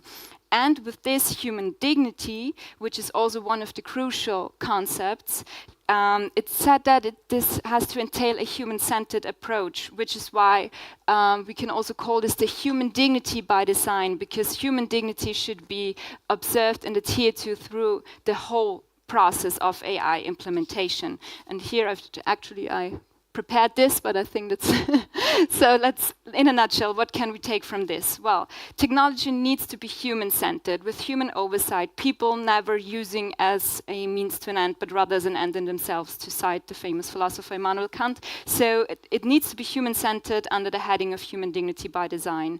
Implicit inclusion of the human rights of older persons by a mandatory risk-based approach relating to their human rights, and normative gaps need to be closed by new international frameworks, maybe on the model of the GDPR and the AI Act. And eventually the human rights impact assessment is one of the most important instruments to achieve this and to implement the digital human rights of older persons. And with that, I want to thank you very much for your attention. Well, thank you very much, Ms. Müller, for your presentation. Speaking about digital developments and also presenting a EU perspective on various legal regulations. You talked about data protection and artificial intelligence, the proposal which is currently in the lawmaking, so to say. And thank you for also mentioning human dignity, or as we sometimes stress, digital humanism, which is a key area where also the Foreign Ministry is quite active. Without further ado, we now turn to our fourth speaker, Mr. Wegler, who will present the perspective of the Office of the High Commissioner of Human Rights. Thank you. Thank you, Ambassador, Excellencies, Claudia, Meher, this independent expert, dear panelists, friends, colleagues. It is a pleasure to be here with you. And I would like to take this opportunity to extend my sincere thanks, personally and on behalf of my organization, to Austria for the leadership, and in particular the Ministry of Social Affairs, Healthcare and Consumer Protection for organizing this important event. I would also like to pay a special respect for everyone who is working on this important issue, which is human rights of older person. I know we have delegations from various parts of the world, and acknowledge the contributions that you have made so far. That is why the movement is progressing. This conference is a very important platform outside the UN system to debate on these important areas where further attention to the protection and promotion of human rights of older persons is urgently needed. I would like to speak briefly about our work, which slightly overlaps with many presentations in the afternoon, and our approach to protect the indivisibility of human rights, to promote the indivisibility of human rights. And that reminds me Vienna once again, and the Article 5 of the 1993 Vienna Declaration of Program of Actions that talks about all human rights, everyone's human rights, indivisibility, and it says one human rights does not work without the protection and promotion of other human rights. As already said, there is ample evidence of the challenges of older person encounter in the enjoyment of their human rights and of existing human rights protection gaps. Over years, OHCHR has contributed with in-depth analysis to identify the areas of particular concern to older persons. In 2021, the office updated its analytical study on normative standards in international human rights law in relation to older persons that it initially undertook in 2012. The promise of human rights remains unfulfilled for an important number of older persons in our societies as we speak. Ageism and age discrimination continue to be pervasive in all spheres of life. It is a global phenomenon with deleterious effects on older persons, which affects the enjoyment of many human rights, including the right to life, right to health, to an adequate standard of living. That is a huge topic, covers many intersectional rights, to work, to autonomy, to independence, to liberty, to security of person, and to participation in community lives. As you know, last week, WHO launched the 2023 progress report of the UN Decade of Healthy Aging. One of the objectives of the Decade of Healthy Aging is to change how we think, how we feel, and how we act towards aging. Combating ageism is necessary, as age discrimination is one of the most difficult obstacles for older persons' enjoyment of their human rights. The 2021 Global Report on Ageism, prepared by our office, World Health Organization, and the Department of Economic and Social Affairs at the United Nations Population Fund, also provided ample evidence of the nature and extent of ageism and its impact on younger age and older age. This report identified the adoption of stronger legislative protection against age discrimination and ageism as a priority.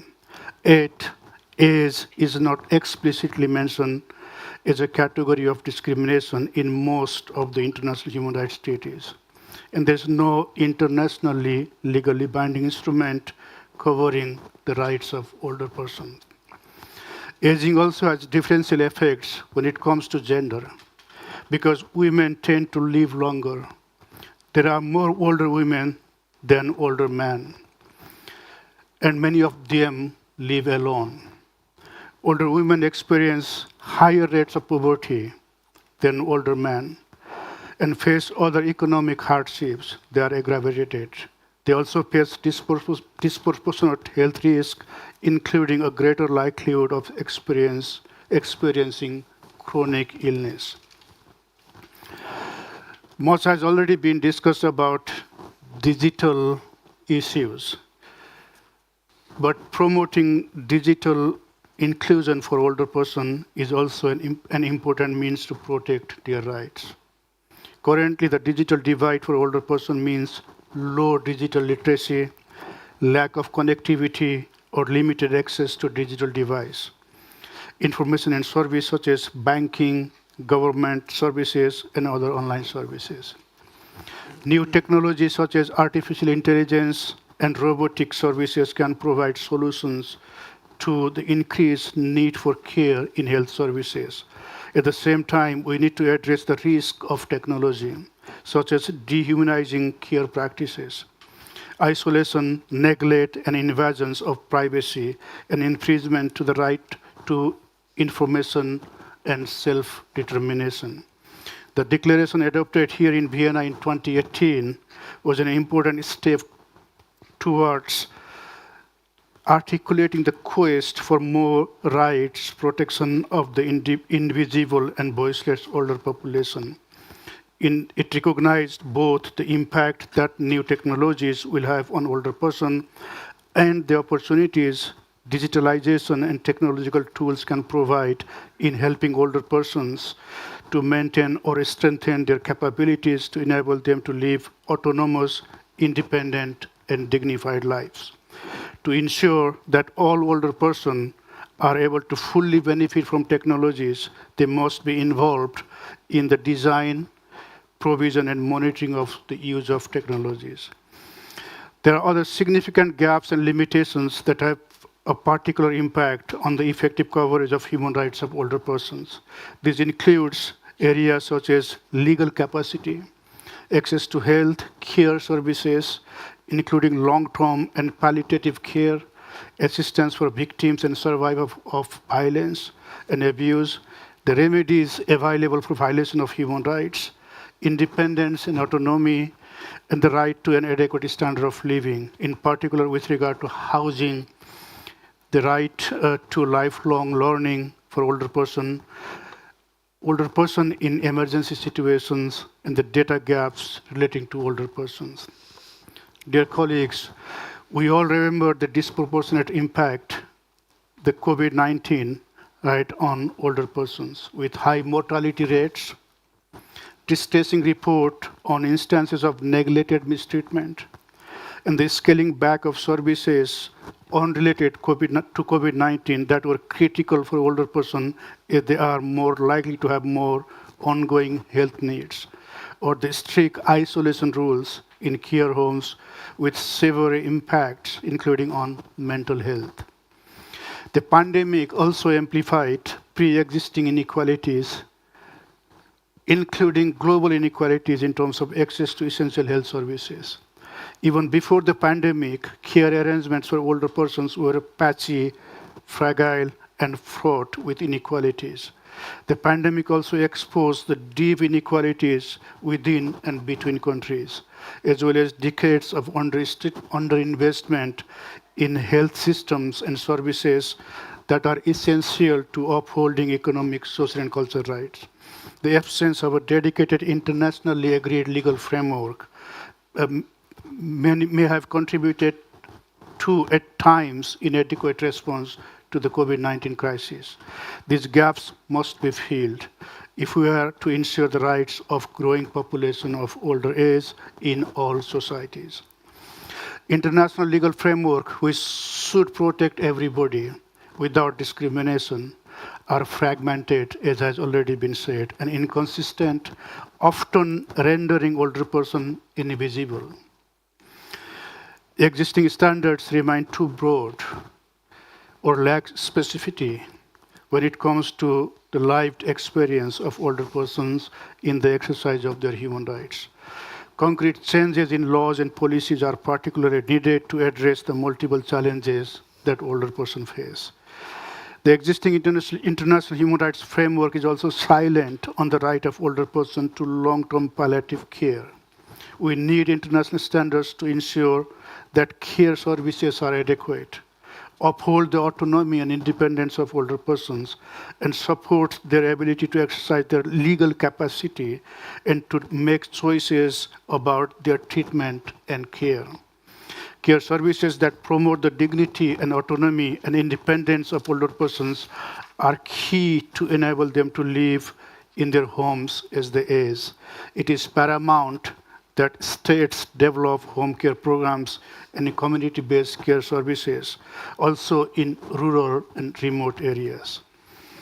Colleagues, in 2024, ICHR will prepare a comprehensive study on care and support, considering older persons as caregivers as well as receivers of care and support, and taking into account their self-care from a gender equality and human rights perspective.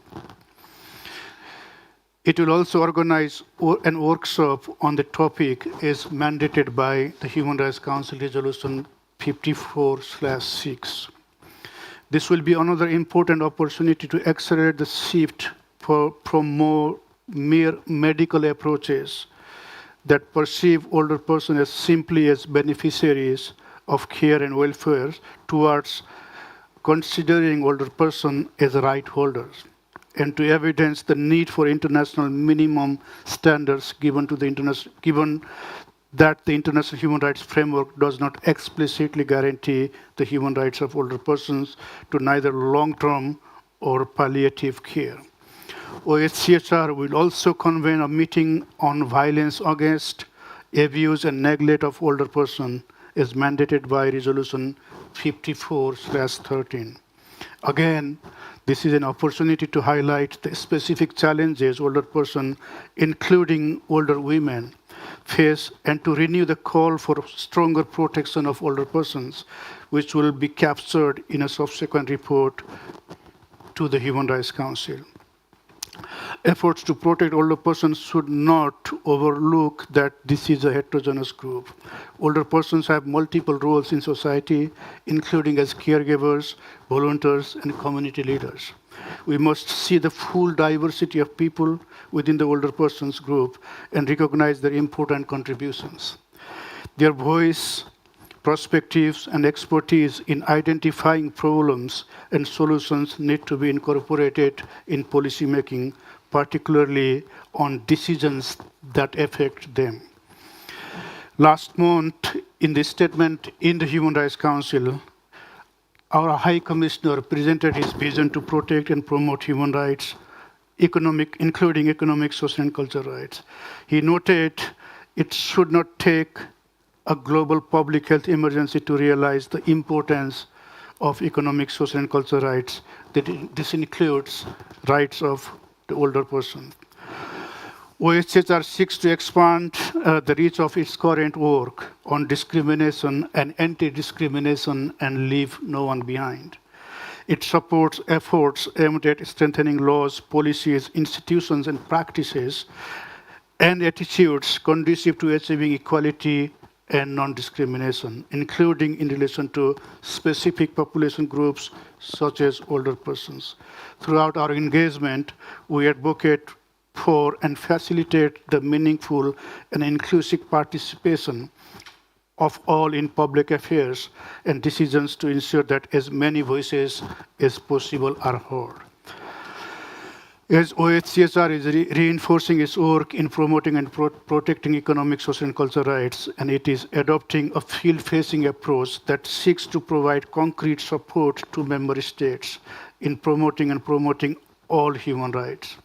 Recently, for example, we have piloted a project to operationalize the human rights of older persons in Nepal that we are seeking to gradually upscale and replicate in other contexts, subject to, of course, sustain additional funding and political support from all of you.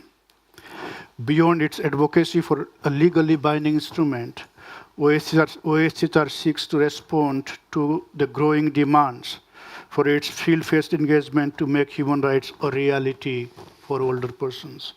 To conclude, and as you know, in a few weeks, we will be commemorating the 75th anniversary of the Universal Declaration of Human Rights. We hope that this commemoration will include pledges by states and other stakeholders to strengthen the human rights protection of older persons. In a rapidly growing and aging world, there is an urgency to recognize older persons as specific right holders in order to enable them to fully participate in social, economic, cultural, and political life on an equal basis without discrimination. I thank you, everyone.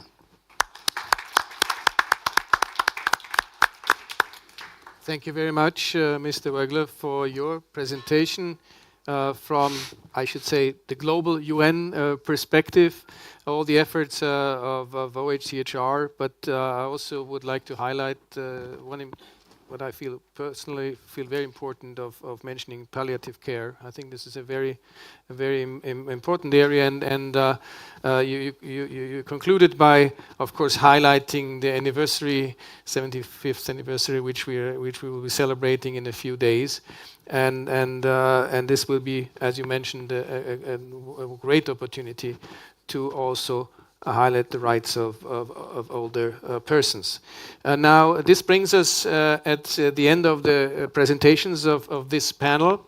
The panel, which was entitled Rights, Challenges and Solutions for Older Persons. We've heard from various perspectives a number of views. Well, I don't want to summarize the presentations, you've listened to them, but if you weigh like the three prongs of rights, challenges, and solutions, it was my impression that, of course, the challenges was a very large part, some gaps, lacking minimum standards. Then, of course, some focus was put on the rights, but we heard about the fragmentation and about the need and the plea for the advocacy for a legally binding instrument. And the most difficult part, of course, are the solutions. So before giving now the floor to the audience, and we have some 15 minutes, if I'm not mistaken, for a question and answer period, I would just, I'm not putting a specific questions to the speakers, but would like just to ask you when we go to the answer round, that each of you would focus, say, at least one point, one example for solutions. And when we talk about solutions, we always know there are different, there are long, medium, and or short-term, medium-term, and long-term solutions. And if you action-oriented, some ideas. And then this is also something put to the audience, focus on solutions. Now, having said that, the floor is open for any questions and comments. And we also have here, for those who are participating online, on the screen, some questions on Slido. But I would first would like to give the opportunity to the audience, to those who are present in person. Is there anybody who would like to make a comment or pose a question right now?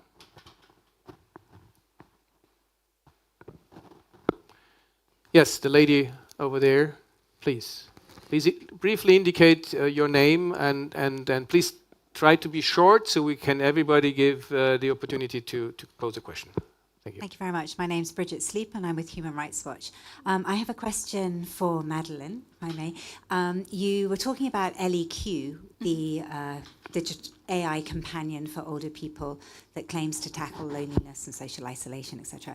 I had a quick look at it, and it is sold very well online in terms of making a convincing case.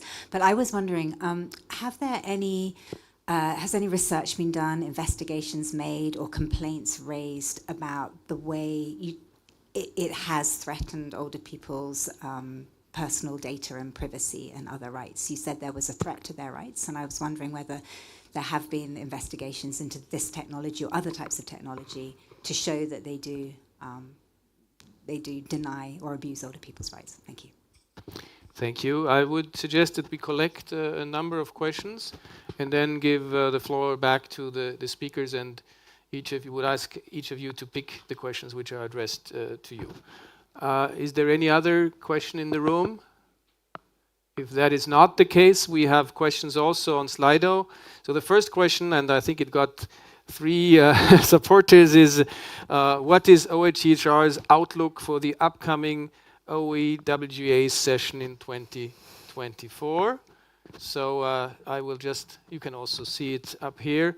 And maybe we'll take also the second question, with gaps in human rights for older people being so clear with rampant global ageism, how should we convince governments to respond to be part of a solution? Maybe we take these 3 questions, and I would like to now give the floor to the speakers. Thank you very much. And it's a very important question regarding our outlook for the upcoming Intergovernmental Working Group process in New York. Of course, as part of the UN system, we are there to support the Intergovernmental Working Group. We have already started the work. There has been calls for inputs already probably issued. If not already issued, they will be posted online anytime soon. Please engage there, contribute to the report that we will be producing for the Intergovernmental Working Group. And I think the main point is that these efforts are important, like whether it happens in New York or Geneva or Vienna. Right? These are very, very important efforts. They are complementary. Of course, there are certain processes when it comes to drafting the legally binding instrument that none of us have any direct control. Our role is to facilitate and support the process. But we, as I said, we have engaged. We have already issued call for inputs. There are specific questions based on what we are mandated to do. And we would like to continue to engage with all of you relative to the open-ended working group on aging 2024. And I hope to see you, most of you there, if not before. Thank you. Who would like to address the question about how to convince governments to respond to part of a solution? Are there any? Does anybody on the panel want to react to that? Please. I can do it. Thank you, Kieran. I mean, right now, governments are part of the problem, because human rights violations it's a problem of governments. They have to deal with it. They are responsible, and they have to end human rights violations. So how do we get them to be part of the solution? To remind them of their obligation. They have the obligation to stop human rights violation and to guarantee every single person their human rights. And if they want to be part of the international human rights family, so to speak, they have to guarantee these human rights. But how to convince a government who don't want to be part of the human rights family, who don't want to be part of the to guarantee human rights, I'll be honest, I have no idea. Just to remind them of their obligation, maybe to have pressure of civil society organizations, NHRIs, public pressure.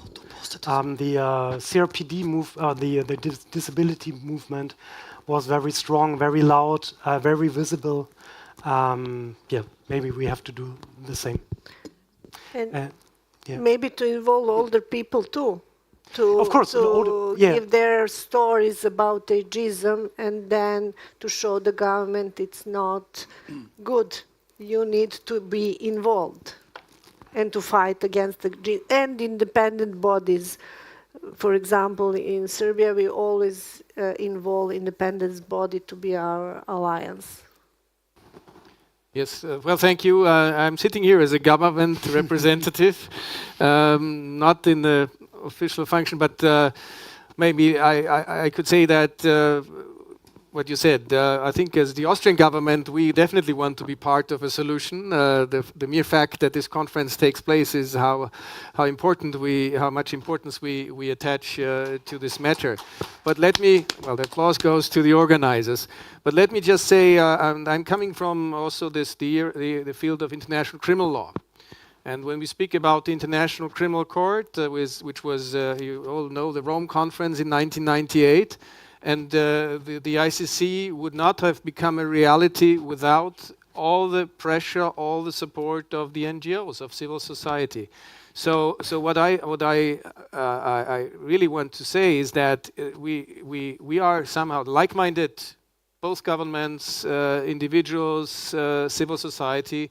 We are in a partnership. We need each other, but we also need civil society, the grassroots approach, so to say, to increase pressure, and particularly with an issue. There are older people all over the globe. I mean, this is not something. There's no divide between the north and south, between east and west. And as someone who has, I've worked at the Austrian mission in UN for more than 7 years, so I know the UN business very well and about the politicization which takes place. And we are now right in a very difficult political environment, as you all know. Some people are talking about the decline of multilateralism. Well, Austria, we are very much stemming us against this trend or speak. We believe multilateralism with the UN at its core is still, well, that's the UN might not be perfect, but it's the best organization we have to cope with these global issues.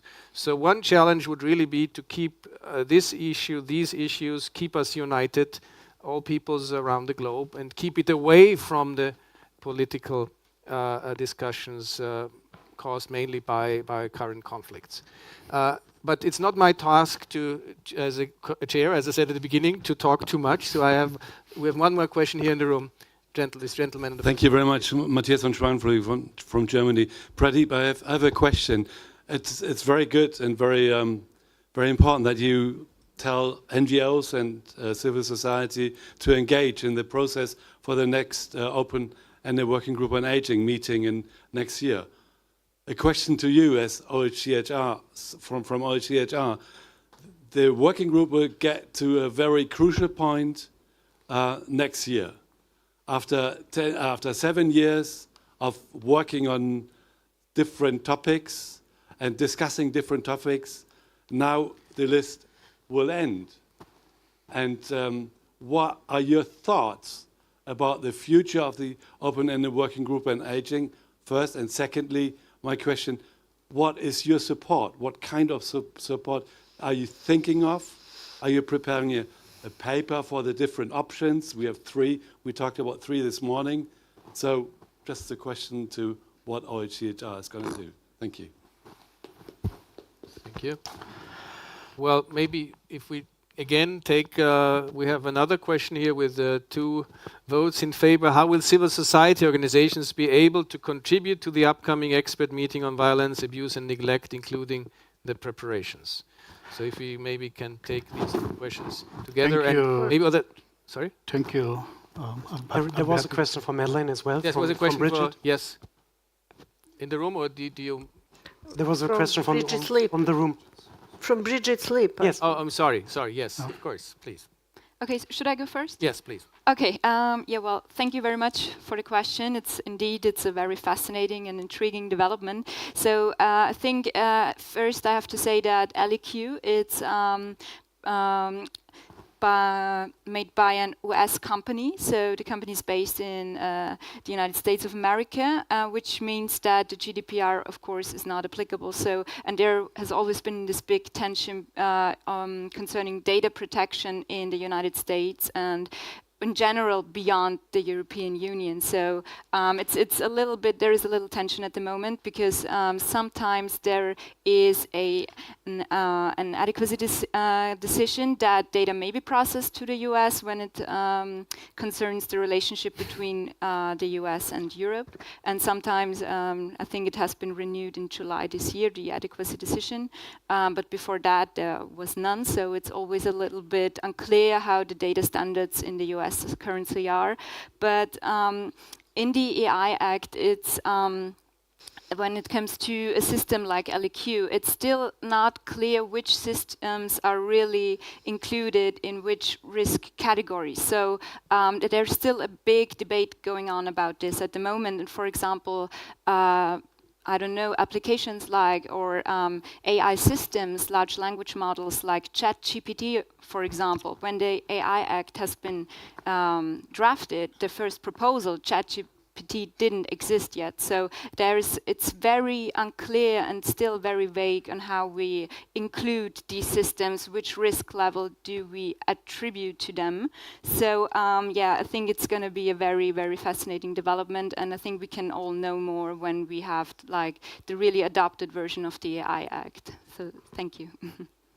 Thank you very much. Thank you. So we come to the other questions. Thank you, Ambassador. Matthias and colleagues, I don't know who was the one. First and foremost, the intergovernmental process is intergovernmental process. And we are the secretariat. And please understand that there's a political process and there's technical process. Right? We're there to support the mandates that are given to us. And we remain committed to implement any mandates that comes to our office, whether it is related to the open-ended working group or it is related to the Human Rights Council. So that's the first point that I wanted to mention. Second, we are hoping that there will be some significant progress at the Human Rights Council next year. When I said significant process, as I, again, is driven by the intergovernmental system. As a secretariat, we can only provide the answers to the questions that the intergovernmental process asks. Not to say that we don't know that there has been an attempt to bring a resolution that leads towards a legally binding instrument. That is, I hope, coming soon, and hopefully in the first quarter of next year. So if that happens, that would be a significant progress towards what we have been advocating for, every one of us. And we remain committed to provide all support everything we can do as OHCHR and as the section dealing with this mandate. Although the capacity gap is one of the challenges, we have no dedicated resource within OHCHR to work on human rights of older person. That's a very unfortunate situation. But with the resolution that I mentioned in my presentation earlier, there will be more operational capacity after June 2024.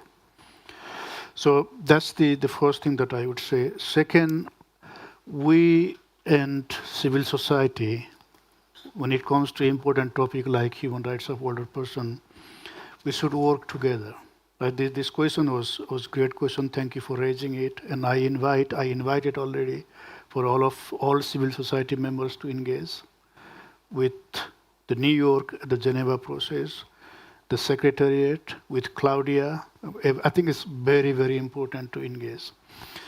So in terms of specifically to respond to the question, we will know the dates in a couple of weeks. At the moment, we're still waiting for a number of internal approval processes. The GA is currently looking at the resolutions and resources that are related to this. But in January, we should be able to announce the dates of the meeting. We'll let you know. We'll also make it as open and as consultative as possible, so that you could contribute. And you know us, we're there, one email or one phone away. Please feel free to reach out. And we would like to strengthen our partnership a lot more than at the current level. Thank you. The organizers gave us a few more minutes. We have to close 5:05. May I answer? We have, yes. And I would like to give you a final round of comments, and maybe you can pick on some of the questions which are on the screen. This violence, neglect, and abuse of older person, how NGOs can contribute for the expert meeting. I think that NGOs' contribution is huge. Start from data collection and different research, because we are in cooperation with academia. That's one thing. Another thing, NGOs collected different case study and piloting different activity to prevent violence against older person, safe houses, and we can then go to the government and speak about protocols, drafting the strategy. I think that in this NGOs are very involved. Unfortunately, I think only when we speak about abusers and prevention and work with them, it's not so many countries doing prevention and work with abusers. Thank you. We have a question about the driver's license example. Mr. Lischke, would you? Okay, it's a tricky one. Also, final words, or yes. Okay. Final. It's I think you need some skills to use a car, and I don't think that a person with 2 years can drive a car. But maybe with 10 or 12 or 14 or 16 or 18, I think, why not discuss the age where a person is able to drive a car? But the problem with the only 70 years or above age discrimination European Union proposal is that a whole group is who had the skills to use a car, and now it's said, now you are on the general Verdacht, general suspicion not anymore be able to drive a car, and all of you have to be tested. And I think this is age discrimination. And the final words, your question was a solution. I'm really convinced that the convention is the solution. And I see it at CRPD. It changed everything. Persons with disabilities were right holders before CRPD, of course, but then came CRPD, and then they were recognized as right holders by states, by the United Nations, I think a convention for the rights of older persons would change everything. Yeah. Thank you. Thanks. Ms. Müller, there are two questions on digitalization.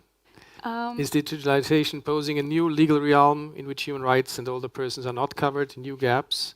Yeah, I think it's maybe also good to combine it with my final words. Yes. Because I think when since the, already it was mentioned, the 75th anniversary of the Universal Declaration of Human Rights, and when we look back, we see that I think the human rights realm is, maybe it's full of gaps, it's full of new developments that still had to be covered. So, for example, at the original draft of the UDHR, there were no indigenous rights, or how we call it, collective rights in general. So, and by the way, the Vienna Conference in 1993 was also a big breakthrough for indigenous rights. So there needs to be developments have to be caught up, and there is I think as also the European Court on Human Rights very aptly addressed, that the European Convention on Human Rights is a living instrument, and I think this also applies to the whole human rights framework. So human rights are a living instrument and have to catch up to new developments, and so I wouldn't certainly always talk about gaps, but I would say it's new areas, new developments that have to be covered, and I'm very optimistic that this will happen also with digital human rights and the rights of older persons. Thank you. Thank you, Mr. Ranger. Final words, very briefly, because we are already over time. Thank you very much. Convention, of course, is the solution, but convention will take a long time. So we have to be very, very practical. So shall we stay on silent until the convention is declared? It's a question for all of us. So my suggestion is, of course, recommendation short term. We really need to do more operational work on the basis of promoting human rights of older persons. We have started as OSCHR, and I would encourage colleagues to look at the operational work is bringing human rights closer to older persons. We have to do it while we work on building consensus, right?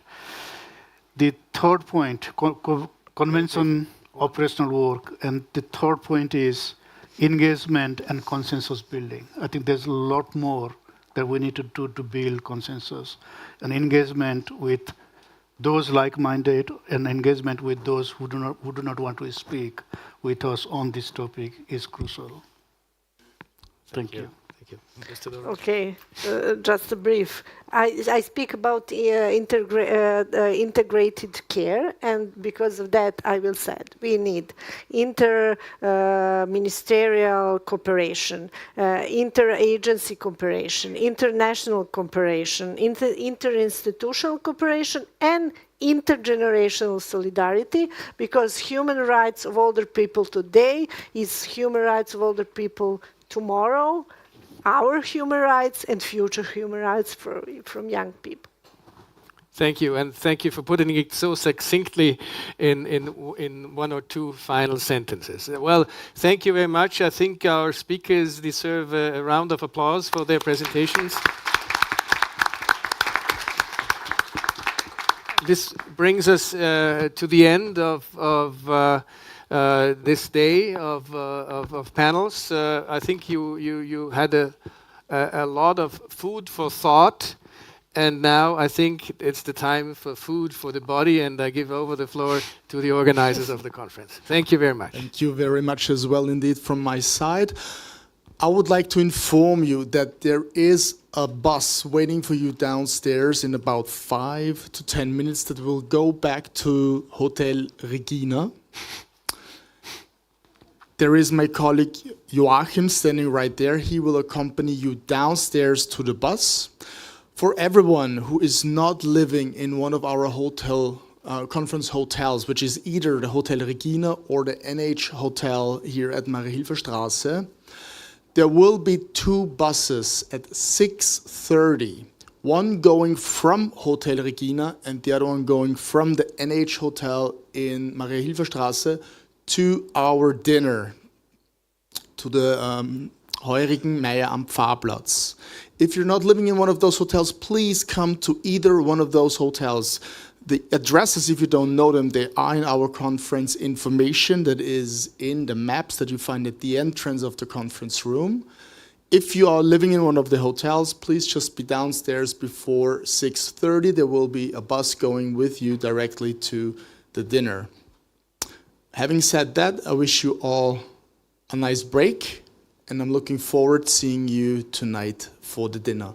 And for you as well, I wish you a nice evening. Thanks again for the great presentations, the discussion, and yeah, we'll have some chats later on. Good night.